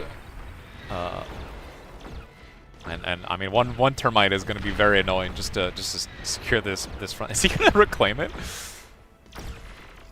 Yeah, he's gonna reclaim it / banshee it. There you go. Honestly, not even that bad value. You know, Sash just lost a lot of X's. Killing that one termite, kind of important, actually. I mean, that keeps the Arbiters locked up a little bit longer. But yeah, Randy's Banshee's starting. now trying to go in on the right. Sorry, but they managed to get shoot away from some nettles. Yeah, seeing their Randy, like for a brief moment, Randy's like mexes were turning off as he was e-stalling, and it's like, you know, it's a little worrying trying to do all this. He's still scaling his E, I guess, and really he is getting some very good pressure on the other side of the map. Yeah, he controls the majority of the map right now. He managed to clear out what Sash had on the lower hill with the first Banshee engagement. So now he's just trying to get the Recluse and the Welders going. Termites start hitting the front now. I think I've seen this unit composition so little. I don't even know how well termites trade into welders. Like, I feel like it's not terrible, but I don't think I've seen that fight specifically. Maybe ever. I don't know. It's definitely a Guys, rarity. are we in termite meta now? What's going on? It seems, 2 games in a row. Clearly, if we just take that, then that means yes. This is definitely termites are overpowered. This is what I'm hearing. Should immediately be Buff reactionary. Armada. Buff Armada, yeah. For sure. That's what I'm hearing, These Arbiters. Yeah, it's just yeah, Arbiters are getting really good value. Sash has been clearing away the mixes on the hill, but because the cons are still alive, Randy has just been remaking them. I mean, this is such a spider map too. Like the edges of the map, the spiders can walk around. It's actually so dangerous that you kind of have. If they're going spiders, you have to have your own. Like you can't not do this. As Sash found out in the last game, you just can't fight them if you can't also traverse cliffs like that. Yeah, eventually you're gonna have to make your own spiders. Like you can maybe start defending initially with wasp, but eventually you're gonna have to make the switch. And he's just, still printing ace solars. So is Sash. Both players, actually looks like Randy ate his arrow labs. Sash is starting to make fighters of his own. And yeah, the thing is, it is kind of an APM tax, right? Like, and termites really do beat recluses, but you do have to, like, actively micro them. And when it's like this and they're all spread out like this, it's actually kind of well microed from Randy as well. It's kind of hard to dodge. Yeah, I feel like it's on the termite player to dodge more than it is on the recluse player to really actively aim. Yeah, for sure. Bigger APM tax on the Cortex player. Huge engagement from Centurions on the right side. Gonna jump on top of a termite here. Sash's commander is very, very close. Sash needs to back away now. He's gonna die. Sash is in a lot of danger. He has no energy. Randy sees him too, and he's gonna start tickling away at the commander. Good D-gun gets one, but I think Sash is dead. Yeah, the jumper boat was like the saving grace, and he kind of died. But, oh no, never mind. Randy doesn't have huge D-guns. Anyway, big D-guns. Oh wait, there's two. One left! Oh my god! Oh, he got the last one with the fadeaway recluse shot! Oh my god! Oh wow. That's crazy. Man, you know what? Termites lost this game. I think termites need a buff. You know what? That's what I mean. Yeah, we are back in the recluse meta. Clearly. Oh man. All right. Oh, Randy, 2-1 Sash. Pretty nice little best of the 3 there. Yeah, just goes to show like how undiscovered air plays in bar. I still feel like there's so many possibilities to do with transports as long as players get the APM, and we're getting closer and closer to really discovering. Like Randy did a great job transporting Centurions around. Then he scouted the tier 2 transition. Secured the middle hill. Yeah, I think it was a very clean game from Randy. Obviously, the macro, I feel like he was full metal.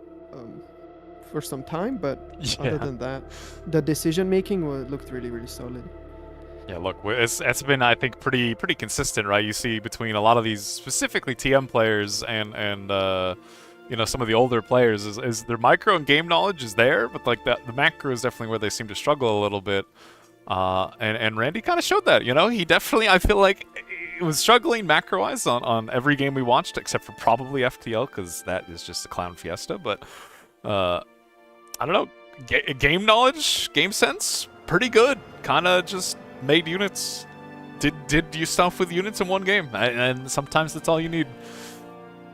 Yeah, and he just, I really like the 3 maps we saw for this series. They were all like unusual maps with their own like unique terrain features that dictate the gameplay, and they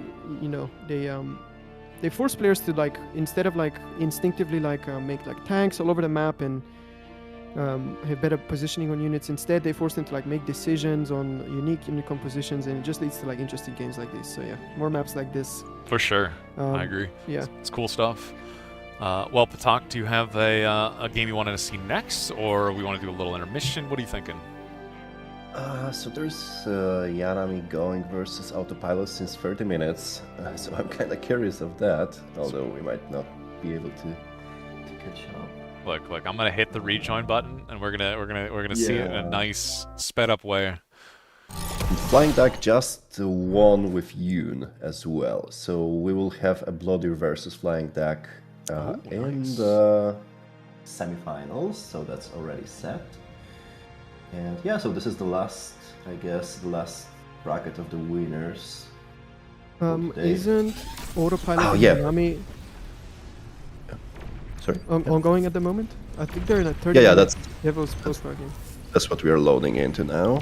I'm assuming we don't know if this is, look, I'll hide the score for now. Just let me know if we know at some point how many games it is, but we'll see the catch up. Oh, and then, yeah, because Randy asked to play one of tomorrow's games today, and we agreed to, so whoever wins this fight is gonna go against Randy today as well, so we might just have this as a follow-up. I'm so excited. I'm honestly so excited. I'll take that. Randy versus anything. Always entertaining games. Oh my god, I don't know. I'm catching up to this Yanami versus Otto game, and this is a kind of a bloodbath. Autopilot definitely like pretty solidly ahead, basically in every metric though. Yeah, it does look like he has more map control. Although lost his entire top left. Yeah. I mean that's a lot of hounds that Otto. I mean the army value really looking pretty Otto favored, let's say. Ooh, Czar. Oh, that Czar connection. Holy. I mean, it costs all of Chisada's north, or Yanami's north, but my god, did that just butcher Otto's army. Razorbacks out, though. Last time this map was in a tournament, in a 1v1 tournament, Tsar was the undisputed best, like tier 2 option, but Tsar has undergone a lot of nerfs since then, and it's interesting to see. I'm sad we couldn't see like in like normal speed how this tier 2 stage went through. Ooh, yeah, I do kind of wish, as we just saw Yanami lose his entire base, but look, he got the losing cow in a 1v1. That was brutal. Wow. Was that a leash or? I honestly, it was something fast. It was a bomber. I probably was a lich, I'm assuming, but it was hard to see. I'm still catching up. I'll be able to see it. It hasn't happened for me yet. I'll confirm. Yeah, I thought that. Yeah, I saw just one unit going straight to the Geo and then the Geo popping, so I assume it must be leash. Yeah. Oh man. Alright, so we are up for another one of this matchup, I guess. Are they? Yeah, a lich they just minute to started, connect. Wait, they're in, but I can't. I have a start button. I don't have a rejoin button, or no, they're not actually in. They were still looking at the graphs, I'm assuming. Yeah. Alright, I'm assuming that was game 1, right? Let's see. Wait. It has to be a 30-minute game. It has. Yeah, it has to be.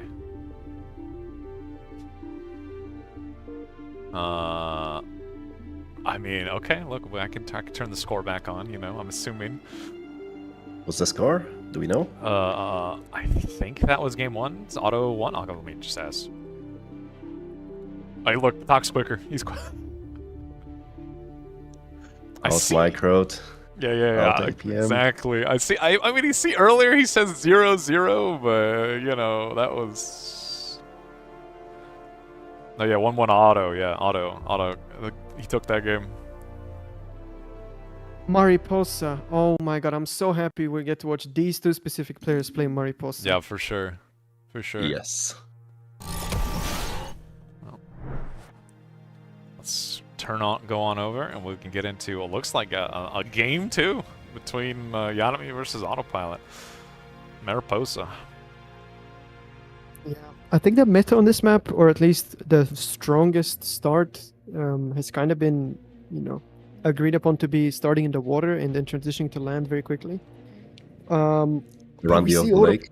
Yeah, exactly. I mean, the Randy of the lake can't fail. Although it looks like both of them are actually opting for a land spawn. That is interesting.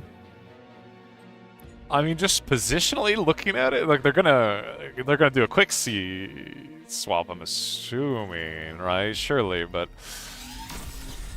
Yeah, we'll see. I mean, you can position your build power to be able to hit the CSO, but it is a stretch. Yeah, definitely way harder to do, I think. Like, you're pretty far away from the coast. It's a little dicey.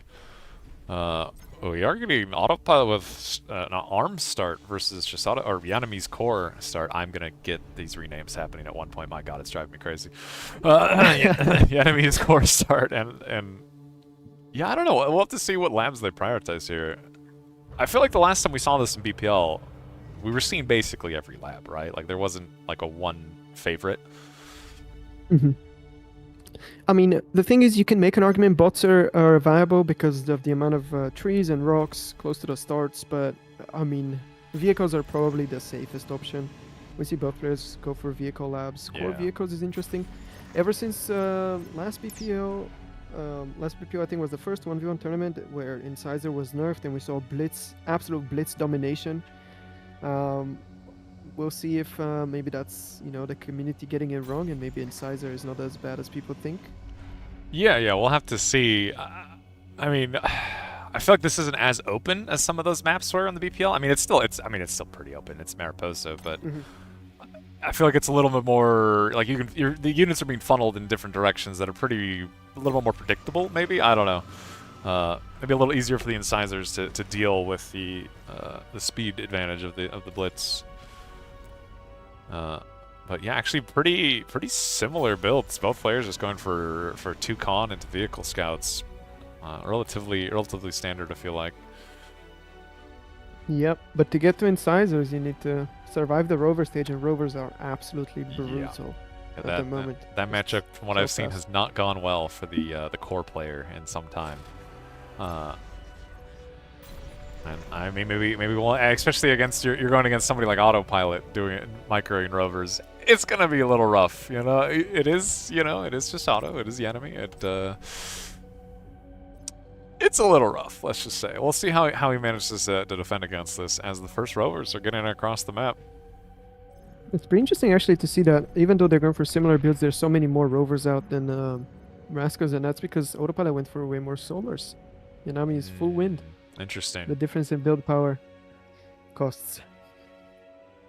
Yeah, I mean, actually, like, Yanami getting kinda overwhelmed here. I'm just looking at the amount of rovers on the map versus Rascals, and it is definitely looking a little scary. Unless Yanami gets some really good trades here, which, not the worst, actually, at all. So far, well defended. Yep, no radar though from Yanami. It kind of worries me a little bit. So these rovers, you know, is the reaction for them is a little bit delayed. Managed to snipe one mix, but it's gonna get replaced instantly. Couple aggressive Rascals already getting denied by Autopilot. In a very early radar lets him see and react to this very quickly. One little sneaks through, but should manage to get caught by the reinforcing rovers. Should either player decide to micro this. Yeah, it does get caught, and the second one is just looking like it also will get caught before getting any value. Well, so far. Oh, on the other side though, yeah, Autopilot managed to get a radar, but not much more. Still pretty annoying. Yeah, so far Auto the only one getting any damage whatsoever. Actually, Yanami getting kind of hard shut down on any of these aggressive options. And if we zoom out and look, you know. It looks like Auto is definitely expanding decently quicker. Added on another con, so he's actually expanding 2 cons in one direction.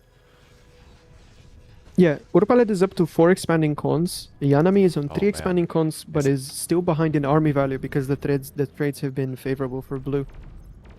Yeah, this is definitely looking a little rough for Yanami already. Oh, going uphill. Oh man, losing a lot of his Rascals. On top of just having the slower expand, this might be one of those games that just is already over. Like the damage is kind of racking up very quickly. Yeah, the scout phase can be very, very important. Just decides game straight up, and the scout phase, even though there hasn't been like huge damage, just the trades have been better for Autopilot. As I say that though, he does kind of APM stall and loses some rovers.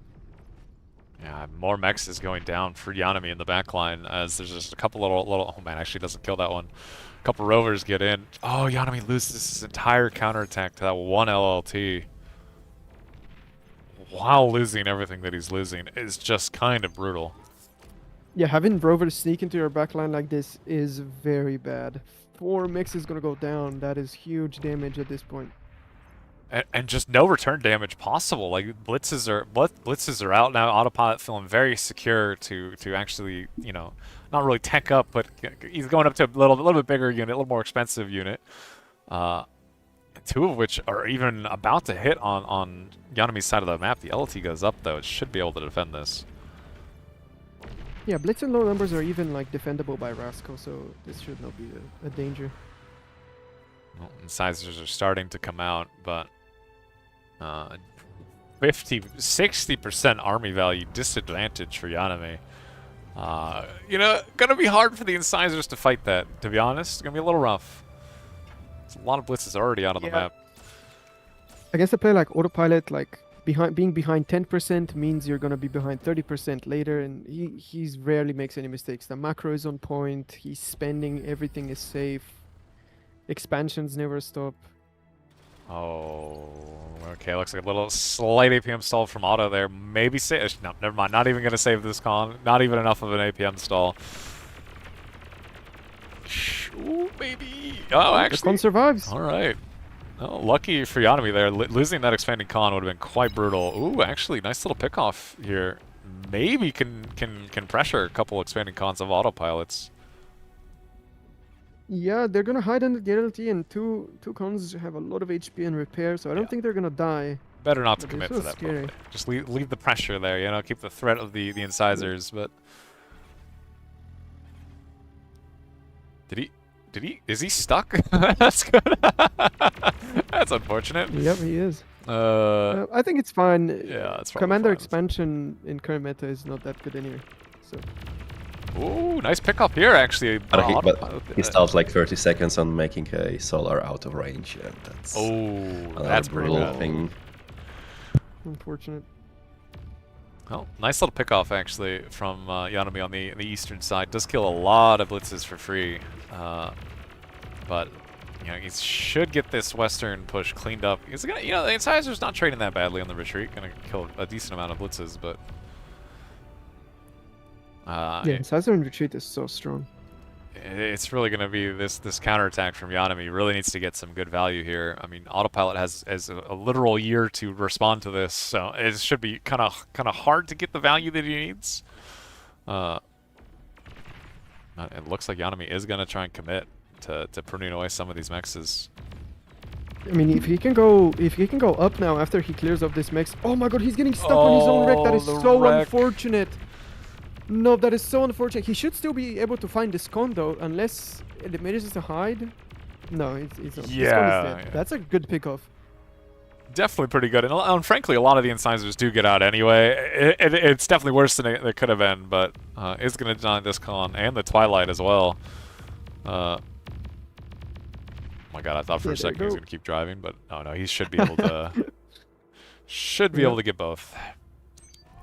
Okay, so the interesting part is when do people decide to get into C, and they both are using different methods. Yanami is instead, you know, positioning a counter close to the water, and he's going for C lab.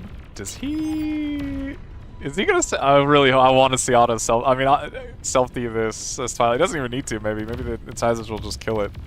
Oh, maybe he did need to. Oh my god.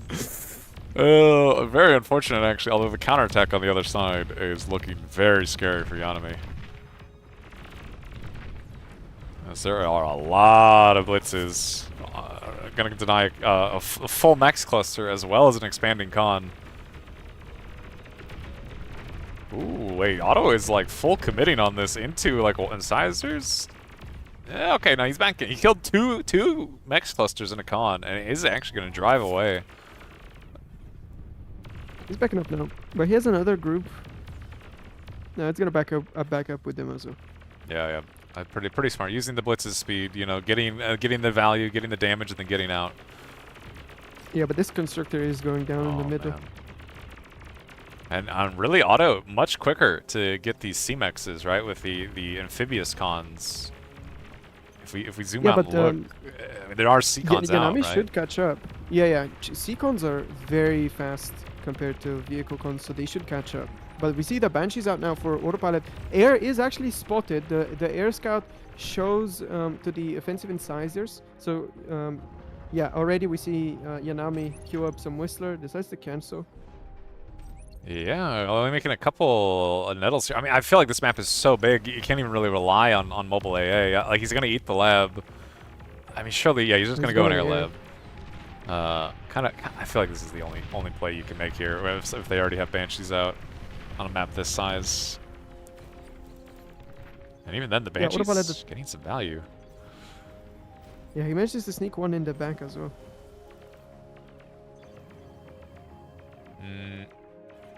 Yeah, I mean, frankly, a lot of these mechs is still being denied by autopilot. You know, Yanami just having rebuilt these mechs is now starting to lose them again, while there's a Banshee killing mechs and wins on the backline. Ooh, big engagement here in the middle. Yanami not paying attention. A lot of incisor going down, but autopilot also backs up.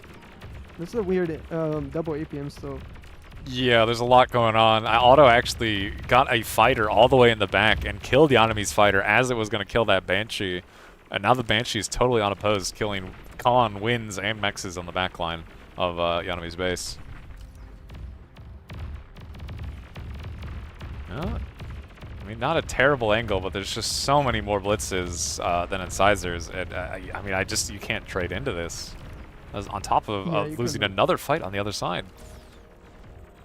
Yeah, and autopilot has resbots out now. He has 10 resbots out on the map. He's just drawing big resurrect circles, so many wrecks on his side of the map. And unless Yanami does something very special, maybe from sea or from air, I don't know if there's any way he can come back into this game. Yeah, autopilot is considerably ahead at this point. Yeah, it doesn't seem to be. Yeah, this Banshee's still picking off Mexes. Oh my god. This fighter, you're just not turning. Wow, this is. That's just sad to watch. That's crazy. That fighter just missing every shot's costing 2 more Mexes to go down there. Yeah. This Banshee got away with murder. Yeah, that was kind of wild, actually. How many? But yeah, just the blitz numbers are so high. Medium tanks are starting to get made. Auto with a pretty solid little macro lead, I would say. A lot of A solars, a lot of E stars. Just kind of looking rough for Yanami here. It's when you get to this position of such an economic disadvantage, you can't really micro your way out of this. It's just they just have more units than you do. They just have more stuff. It's not really a lot you can do to recover this unless big misplays happen. And resurrecting the Rex as well. That's also just doubling the advantage. You're fighting against your own units at that point. Yeah, a lot of resurrected incisors actually starting to skirmish with Yanami's own newly built incisors. I think Yanami has to know he's in a pretty disadvantaged position from here with this economic disadvantage.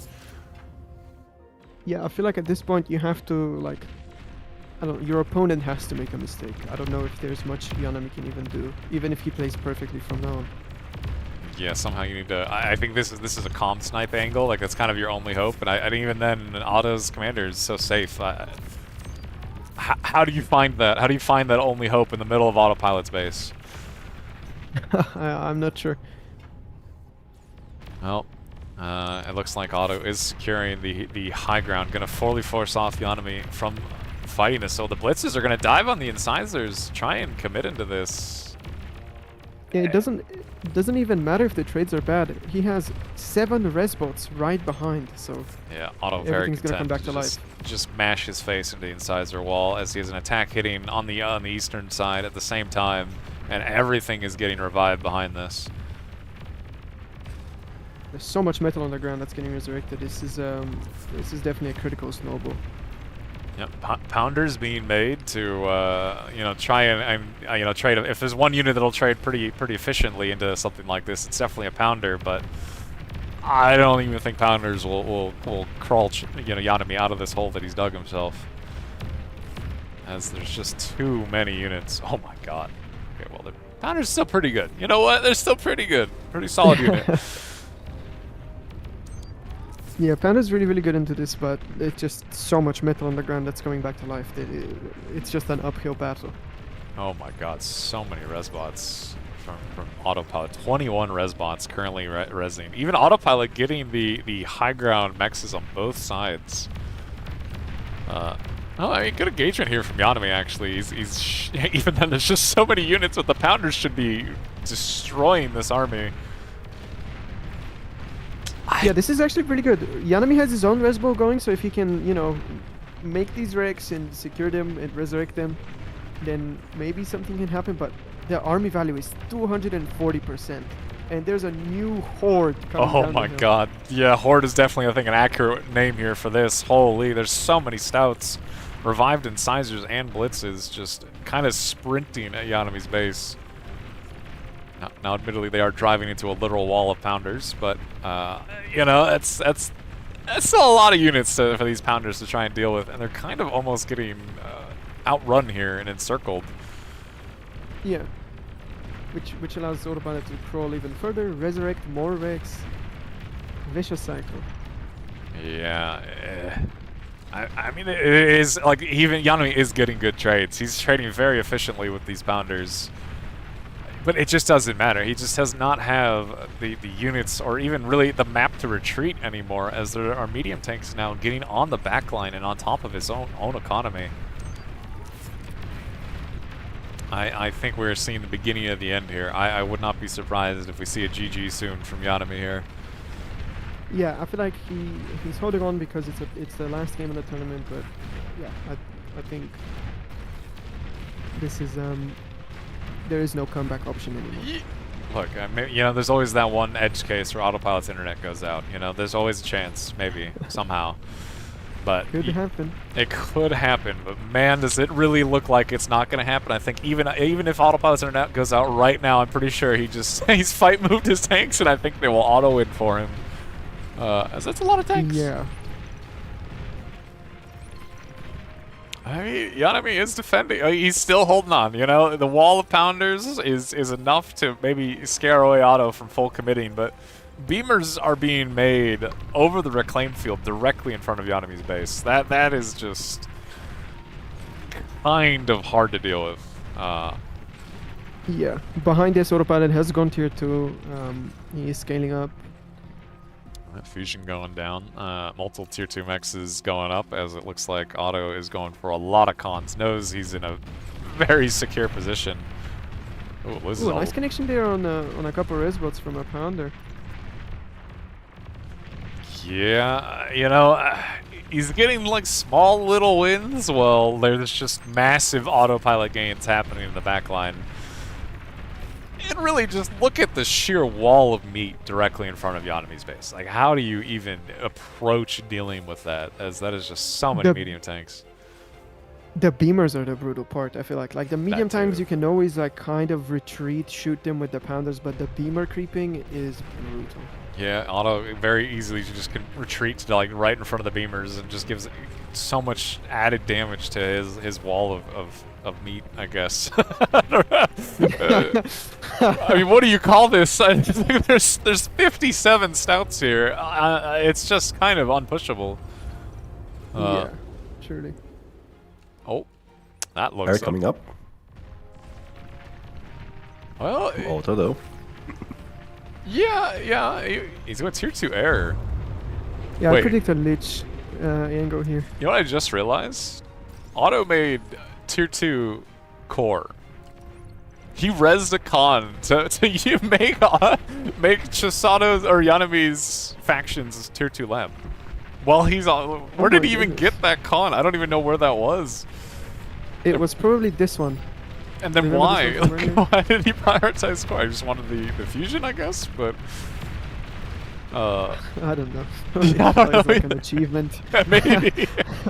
Maybe. Oh my god, look at the Pounders, just insane damage efficiency. I mean, even being behind 100, like more than 100% army value for most of the last 10 minutes, the damage efficiency is in Yanami's favor just because of how brutally efficient Pounders are. Yeah, Pounder is a very, very good unit. Really, kind of the only thing keeping Yanami in this, despite being down so many units. They're just unpushable. Really, even the Beamers are doing good value against the Pounders, but there's kind of a lot of Pounders. How Ooh, many? A little bit stuck. Oh yeah. Autopilot's army is a little bit stuck here on this rock, and it's getting Pounder creep from both directions. Oh my god, look at the left. Oh my god. I mean, really? This is really good, but I see 2 liches on the map, and I'm not sure this matters as... But my god, is that kind of satisfying to watch these pounders do what they've been named to do. The meat is gone. The meat is very gone. Okay, how many... We lost like 30 stouts in an instant, but the liches are here, and they are on the way. Yanabi trying to run for the water, but...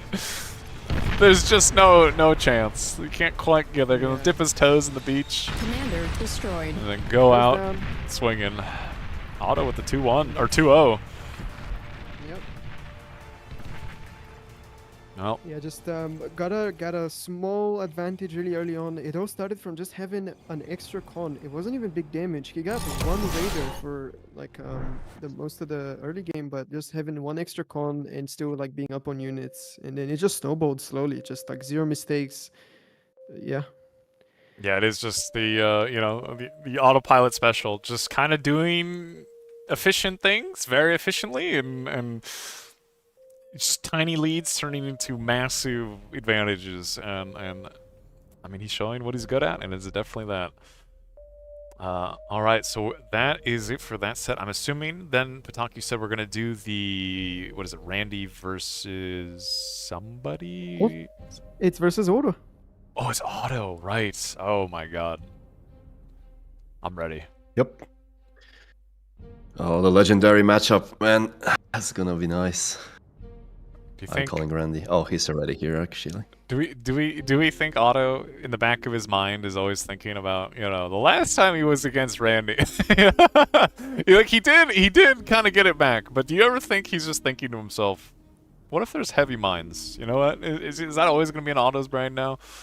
That is always an autopilot's brain. I can confirm 100%. Yep. Yes. Yep, it is. We- It's a scary Heavy thing. mind conversations have happened very recently. I can confirm. Yes. I mean, how do you even? I mean, you can play around it, right? We talked about it last time. You can always play around it, but it's a little scary. It's actually very simple. You just have to escort your commander with a mine layer, and it's automatically gonna zap the mines. That's before so the commander crazy. even You have levels to them. do that. And that makes it more like I don't know what's the correct word. Infuriating, I guess, that it was so simple. Yeah. Yeah. But yeah. Oh man, some of the best moments in bar. Probably not for Otto. I imagine he did not enjoy that. But man, as a watcher, holy, that was crazy stuff. But it looks Yeah, like it was, and then they got to face off in the next BPO together in the finals, the last one. I believe Otto took it 4-1. Yeah. I can't remember. I'm sorry. I think you're right. I think it was 4-1, and Yeah. I mean, really, there was like the standout game right at the start in that set on a gas bag, right? It was like 40-ish minute game, went tier 3. Like that was a satisfying game, but Otto just looked very dominant in much of Yeah. that set, I think. Yeah, I mean, Autopilot, I mean, obviously I'm biased.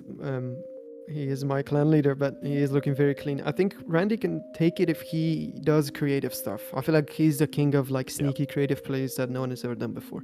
He is the 1v1 chaos machine. Like you think chaos, you think like Kuchi in team games, sure. But in 1v1s, I mean, it is definitely Chef Randy. I think is a very creative man. Yeah, I mean, even this tournament we already see interesting stuff from him, like the air open on FTO. He's done it before, but he slightly changed it up. The termites, like the dig site strat, Yeah, where oh, he yeah. basically just goes for that 10 mix, and that's all of his like resource until the end of the game. Very interesting. Honestly, it was an interesting game. I wonder if even that was his plan. You know what I mean? This is where like you want to go and you want to go talk to the man and actually figure out, did you plan for this? Like was this your build, or was this just how the dominoes fell? Like is this what you just fell into? But it was an Yeah, interesting I don't know game. if he would give away secrets. He would take the humble angle, of course. Of But I course. don't know if he would confirm. Yeah. Usually Randy's down to discuss it, normally anyway, but maybe not when the tournament's actively going, actually. That's maybe a good point, but looks like we're just seeing if these guys are ready to go or if maybe they need a break. as I don't even know how Yep. long it's been. Yeah, I mean, we can just go straight to the break at this point. Like, we are waiting for Autopilot to respond, if he agrees to the matchup with Randy today, because this is basically taking the game from tomorrow. And Okay. yeah, there are some interesting stuff going on in the losers bracket, but yeah, I think we can take like a 10-minute briefer Want to do 10 minutes? and Okay. come back to that. Yep. All right, well, then that'll be it for us for a moment, guys. We will be back in a moment, but don't go anywhere. We're going to get some more bar.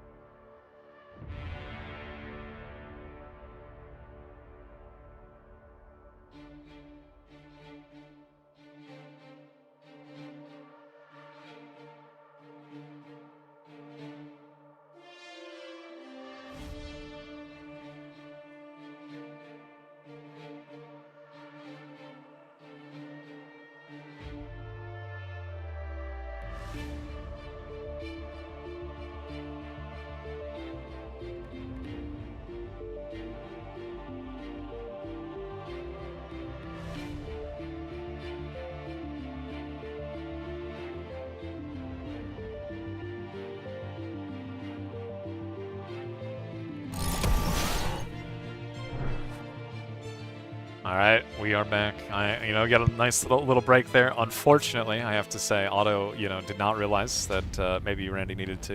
He was going to try and play his game today, so Otto already left. So unfortunately, we're not going to see Otto versus Randy.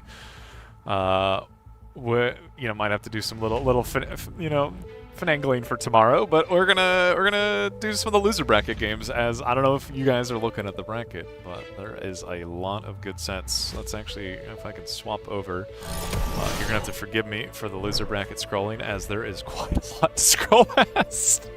So let me see. So a lot of players, been in this loser bracket, and if we go all the way over, we can actually see that there is a decent amount of sets currently going. Do we have any particular one we want to see? Anyone? Doc, Slick, maybe even Huck, who has now shown up to watch some good bar. I'm not even sure where the bracket is. Let me check real quick. Yeah, it's on the APM website. I think Emre and Zlo, I can't see them in a game. I think Ubivader and X Factor is going on 15 minutes right now on Boreal Forest. We're gonna take a look at that. That sounds pretty good. Let's see.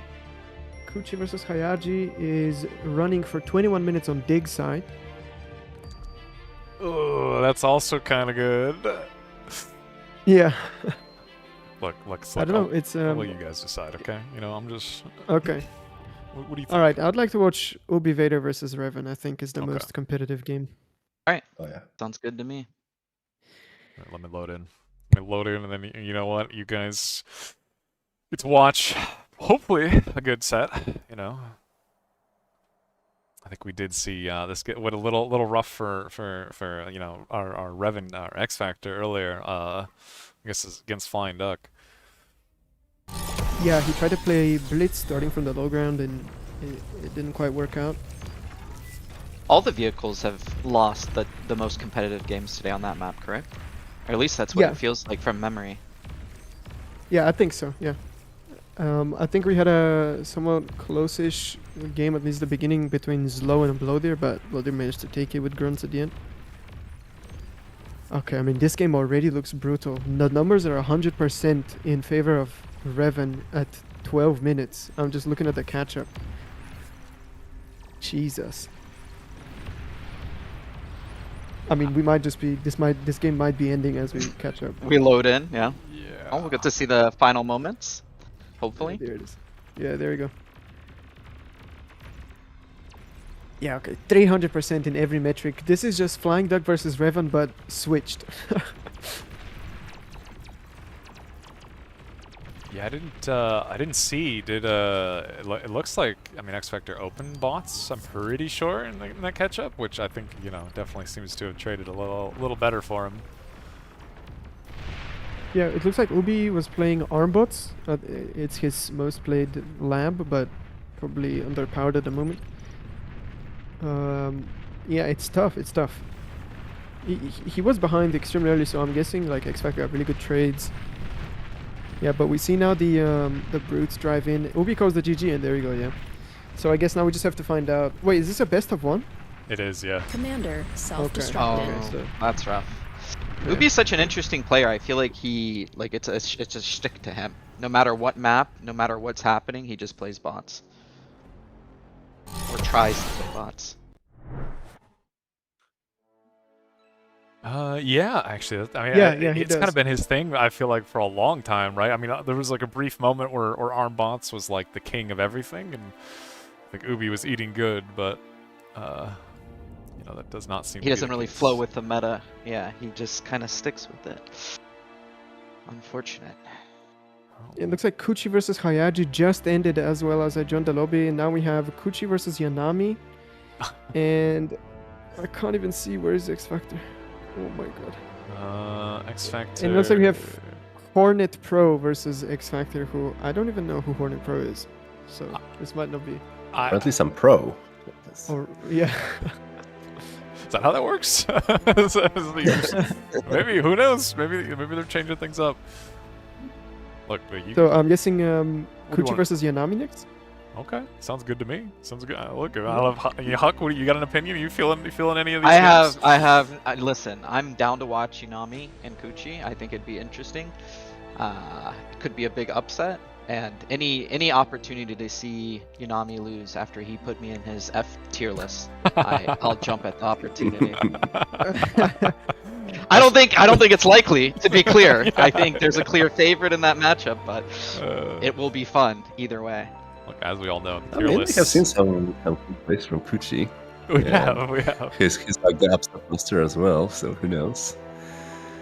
Yeah, he Yeah, I don't- believes in his one mech starts, and I haven't seen really anyone else. They're not popular, but he believes in them, so I'd love to see them shown again.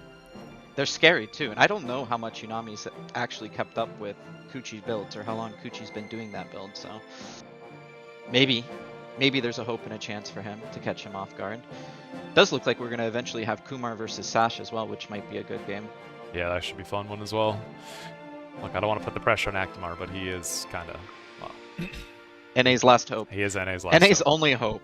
Is there anyone else in NA that even made it halfway Yes. through the bracket? Who? Yes, Raider. Yeah, Raider made it actually. through. He's a- Raider, the unsung hero. See, if you don't broadcast your successes as much as Kumar, nobody even remembers who you are. You gotta like speakerphone it to everyone. I am the king of bar. Otherwise, no one remembers your name. And I think Yeah. Akimar does that, right? I think he definitely. I 100% think Akimar does that. Yeah, he's not afraid. He's constantly advertising. I think he should look for a future in marketing at this point. He's got a lot of brand value going for himself. Oh man. Look, Akimar, you heard it here. All right, you know what you got to do, man. Take that energy and make some money off of it. I mean, Uh, speaking of Akimar, he is in a 3-minute game against Modulo right now, and I don't see Yanami and Kuchi in a lobby together, so maybe we go look at that one. I'd be down. Yeah, I'm down for that. It is looking like Modulo, I think Yanami's watching a replay or something. It looks like. So, I'm loading that. Feeling autopilot's build, surely. yeah, baby. I'll start loading it.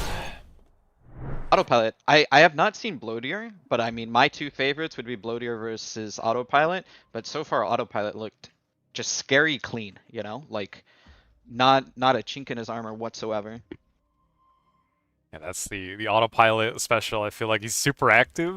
You know, like I don't know exactly how active you know, Chisada or Yanami is in recent days. I feel like he's more than he was, but you know, autopilot's I feel like a bit more of a grinder, right? Like he's playing a lot of bar, and that really matters in a game like this. I feel like everybody's been playing small teams. Is that the new meta? You play small teams to get ready for 1v1? Actually, I'm not sure. Maybe the TM guys have been running secret lobbies. It's like Comment No. Slick? tell No? us, No, like, not really. We've been playing small teams. It's good Yeah, practice, genuinely. Yeah, I think so too. At least that's what it feels like. I think everyone was so caught off guard by this tournament that maybe some people went into some maps and just practiced like a build opening, but then other than that, they've been, you know, just kind of freeballing it a little bit. oof. Have you guys Yeah, loaded into this game? Like Yeah, watching a little bit. I mean, we see Modulo going this similar Randy. He's just focusing, getting in the middle and getting that big max, and it looks like it's paying off already. Yeah, it's actually very interesting. Both players low ground forward start, but Akimar is in base. He did not choose to walk for the 10 mix. Modulo did, and he's 170% up in metal per second. Jesus, that's scary. Yeah, primarily off of that 10 max. Traditionally, everyone has always said, as far as I know, that staying in base is better, but we're seeing back-to-back games, Randy and Modulo here. I mean, even Sash in the game versus Randy walked mid. Is that the new meta, just because that max is so strong? I mean, this map is very new. I think this is the first tournament this map has been really featured outside of Fight Night, so we don't know the meta really, but I mean, yeah, evidently it's really good. I mean, evidently it's those termites, no? True. If we go to tier 2, termites for sure. I mean, it is a very hilly map. I feel like even if you try to hit the side lanes, the walk paths are so long. We can clearly see that, you know, Kumar is trying to go for that big play on the back line, but it just takes so long to get back there. Yeah, we see the response is very, very slow walking Centurions for Modulo, but I think they'll make it there on time. They can defeat 13 grunts. Yeah, in the meantime, we see Modulo just pushing up the front, knowing that Kumar's vast amount of his army is on that south side. He has the 10 mechs. He's so much stronger than Kumar, and Kumar, you got to feel a little stressed here, a little pressured. It does not feel like he has the same level of map control. He's really banking on this attack on the bottom side. Yeah, Modulo, absolute madman, walking into his opponent's main base directly. Does he actually have scouting information? Yeah, he does. He knows that's his main base. He's just walking in without a care in the world. Akumar is transitioning to thugs. Yeah, and in that choke, they should do well. We see he's setting up a radar. He's setting up LLTs. Kumar should be able to hold. That choke is very oppressive with the grunts versus pawns and their thugs versus, you know, what could be eventually maces. But regardless if there's damage or not, it's always knocking on your door, and he's definitely going to feel that pressure. Modulo playing this pretty well so far, I think. Yeah, he just needs to be careful not overcommit. He doesn't have that forward lab the same way Randy did, so there's no reinforcement coming. This is, yeah, he already chooses to go back. Yeah, if he did have a lab, he would have extra pressure and he could stick around, but it does look like he's going to fall back. We can see that Kumar's attack coming across the map, getting thwarted by these Centurions and Pawns. Obviously, Centurions being everybody's sweetheart unit recently. Obviously, they're a lot slower, but combined with LLTs, I mean, they will cover a lot of surface area here, and Kumar not really paying attention, losing that force. Modulo trying to walk back, and He's gonna get a con here. if he's paying attention, Oh no! He runs free. He doesn't pay attention. Con survives, and that's the only con in this area. That would have been huge damage. Oh, and Modulo- meanwhile, he's going for the kill. Can he get him? He has thugs, but it looks like the pawns are going to bail him out for now. Modulo, risky position. Both the players, I don't know. This feels high stakes. This is a best of one, too, correct? Yeah, it should be best Yeah, one, I believe it's best of one. So Yeah, I both- mean, this and is... it's yeah, loser still really match good. too. You lose, you're out, and they are playing so risky. Kumar kind of smelling blood a little bit, pushing up, losing his force in the south, but focusing and trying to get this commander. He's looking for a quick win. He knows he's probably behind. He has not had the, you know, the different flanks, the corners. He doesn't have there's the the mid. scope. He's going for it. No energy. There are Centurions here, but this is a thug walk for the Aegis, and looks like Kumar's not going to go for it. I think he's a little intimidated by that hill. Not sure what's on the other side waiting for him. Modulo actually going to get a break despite not having energy. Yeah, at the same time, Akumar managed to sneak 4 grunts here on the left side. He killed an expanding con. He is going to kill this one next, and it looks like he's going to walk into LT. I hope he's paying attention. He can save these units. Looks like he's still... Oh, he's actually going to turn around, keeping those 3 grunts alive. It looks like he's going to start pressuring the front once again. And theoretically, you know, with the thugs, you should be able to kite and do more damage even against the Centurions, but it really just comes down to micro. And as of right now, it looks like Akumar on the front has a little bit stronger of an army, but he's not sure where the map status is. All he knows is Modulo has the mid, and that is a big, big pressure. Modulo actually going for 3 con turrets and 3 different labs, or 2 vehicle labs and 1 bot lab. Kumar gonna walk up. His con is in a little bit of trouble. He does not have energy to dig on. It looks like these thugs are going to thwart that attack, though, and push them back. Both players, messy and chaos so far is what I would say. Yeah, really nice AoE from the thugs, though. Like, the units were so stacked. They did really good job just AoEing everything down. It was really scary. For a second, it looked like Modulo was going to go up with his, like, blitz and pawn, which would have been devastating, yeah, but he would've chose to done a come lot more. back. Yeah. I feel like both players, they seem like they're playing a little stressed, you know, like they're not playing their best, to be honest.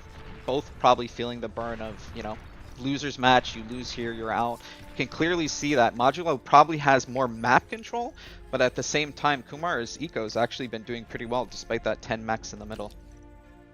I'd love to see Modulo, like, doing something else with his raiding units instead of, like, posturing here on this front line. Akumar is on thugs only. He cannot catch raiding forces, so if he just goes up and sweeps his expansion, it's gonna be big trouble. But we see that air transition now from Akumar. He's going scout into bombers and fighters. Yeah, maybe finding his pace here. It is very interesting when you're playing at this high level of a game.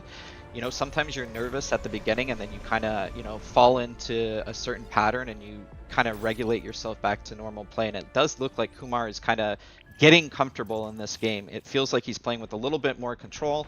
The scout even, you know, he's going to have a lot more information of where he's at in this game, and we can clearly see the middle fights kicking off, but it does feel like Kumar has a lot of defenses, and he doesn't have energy. He can't He doesn't have degun. energy. He's dead. He's so low! Commander Oh, destroyed. Oh my goodness, I'm sure he's really annoyed at that. He's Oh, spamming I- LMAO in the chat. Yeah, I'm pretty sure. Man, they've got that energy stall. He should have defended that, right? I would assume. Yeah, Yeah. the mistake there was going air. He was already struggling on energy before the air transition. He decided to make fighters and bombers on like a lot of metal and bank, and I think that killed him. That's the cost for going air, I guess. yeah, it was so close. I felt like Kumar was finding his place. He was a little bit ahead of that game, but I think both players were a little messy, a little sloppy, and then Modulo just went for it. Kudos to him for, you know, seeing the angle and being willing to risk it to go for it. Obviously, if he failed that attack, Kumar would have even had a better chance at winning, but it is what it is. Kumar's gonna have guess to if- live to fight another day. Sorry, go ahead. If you want to chow a hot game, there's Yun versus Emery just started, so Yeah, Kuchi versus Yanami is 5 minutes in minutes as in. well. Ooh. It's up to you, Slick. I follow you. You Yeah, we'll tell let me you- what you want to see. I'll let you guys see. What do you want? What do you want to do? Me, the pressure's on me. Yep. Yes. Okay, I mean, my heart says Yanami versus Kuchi, but we've watched so many TM members today, so maybe we go Emre Yun. All right. Let's All do it. right. Always down to watch Emre. He's just built Yeah, different. some people say Emery's like Mini Hunt. I've heard that once upon a time, a few times. Why are you laughing at me? I thought I heard I don't the know other- why you're laughing. I heard it the What other was way that laugh? around. Okay, I heard Huck was mini Nah. Emre. I don't know, man. Tell me. No, I don't think so. Look, It's he's- not what I've heard. Look, he's got aura. Okay, can we say that anybody else in bar has that? I don't know. Maybe. Huck. Yeah, Don't maybe, say that. maybe that is the answer. Maybe. No, I am loaded in, and wow, Emre's doing Okay, the so- Emre thing. Oh God. He's parked them under the water. They are completely invulnerable, and he can jump out at any time. But yeah, That's it looks so like it's annoying. double land start, Armada vehicle versus Armada vehicle. I thought that was so interesting because I was with you guys. That as far as I remember how this map was played, it was always water start titles and then you transition into land. But it feels like everyone is starting land now. I mean, I'm pretty sure it's the water start is still considered better. I don't know why we're seeing so many land starts today. Maybe people are saving stuff for the finals. I don't know. Or maybe land start is just better. Maybe I'm not everybody up to forgot date. because of the small team Rotato games. They don't Everybody The remember water water start- exists. It kind of depends on if like players know about it a bit, right? Like if everyone goes water start, then it's a different game. Yeah, but you'd Yeah. assume autopilot. He's like That's a true. perfectionist. He's gonna min-max everything that he would feel confident in. I don't know. We'll see, I guess, as things develop. Hopefully we get to see more of this map towards the finals. Yeah. Looks well, like Yoon's got a slight advantage against Emery. Emery, of course, being that player that people would say have a little bit of aura. We've seen him pull out some miraculous wins earlier today already when he was behind, so definitely a possibility again. Yoon kind of being like a, I don't know, like a very known 1v1 player. He plays a lot of 1v1s, grinds definitely, and he's gotten a lot better over time, but hasn't hit the same peak of clout that I would say Emery has. Yeah, on Aura competition, Emre wins, but Yun has been practicing a lot lately, and it has been good practice as well against really good players, and his OS has skyrocketed as well. And I genuinely, my personal understanding is that he has improved a ton recently, and he's like up there, like top 10 at the moment. So Really, top 10? I mean, it would Yes. say that given the bracket right now, but it's a little surprising. I think he has improved a lot. Emery, I've always seen as a player that just literally takes his commander and walks it down mid and then hopes for the best. We'll see if he does it this game, but obviously a very strong player in team games. Probably not as experienced as a 1v1 player compared to Yan, especially recently. No, definitely not. Yun's 1v1 games are in the thousands. Emre's, I'm pretty sure, are not. Nice little run in here from 3 blitz by Emre. Manages to snipe a con, breaks the ankles on these reinforcement blitzes. He's gonna run top, and if he can find that expanding con on top, that will be the best possible damage. Yeah, it's really hard chasing units. That's why it's so important to focus on your reinforcement path. You can clearly see that Yoon is just chasing for basically no reason. He's going to eventually catch them, but the damage has been done. He kills a LLT, a max, distracts Yoon. Yoon's constantly on the defensive. This is why raiding units are so valuable. It does look like that LLT is going to barely get up. It's going to catch 2 of the blitzes. A little bit of a feed here by Emery. He's actually going to double back and give him the 3rd as well.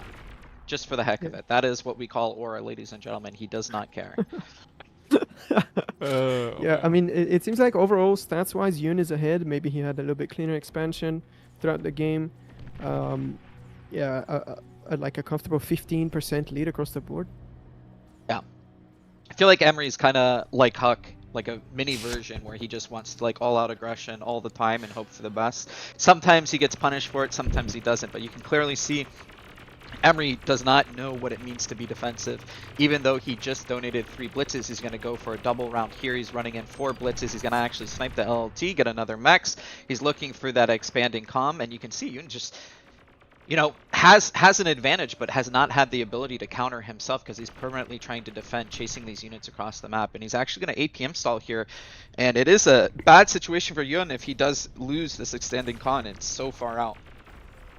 And Emery just trying to put him to the test. Yeah, he's losing the con, and it just looks like Emery's like, hey, let's see who has the higher APM. Let's see who can multitask, and he's, you know, constantly contesting everything that Yoon's trying to do. Yeah, man, just to get another con as well. 2 cons go down here for Yoon. Big engagement around the middle, though. It looks like Emery has the better positioned army. It's going to force the blue blitzers to kind of retreat, and chasing them downhill is really strong. Yeah, it is strong. Obviously, while you're retreating, you have an advantage if you have the same number of units. Kiting is impactful, but Yoon doing his own counterattack, you can see the rovers cleaned up some mexes on the south side, but Emery is not going to take his foot off the pedal. He is just pushing as much as he can, and it looks like Yoon's kind of realizing the danger that he's in, and he's starting to pork up, throwing up LLTs all over the map. And it looks like he will try to catch these blitzes, but these blitzes looking to hit the cons. Does look like Emery himself is a little APM stalled. He's going to be caught out here, and he's not going to be able to get much, but here comes the counterattack. Yeah, this is just full APM all the way. 2 radars, double the vision, double the fun, and it's not going to help Yoon, though, as he is just getting out-microed, outran by, and you can see Emery trying to make the most of it, parking his units around the map. And looks like just the throwing plasma down 3 labs. Looks like the plasma weapon from the Blitz actually can sort of kill underwater units, so he's going to be able to clean up all of those units Emery tried to stash behind Yoon's base. But Emery has been constantly denying, like Yoon has been trying to get on top of that mountain, and he's been denying every single con that's been close to making a mix there. It's a very intimidating thing, I think, for Yoon, because Yoon, you know, we can see, you know, by seeing the whole map, having a little map hack here, that he's actually in a pretty good position. He's definitely not behind. But from Yoon's perspective, he's been doing nothing but defending, pretty much. So he has no idea what Emery's doing on the other side of the map. He can try to calculate it in his head, but at the same time, he feels completely lost. He just sees a tornado of units coming at him constantly. See some D-guns here. Yoon catching a couple of blitzes. Emery pinging, telling his teammates, he's so locked in with the team games, he's trying to ping the commander to let everybody know that that's where Blue's commander is. Last com. Everyone focus up, try to snipe it. But we can see Yoon did a pretty good defense. Metal per second almost exactly even, but in every other metric, Yoon should be ahead. He is ahead, but does he realize how far ahead he is? I don't think so. 2 cons from Emery going down on the left side. He tried to go forward and expand on Yoon's side of the map. He had reinforcements headed that way. And now the thing that troubles me is there's so much reclaim on the ground. We're looking at around 4,000 metal reclaim, and most of the wrecks are sitting on Yoon's side of the map. And he has a resbow going. He has 14 resbots, but he is eating at the moment. He's not resurrecting. That's an interesting choice. I would resurrect. It looks like Emery's going for the miracle play. That's what it feels like right now. I think he realizes he's behind. He knows Yoon had 3 different labs in base. He knows where the commander is. He pinged it, and he's saying, you know what? It's time to get cheeky. It's time to get that miracle run here, the aura farming. Emery's just going to beeline it for the commander. Does Yoon realize he does have a radar up? He does see something moving in that direction, but because it's Emery and he's non-stop attacking all the time, he probably doesn't realize the danger he might be in. He's trying to move into position. He sees it, or he could have seen it. Scout there's no comes way. out. There's no way he does it again, right? There's no way. He's landing in the middle of so many. He doesn't have He's energy. beastoed. Oh no, Emery's in a lot of trouble here. No, oh, he's. I don't know. He's dead. He's He's dead. he's He's very trying to dead. block. He's trying to. They're Yeah, he's destroyed. dead. Not even Emmerich can aura that, I think. It's a little too many blitzes. A little too many. It was interesting though. I mean, to be fair, he's playing for the win. He was very behind in every metric. He went for what he thought he had to do to win the game. I think it made perfect sense. Just Guys, Kuchi Yanami, immediately. Let's go. That's what I want to hear. It's going completely differently than anyone would suppose. That's what I'm gonna say. The Kuchi I'm gonna be effect. happy given the tier list Unami put me in. That's all I need to know. I'm hate watching right now. Okay, Fearless Kuchi always started in deliver. the C. Yeah, we see a C start game this time. He went for the convert that reaches the land, so he can boost the lab as well.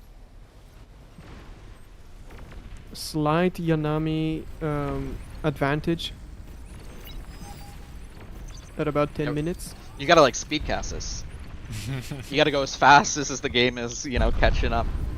Blitz Just go in, they fast die. forward. Blitz go in again, they die.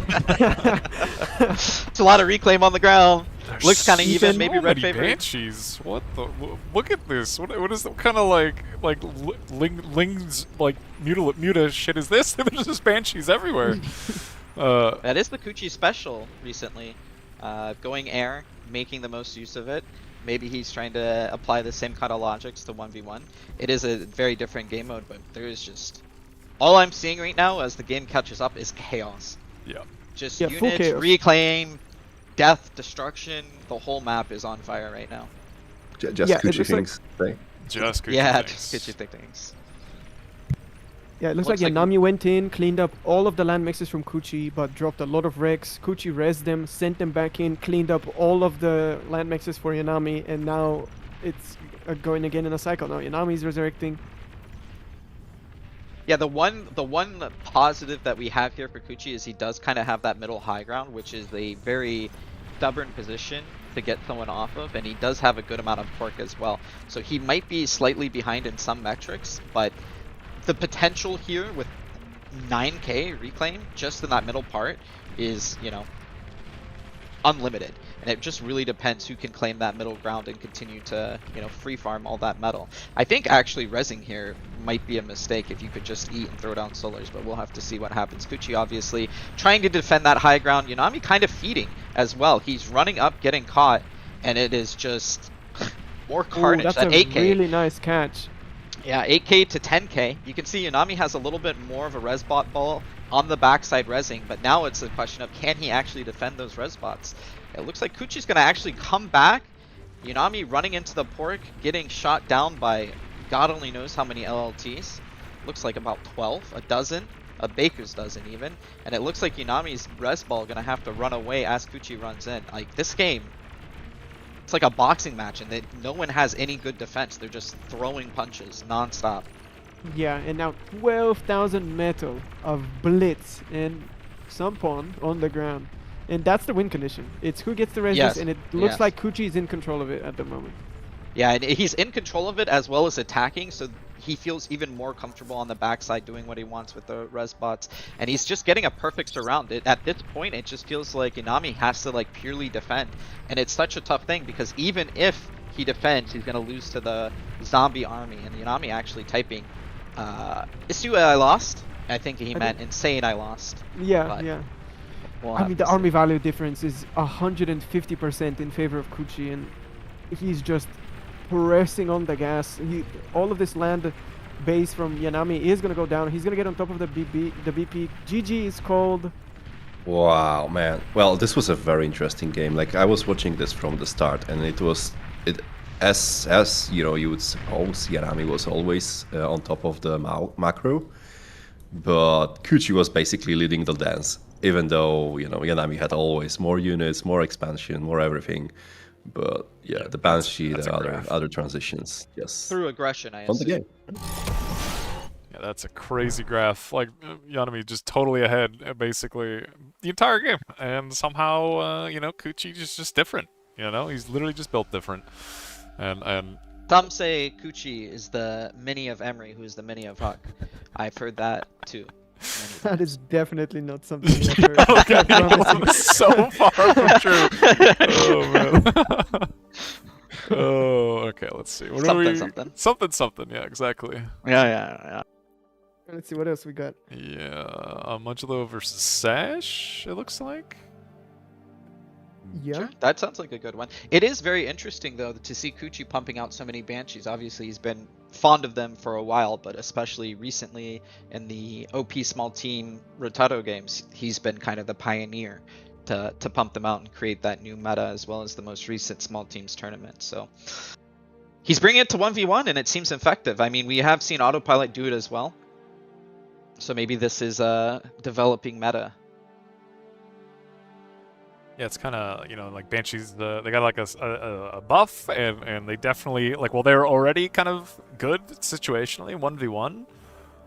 It definitely seems like players are using them a little bit more aggressively and not just as, like, mech sniping. Like, I mean, they are using it for that, but, like, there's, like, battle Banshees happening more often now.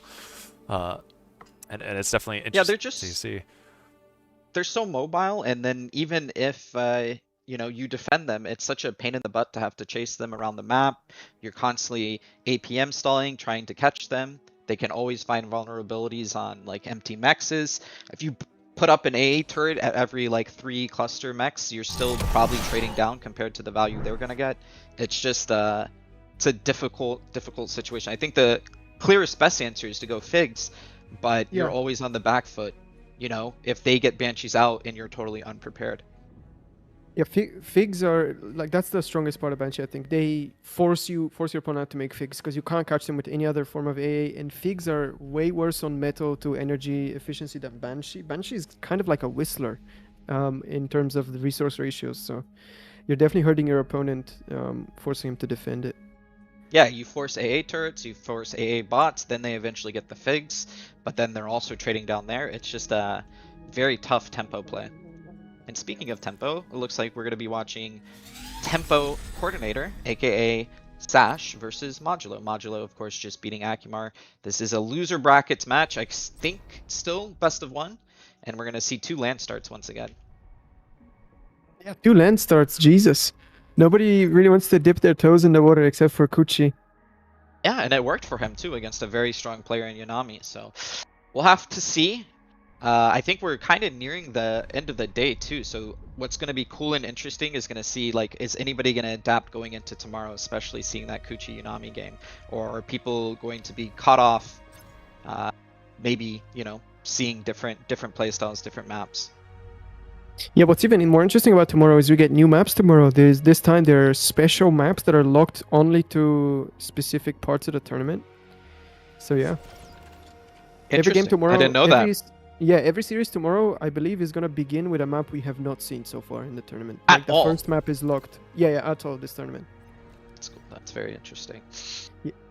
Yeah. Are they maps that the players are familiar with? Yes.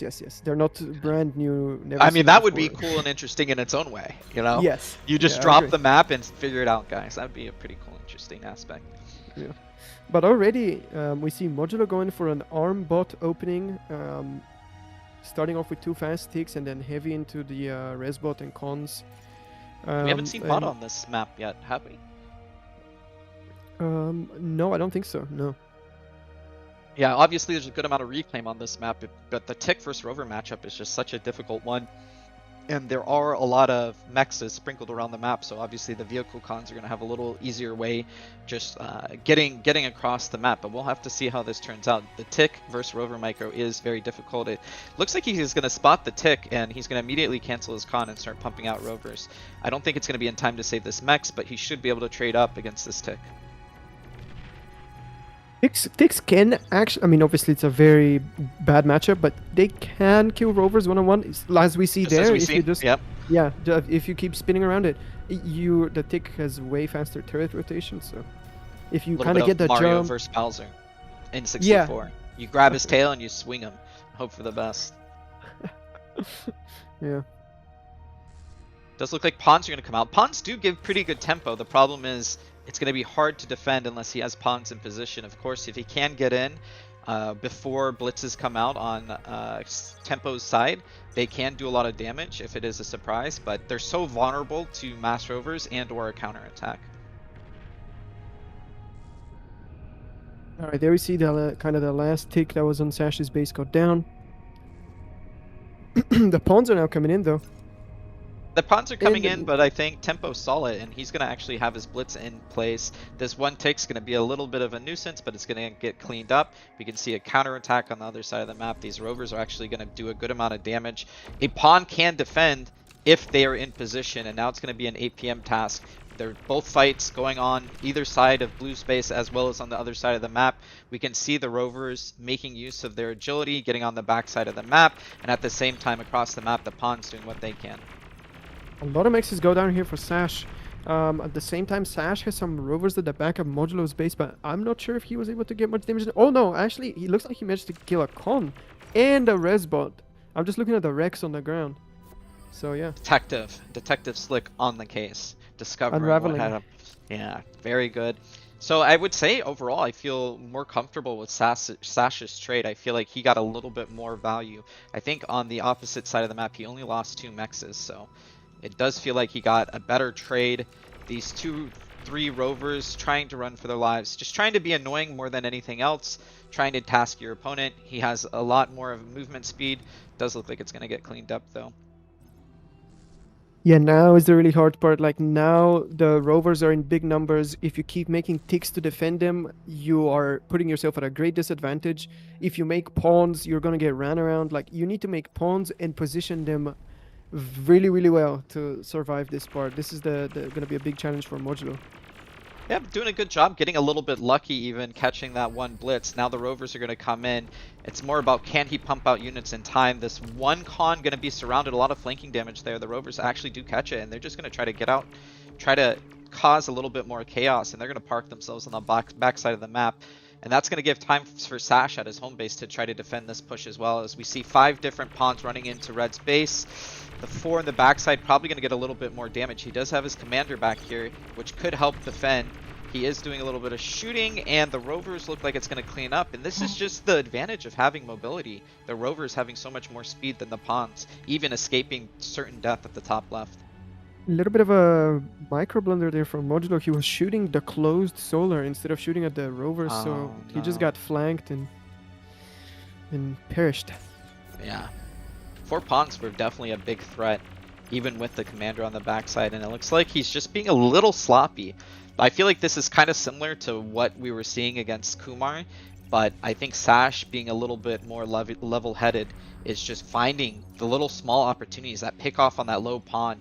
He just feels very cool, calm, collected, Modulo making some APM mistakes and not being on top of things. It does look like the pawn's going to catch 7 or 8 rovers here, which is always a good feeling, but at the same time, it's not a big investment. Even though Sash messed up, he still ends up trying to get a mex here. Going for 2, I don't think he's going to be able to get 2, but maybe. This just And they- APM stall. Yep, APM stall. And it's just so much easier as the attacker, right? You just right-click behind the mechs, and it's up to the other player to, you know, be on top of things. For you, it's one click and you're done. Yeah, exactly. And also like chasing rovers with 5 pawns. It's just like this, annoying. it just Oh feels my so gosh. bad. It never feels good to be on the receiving end of that.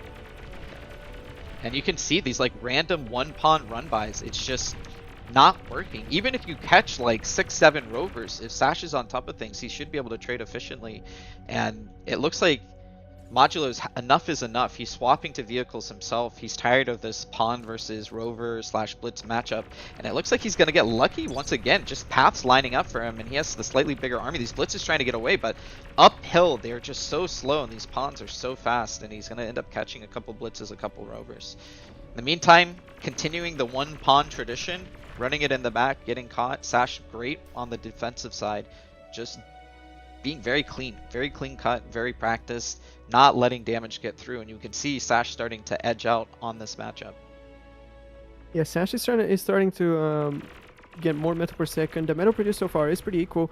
A nice little engagement here from the north from Modulo is gonna get caught, but we see a lot of units coming down the left side ramp. my god, so many things to look at. Yeah, I think Mojo is going to be able to get a con here. Definitely going to get the mix. Yeah, and Sash being smart though. He's retreating the con, trying to protect it. He's trying to cut his losses. He knows he cannot fight that army head up. And both players, there's just so many battles. There's a counterattack on the other side of the map. There's pawns running on the backside. We get a little zoom out action here, and you can just see both players doing their best to micro. Ash, a little bit in danger here. He could lose a lot of his energy production on the backside of his map. And it does look like Modulo is actually targeting down that energy production. Luckily, it looks like Sash was kind of prepared. He does have a little bit of a bank, and he is going to clean it up, but at what cost? It seems like on the opposite side, Modulo also did a decent job at defending, so he's just looking to min-max his damage, and more solars going down. This, you gotta feel this for Coordinator. He's just losing a lot, and you can already see there's 1.5 reclaim there. And yeah, we look on the other side of the map, and it doesn't feel like the same amount of damage was done on the opposite side. Maybe 2-3 mexes, a couple units that are already being rezzed. Yeah, that was pretty good damage from Modulo, but it's 1.6k metal right in Sash's base, so he's going to be able to get that quickly. It's hard to say if that was worth it. It was probably worth it, but yeah, it's hard to say. Yeah, it was hard to say. But Modulo had a good defense himself. It looks like Sash wants to keep up the aggression. He's counterattacking. He probably feels like the damage was worse than it was, so he's trying to find an equalization with this blitz run by. And then on the opposite side, Modulo is trying to do his own counterattack. This is a very spicy game. It feels like Modulo really likes to turn up the heat on his opponents and just APM tax them, hope for the best, and go for a lot of counterattacks. APM stole from Sash here. He's in Modulo's left side. There was no radar available. He managed to basically get right up close to these cons, and Modulo doesn't pay attention. He's not chasing the units, so he's gonna lose both cons. I'm sure. Yeah. Yep. Yeah, this is a lot of damage already. Even if he cleans it up, nothing more is done. It's already a lot of damage. And it felt like Modulo kept getting these lucky breaks where he was kind of just pathing into Sash's units despite having more, and now on the one chance it didn't happen, Sash is just in there, and it's just an insane amount of damage. Modulo's trying to counterattack to find his own, but he's running head on to blitzes himself. Yeah, not great engagement here from Modulo. Gonna lose most of his army and leave the Rex on the ground. He has a nice 5 blitz run by here on the left, but I don't even think this con is gonna go down. It doesn't seem like he's really paying attention to that army. Yeah, it looks like he's caught it. Sash is still trying to counterattack on his side. It's kind of been thwarted. He doesn't have too much more left in the engine, but you can see Modulo just not paying attention, and he's actually going to be able to pick up 3 mexes in this LLT before getting cleaned up. And now things are starting to swing pretty heavily in Sash's favor. Tempo Coordinator, of course, being the red player, being Sash, his AKA Sash scoring, but just a great defense thus far. It definitely feels like Sash is finding his comfort zone in this matchup. I feel like Modulo is losing a little bit of gas right now, and with most of the reclaim grabbed, Sash and with the dust settled, Sash is 4,000 metal ahead in metal produced, and he's now making amphibious cons to go into the water. And oh my god, and his backline also gets caught out. Modulo actually delayed his mexes quite a bit, now sent a con there, and he managed to get caught out. I feel like when you start walking with your commander at this point in the game, that's when you know you're feeling the pressure. You're trying to get a little risky. We can see still the continued tit for tat, blitz on blitz action, counterattacks on counterattacks on counterattacks. It looks like Sash is fine. He's saying, you know what? I know I could lose this army. It can get trapped in the corner, but as long as I can kill a con, I can kill the mexes. I'm going to continue to push my eco advantage, continue to scale at home, and there's not much that Modulo can do. Sash completely setting the tempo here. As is his name. Yes, as is his name. I mean, it's so far. Yeah, he's coordinating it. Yeah, sure. Maybe one might say that. Is he dragging, or is he? I don't know the other term. Speeding up. I don't know. Rushing. Shame on me. Whiplash references escaping my thought process right now. Yeah. But we can see Modulo started walking with his commander. I think he's feeling the pressure. He knows he needs to kind of reclaim some of the map. He needs to expand. So he starts walking, given his overall tempo and scale. But he's just struggling to keep up with Sash. Sash is, attacking on every front. Defense is almost perfect. He's barely losing anything. He's actually going to transition to air here. We can see the 4 Banshees flying across the map. And these Banshees, as we were saying before, they don't need to win the game. They just need to add pressure. And this air pressure is like a whole nother element. It's going to force anti-air out. It's going to force him to walk his commander and try to be safe with it. He's still going to lose mexes. He's still going to lose BP. He's going to lose these res spots. And at the same time, you have this ground attacking army as well. It's just a flurry of punches coming from Tempo Coordinator. If we look at Sash's base, there's again Blitz in the back of his base. This time though, there's so much build power available. He is able to kind of out-repair the damage, but he lost plenty of build power. He had build power prepared to boost the C-Lab, and he lost it all. Yeah, he did lose a lot. Both players just non-stop going for the throat, trying to do as much as they can, both trying to multitask. I do feel like Sash, once again, Tempo Coordinator, pulling ahead here, just getting a little bit more value for his counterattacks. You can see the Banshees being so very annoying, and at the same time with the blitzes, it's just so much harder for the defender here to try to, you know, plug every single hole while there's blitzes just running across your face. You have Banshees running across. You got to build AA everywhere to cover everything. You need to build mobile AA so you can eventually counterattack, and still just tons of value. Modulo going to try to run in here. It looks like the 3 or 4 LTs here are going to actually clean up, and at this point it does feel like if Tempo Coordinator groups his units and counterattacks, he's going to do a lot of damage. This one Banshee will get cleaned up, but at what cost? You can clearly see on the right side of the map that Sash Ankles did have been broken once again. Sash just managed to run by like 14 blitzes. They just run by each other as if they're one color. Yeah, kind of lucky or unlucky, depending on which side of that equation you're on. But once again, Modulo trying to run back, trying to cover, panically throwing up 1 LLT. He does have enough if he kites to clean this up, but it's just so much harder for him to keep track of all these different units in the back of his base while counterattacking, while looking across the other side of the map. And Sash is just going to park his units, spread them out, make sure they're as annoying as possible to clean up. Modulo counterattacking, running into a line of blitzes and LLT. He will get some damage, maybe 1 max, but I think that's about it. It's going to get cleaned up once again, and more than anything, you can see there's like, you know, 1.2, 1.3 worth of reclaim now on the floor at Sash's base. It's not even a bad thing for Sash. What a chaotic, scrappy game. It's just constantly people running to the other side of the map and trying to kill as much as they can. Units rarely make it back. Yeah, everybody's raiding home. No one's expecting anyone to actually make it back. Yeah. You can clearly see like Sash just slowly but surely, you know, edging out these very small advantages, and Modulo having to, you know, make these whistlers, make a little bit of AA. He's still running units down into LLTs, into blitzes, but every time he maybe gets like 1 max, 2 max, but it doesn't really feel that impactful, especially when Sash can, you know, eventually get that reclaim.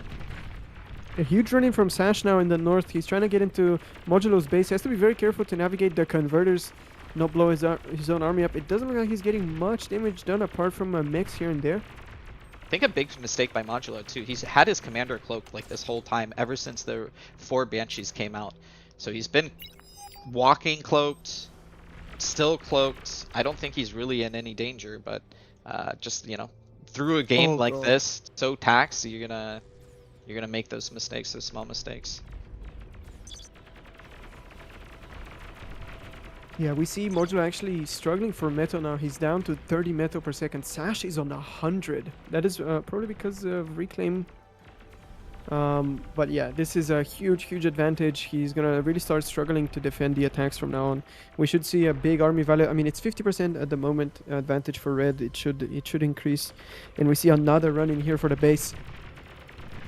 A lot of blitz. This is 14, 15 blitz inside Modulo's base. He doesn't really have.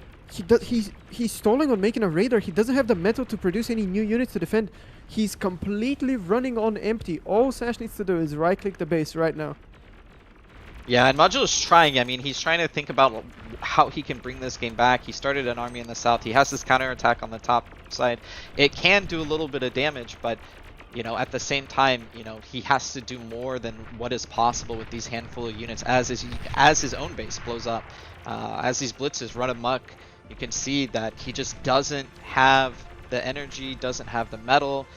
He just struggling to get units out, struggling to retake expansions. The only thing he has going for him is the sea attack, but it does not feel like it's going to have that much damage. Of course, Sash has the mexes in the sea, but doesn't really have a sea army himself.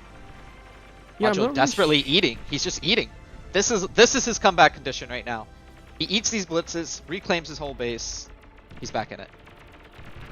Not really, but you know, we can hope. We can hope. Yeah, I'm not really sure what the Dolphins can really achieve here. They can probably pick some of these closer to the shore solars, but there's a destroyer coming. It's very, very far behind.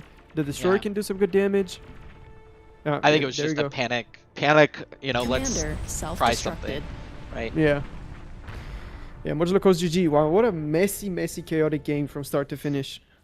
Yeah, it was very interesting to see Tempo Coordinator really throwing down a lot of solars, and then on the other side, Modulo opting for a lot of wins, and what difference that maybe had in the total game. Not only in the energy produced, but the potential reclaim when damage was done. It felt like Sash, every time he took a little bit of damage, every time Tempo Coordinator lost a little bit of his base, he still could bounce back pretty quickly. Yeah, and I feel like it's kind of like an unwritten rule in 1v1 that you don't really want to commit on the base. You kind of just want to like try to find the cons, find the mixes, because diving into your enemy's base, they can always really quickly put up LLTs, and then your Rex are exactly on top of their build power where they can instantly grab it. I feel like that was a mistake from Modulo. He dropped so much reclaim on Sash's base, and he grabbed it all, and it's been an uphill battle ever since then. To give Modulo his credit though, I mean, Sash, aka Tempo Coordinator, is, I think especially recently, one of the better 1v1 players, right? We've seen him, you know, battling and fighting and doing well against people like Autopilot or Blowdeer or whomever. So I think Sash, stock-wise, is definitely on the up and up. And to see Modulo not only hang in there, but make it a game, is a testament to, you know, his own skill level, especially after beating Akimar. Yeah, Modulo has been playing 1v1 for a very, very long time. I think like many times before I even started. He has a lot of experience, and it's great to see that he's still like at this high level after the, you know, many years. Well, Many years. it looks like, I was gonna say we could jump into the X Factor versus Raider game, but it actually looks like that just finished, where X Factor looks like he beat Raider. Yes, X Factor won here. So NA's last hope. God darn it. look, We were Coochie's so Canadian. close. Coochie's Canadian. We got, Oh, you know. true. I hear NA, I think US. I don't I also think US. I know. Sorry, Canadians. I feel like Canada outperforms the US most times than not, at least per capita. Well, Can we get a little bit of love there for Canada? they seem to be in this one, as Coochie, you know, he's deep in there, and he gets to go in a nice little best of one versus Sash Corin. Are we? You know, Yikes. once again, I'll let you guys decide. What do you think, Yun versus I X Factor? think- Coochie. Oh, by the way, we don't have to decide. We can just do both games sequentially. Oh, I that'd can be more ask the fun. guys to stop, right? It's just two best of ones, so I guess you guys are still kind of fresh, right? Yeah, surely. Alrighty, so that's what I'm gonna do. Is Okay. this the last round of the day?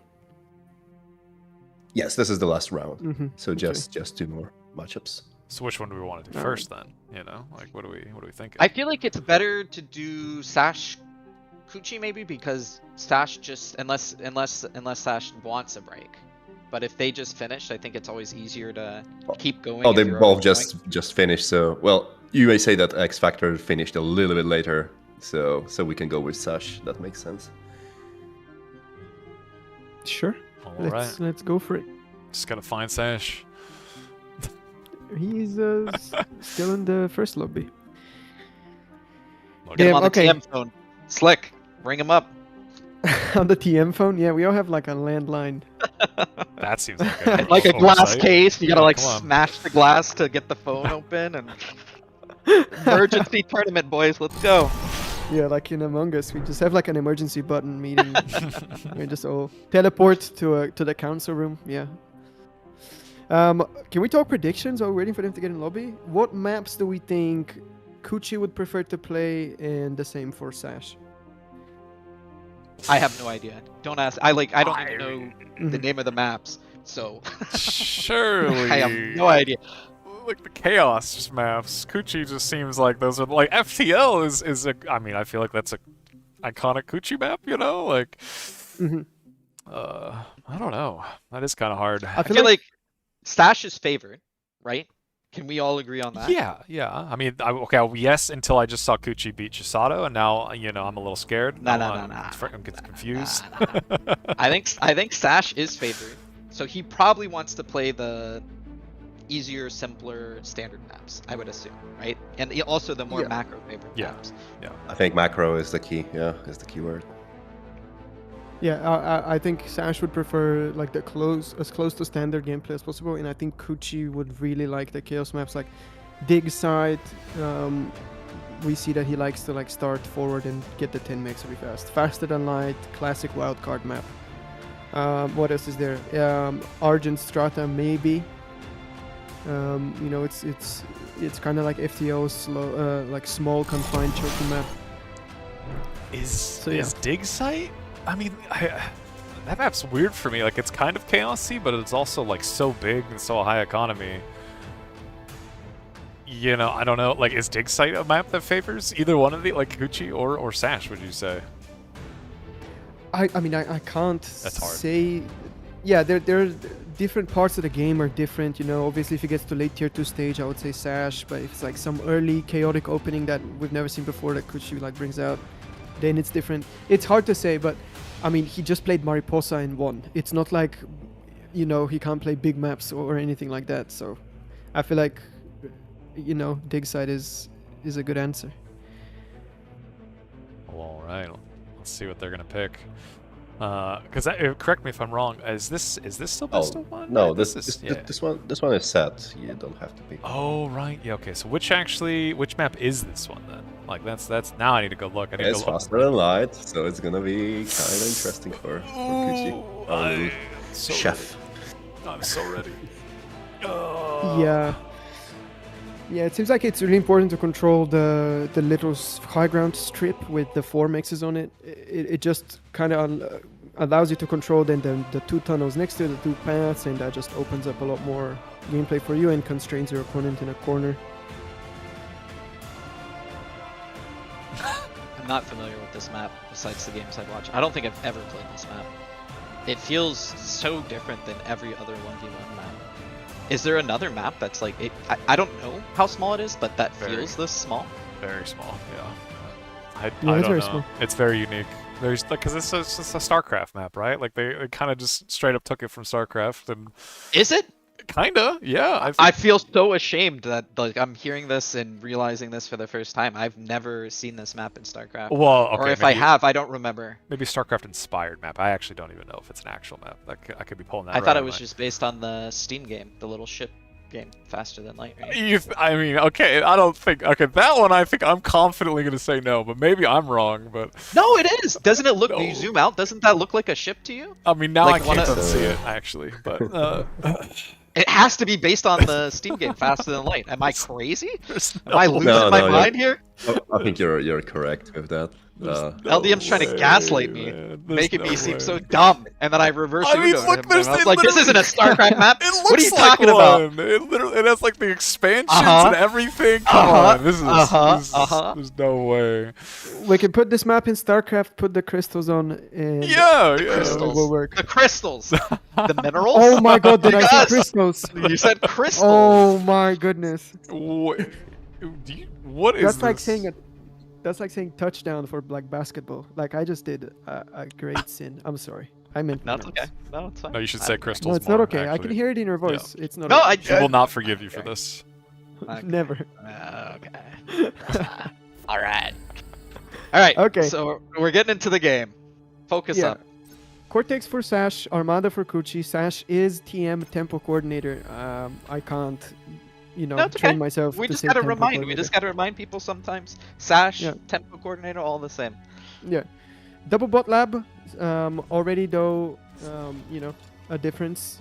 Kuchi's making it on a low ground. It looks like he's going tick first, then con. I really like the tick first opening. It's on maps like this, you have to go scout first, is my opinion. Yeah. You just have to low if you're getting cheesed.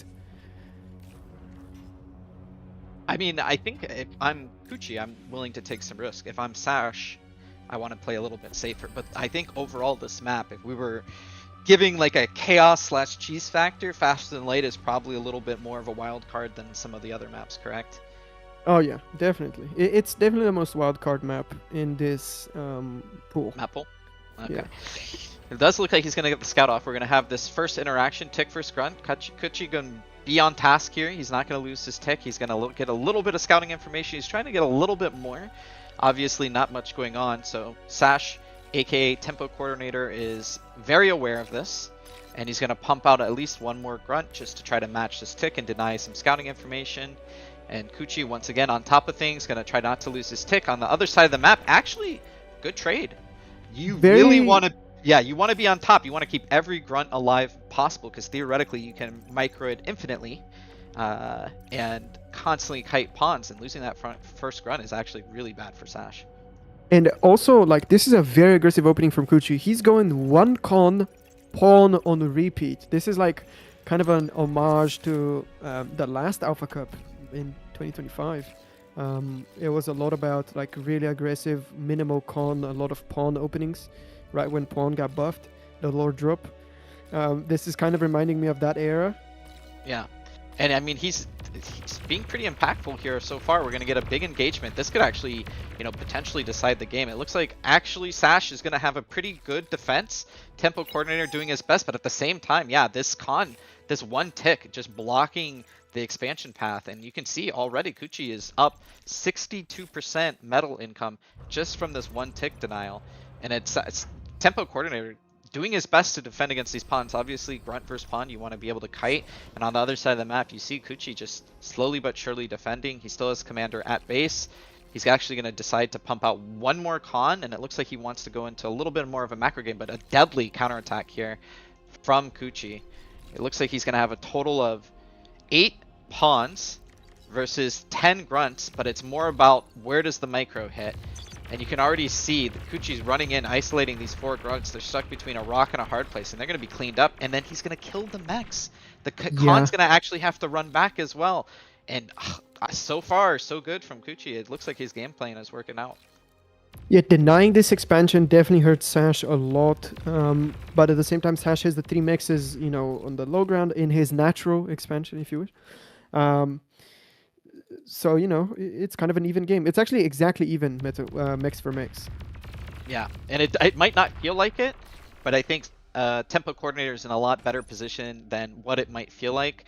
Obviously, he's a very experienced player. He knows that Kuchi does go for kind of these all-in builds sometimes, so maybe he realizes that, but he is, regardless, not going to play scared. He does send the grunt on the other side of the map. He's not paying attention, though, and they're getting caught off guard by this LLT, and the pawns just closing the distance on the grunts. Obviously, the best case for pawn versus grunt is to get as close as possible and on top of the grunt so they cannot kite you. And it does look like he's going to catch this one grunt kiting back, and so far, I mean, so good for Kuchi. I mean, I could not envision a better opener and how impactful it's been just based on the fact that he denied that right side expansion as much as he did. It did feel like Sash eventually said, enough is enough. I'm going to walk my red commander across the map. And he's kind of stabilized with that. But yeah, that's a very bad feeling for Tempo Coordinator. 2 cons. He doesn't realize they're AFK. They're not helping build. And this is the stress, the nervous anxiousness. And he does finally realize it. But it might be too little too late. These pawns coming in once again. And I don't know what Kuchi has against this right side expansion, but he really, really does not want Tempo Coordinator to set up base there. Yeah, it's a huge pain trying to get it and just being denied over and over for like 2-3 minutes now. And we see the switch to maces here from Kuchi. He's just going Mace Centurion on repeat. Or is this just one Centurion? I guess we're about to find out. No, I think it is repeat on the lab. And when you see that, it feels like he wants to just run it down mid, right? You want to have as little surface area as you can, and you really want to isolate and try to fight in a very small choke. And there is a direct line from Kuchi's lab to right towards Tempo Coordinator's commander. So it does feel like he wants to get a little bit of gamey going in. Nice jump here. Nice jump here in the Yeah. middle with the resurrected pawns, jumps exactly on top of the maces and DPSs them down with that 90 DPS weapon. 2 maces go down and a pawn from Kuchi. Definitely a very good pickup for Sash, and that just delays, because maces are a critical mass unit. You want to get like a bunch of them in a group together so they can push Unstoppable. But with 2 left, that just delays the time until, you know, he can group them up. Yeah, a little miss micro too from Kuchi. I think he had the units walking to reinforce them. Maybe he could have traded a little bit cleaner, but I think he panicked and just right-clicked back to base. So the reinforcements that were on the way took longer than expected to help support those units. Nice insight. Yeah, we see the second lab being constructed here on the hill from Tempo Coordinator, and he's using it to make thugs. Yeah, thugs so on the this high is- ground could be very Yeah. impactful. Kuchi going for a little gamey play here though with the Stork Light transport. It looks like he actually is queuing it up to the back of Sash's base, and Tempo Coordinator doing his own service here, trying to kite, and it looked like the Geo got queued up by Kuchi. Oh, and the beeline. This could be very impactful. It might be very tough for Tempo Coordinator to clean this up. It looks like he has spotted it. He started reinforcing his units. He's sending thugs to the back of his base, but it's such a long walk path, and counterattack from Tempo Coordinator actually doing a little bit of damage as well. If you can clean up this LLTs, that one grunt should be able to clean up most of these mexes. And then just Banshee play, Centurion in the back of the base, Stork still in the back of the base. It looks like Stealing a this is, con yeah, with the Kuchi special. transport. Yeah, it's Not nice. crazy. Not not nice, not nice at all. Not nice. No. Some dirty plays here from Kuchi, man. Just the Kuchi special. He's having a lot of impact, and you can feel like Sash's frustration. He's trying to put out so many fires, but there's too much going on, and he just doesn't have the BP. His cons once again are gonna have to start building E. He needs to get AA out. He has 2 different labs, but they're not building efficiently. He's trying to counterattack, do his own damage, but it feels like Kuchi just right time, right place, right amount of tempo. I mean, he had 6-7 Maxes killed, and these Banshees, I don't know if he can get out the units in time. He's trying to build this AA con, but he's just stalled. He's metal stalled, he's E stalled, all the solars are being turned off. He has the thugs coming back trying to protect, but it feels very tough. Where does he get the A from? Where does he get the energy from? Where does he get the metal? No, this Banshee transition, this air transition as a whole from Kuchi has been absolutely ravaging, and he has killed every energy from Sash. Sash, I don't see a comeback from this position. I think this damage has been more than critical, and there's now like Kuchi's just making maces once again, running Sash down. He does not have any unit protection whatsoever anymore. The only angle is some com trade, some commander snipe. Yeah, but you gotta assume that Kuchi is feeling that himself, and he's gonna play pretty safe with this commander. You can see already on the bottom side of the map, he did queue up solars, panic solars with his commander, and he's already sending his commander back home, even though he has LLTs. Kuchi's gonna say enough is enough. He's gonna kind of try to play safer with his Banshees, but the Banshees like have already done their damage. You can see Sash is trying to put up AA turrets, but it's so much easier for the Banshee player, right? He can send 6 Banshees against 1 AA turret. He can kite, run around the map, kill Mexes for free. He can dive the main base. At the same time, he has maces walking on top of thugs. Thug walk is dead, mace walk is back again. And Kuchi just, I don't know, it was like the 1-2-3 punch. You send the Centurion. If you're Tempo Coordinator, you're thinking, I gotta pump out thugs to try to defend the Centurion in my base, but then at the same time, like 4, 5, 6 Banshees hit, you need to pump out an anti-air bot. You need to build more solars. You need to build more mexes. Kuchi just playing out of his mind. And you gotta feel like Sash is probably a little upset at himself, being what most would consider a favorite in this matchup. Yeah, I mean, kudos to Kuchi. This was an insanely well-executed attack. Just at the same time, dropping the Centurion in the main base, the Banshee sweeping over everywhere else, and it was just insanely well-executed, and it perfectly countered what Sash was going for. He was trying to get the lab on the hill, like, you know, kind of a slow play, and yeah, it just worked wonders, and Kuchi, the underdog, both versus Yanami and versus Sash, manages to take out both and proceed in the loser's bracket. Yeah, his donks rising too, I guess. Kuchi, I mean, I feel like, given the way he's been playing in the OP small team games, this is like very reminiscent of that mindset, right? Having these clean transitions, this very well executed game plan where he is pumping pawns, being aggressive, denying mexes, going into kind of like a stable early mid game, but then swapping over to this very, I mean, in my opinion, very hard attack. Like, how do you defend a Centurion flying into the back of your base when you only have one thug?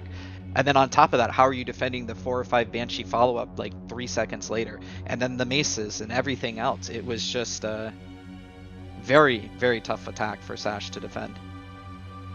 Yeah, it was pretty brutal.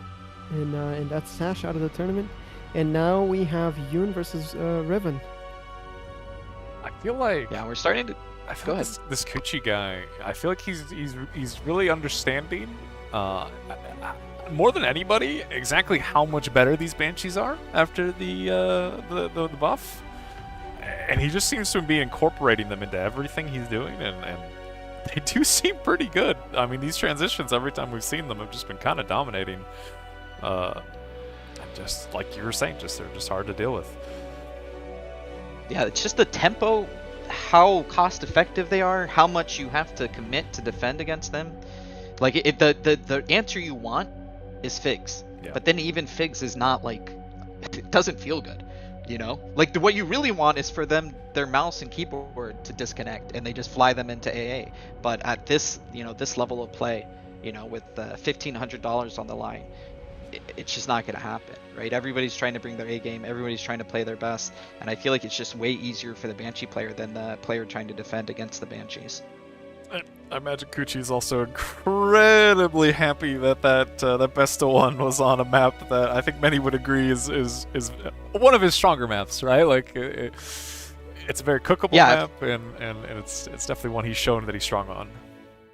Yeah, and if nothing else, it's a close map. It's a knife fight. This isn't a long strategy duel. This is a, how can you get in and do the most damage as quickly as possible? And it never felt like Tempo Coordinator got his feet underneath him. And, it was like a standard game for him. It felt like he was constantly trying to defend, constantly getting caught out, and then just getting picked apart by, it was like a tower defense game for Tempo Coordinator. It was this wave, then that wave, then this next attack, and he's just constantly trying to pull it together and defend and take space. But even the lab on the high ground, like, I think theoretically it makes sense, it's a good play, but it just never paid dividends.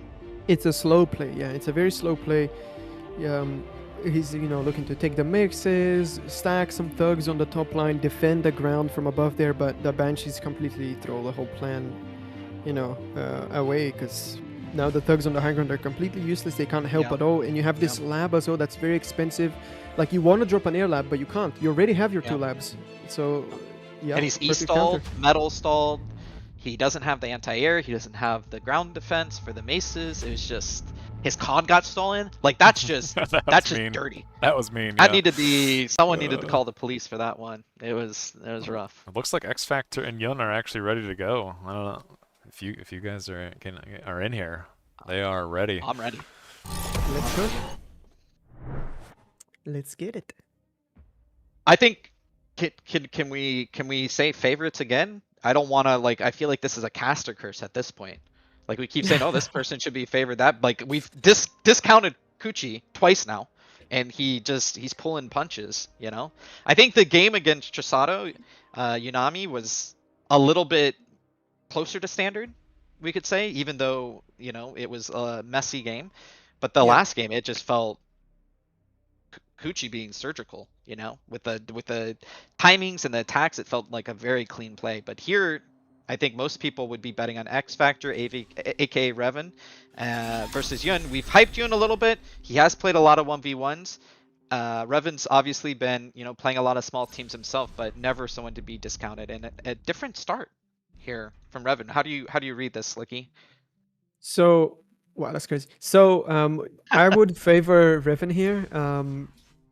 He, this map kind of more resembles team games play, right? It quickly transitions into like these slow units like rocket bots, thugs, you know, it's not something you usually get to play much in 1v1. So Revan has a significant advantage in that sense over Yun, who is a predominantly 1v1 player. Like he has very little experience in team games.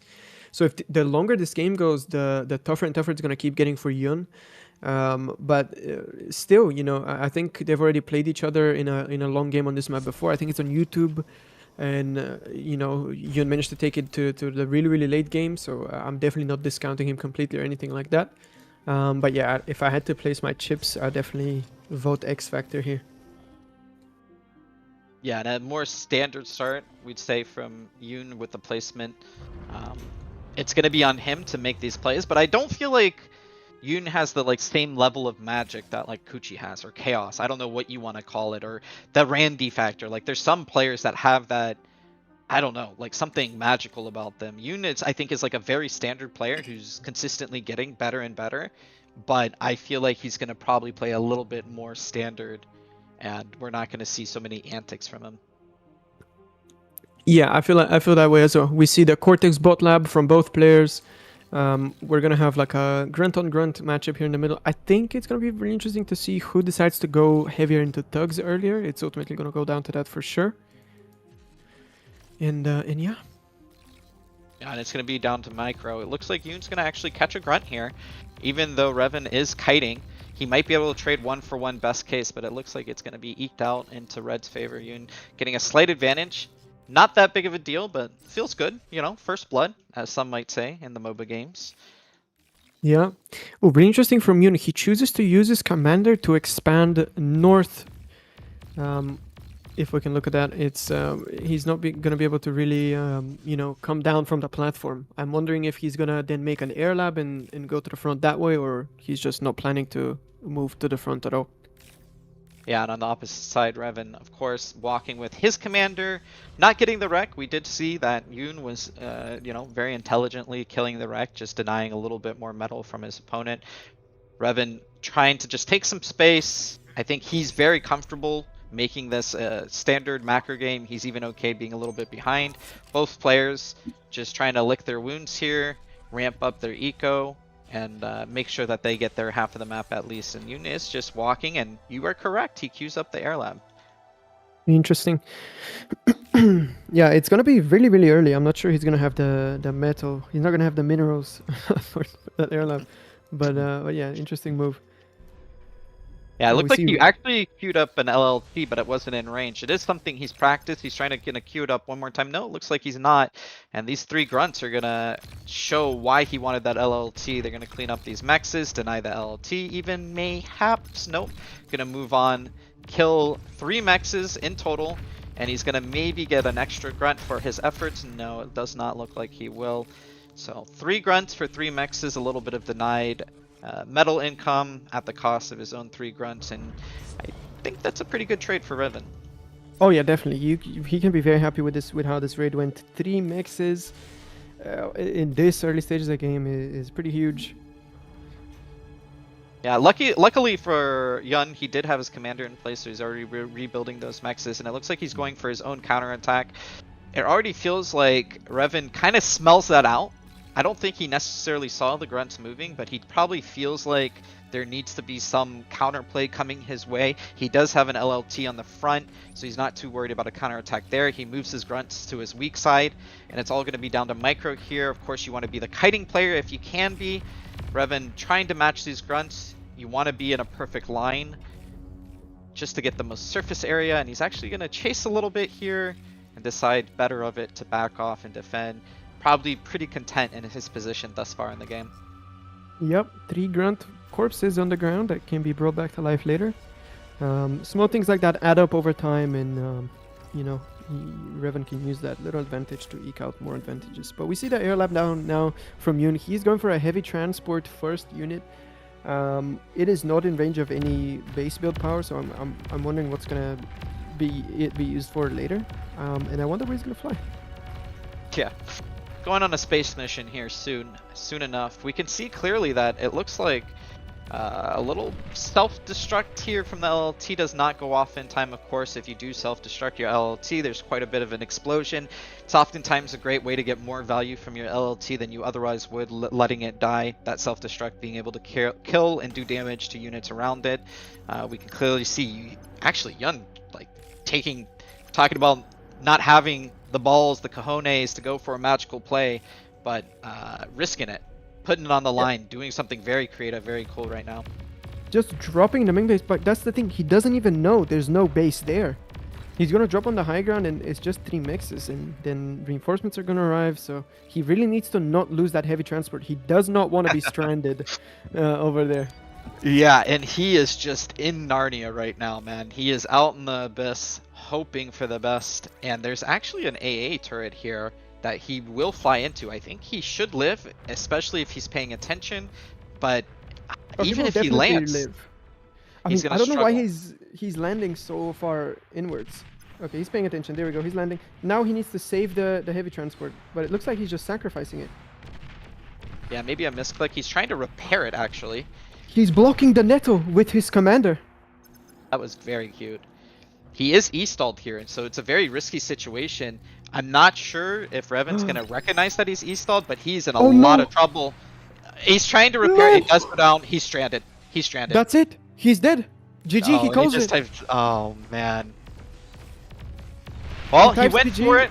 Yeah, I think GG is GG. He's going to do his best just for the fun of it, but it looks like he's going to be surrounded and killed, and that is it for Yun. No. That's why we make a scout plane. True. But Very yeah, true. GG's. Well, Oh, that was one a went. fast game. that was a Yeah. game. That Yep. happened. That was one of the bar Faster than games. light.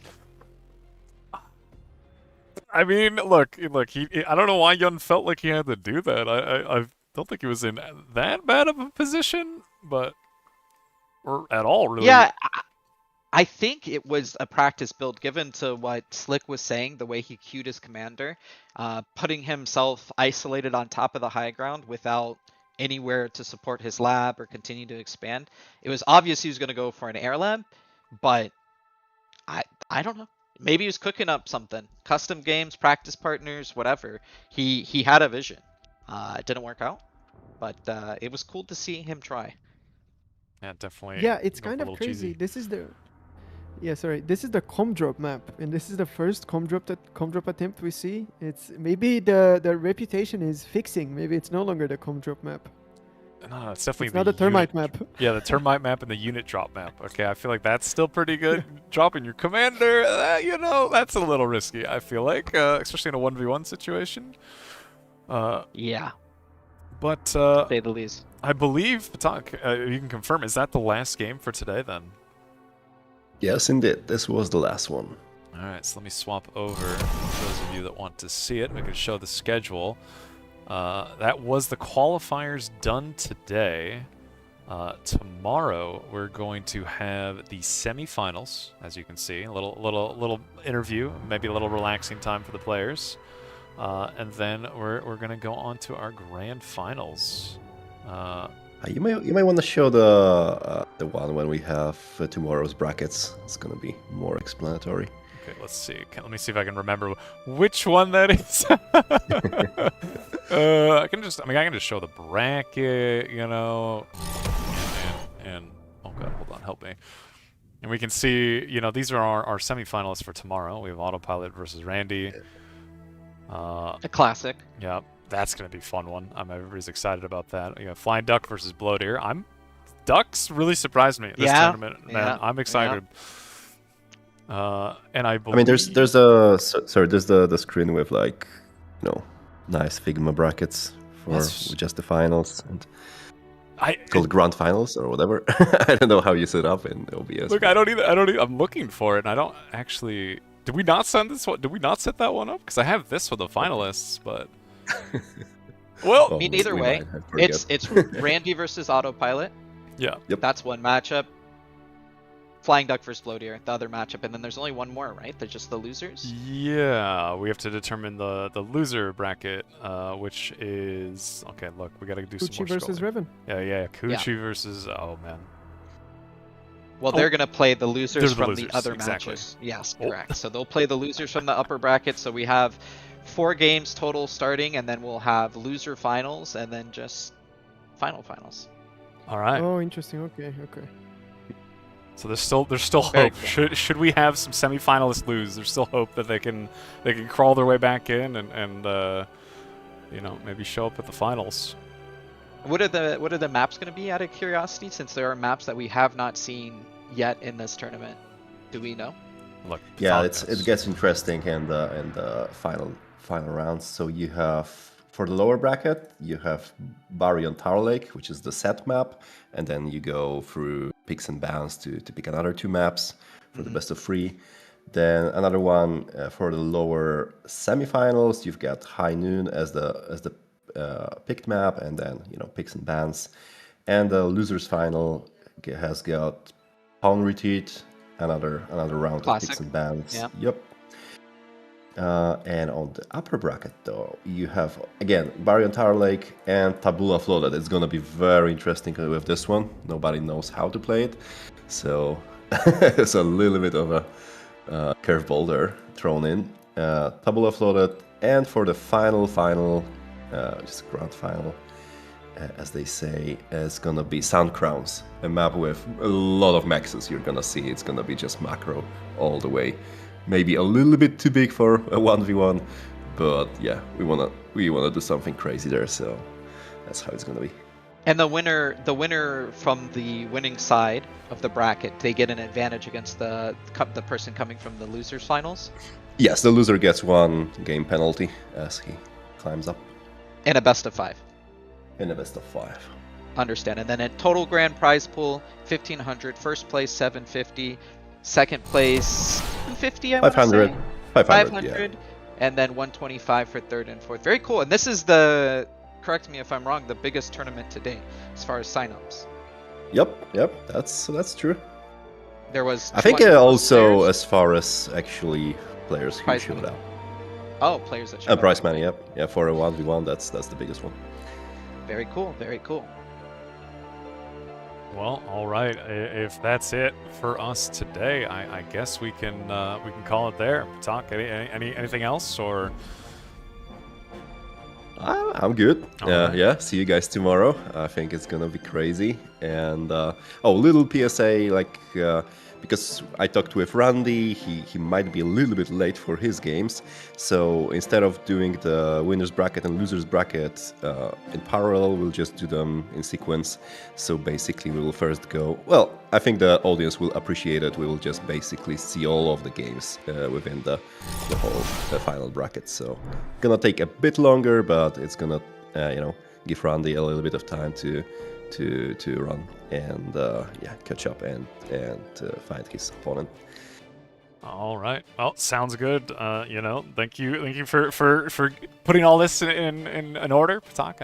And thank you guys for casting. It's always fun, including the people that were here earlier. Hells, we appreciate you. Okay, hopefully we can guilt you to do some more. And that is it for us. We'll see you guys tomorrow. Let's go, team.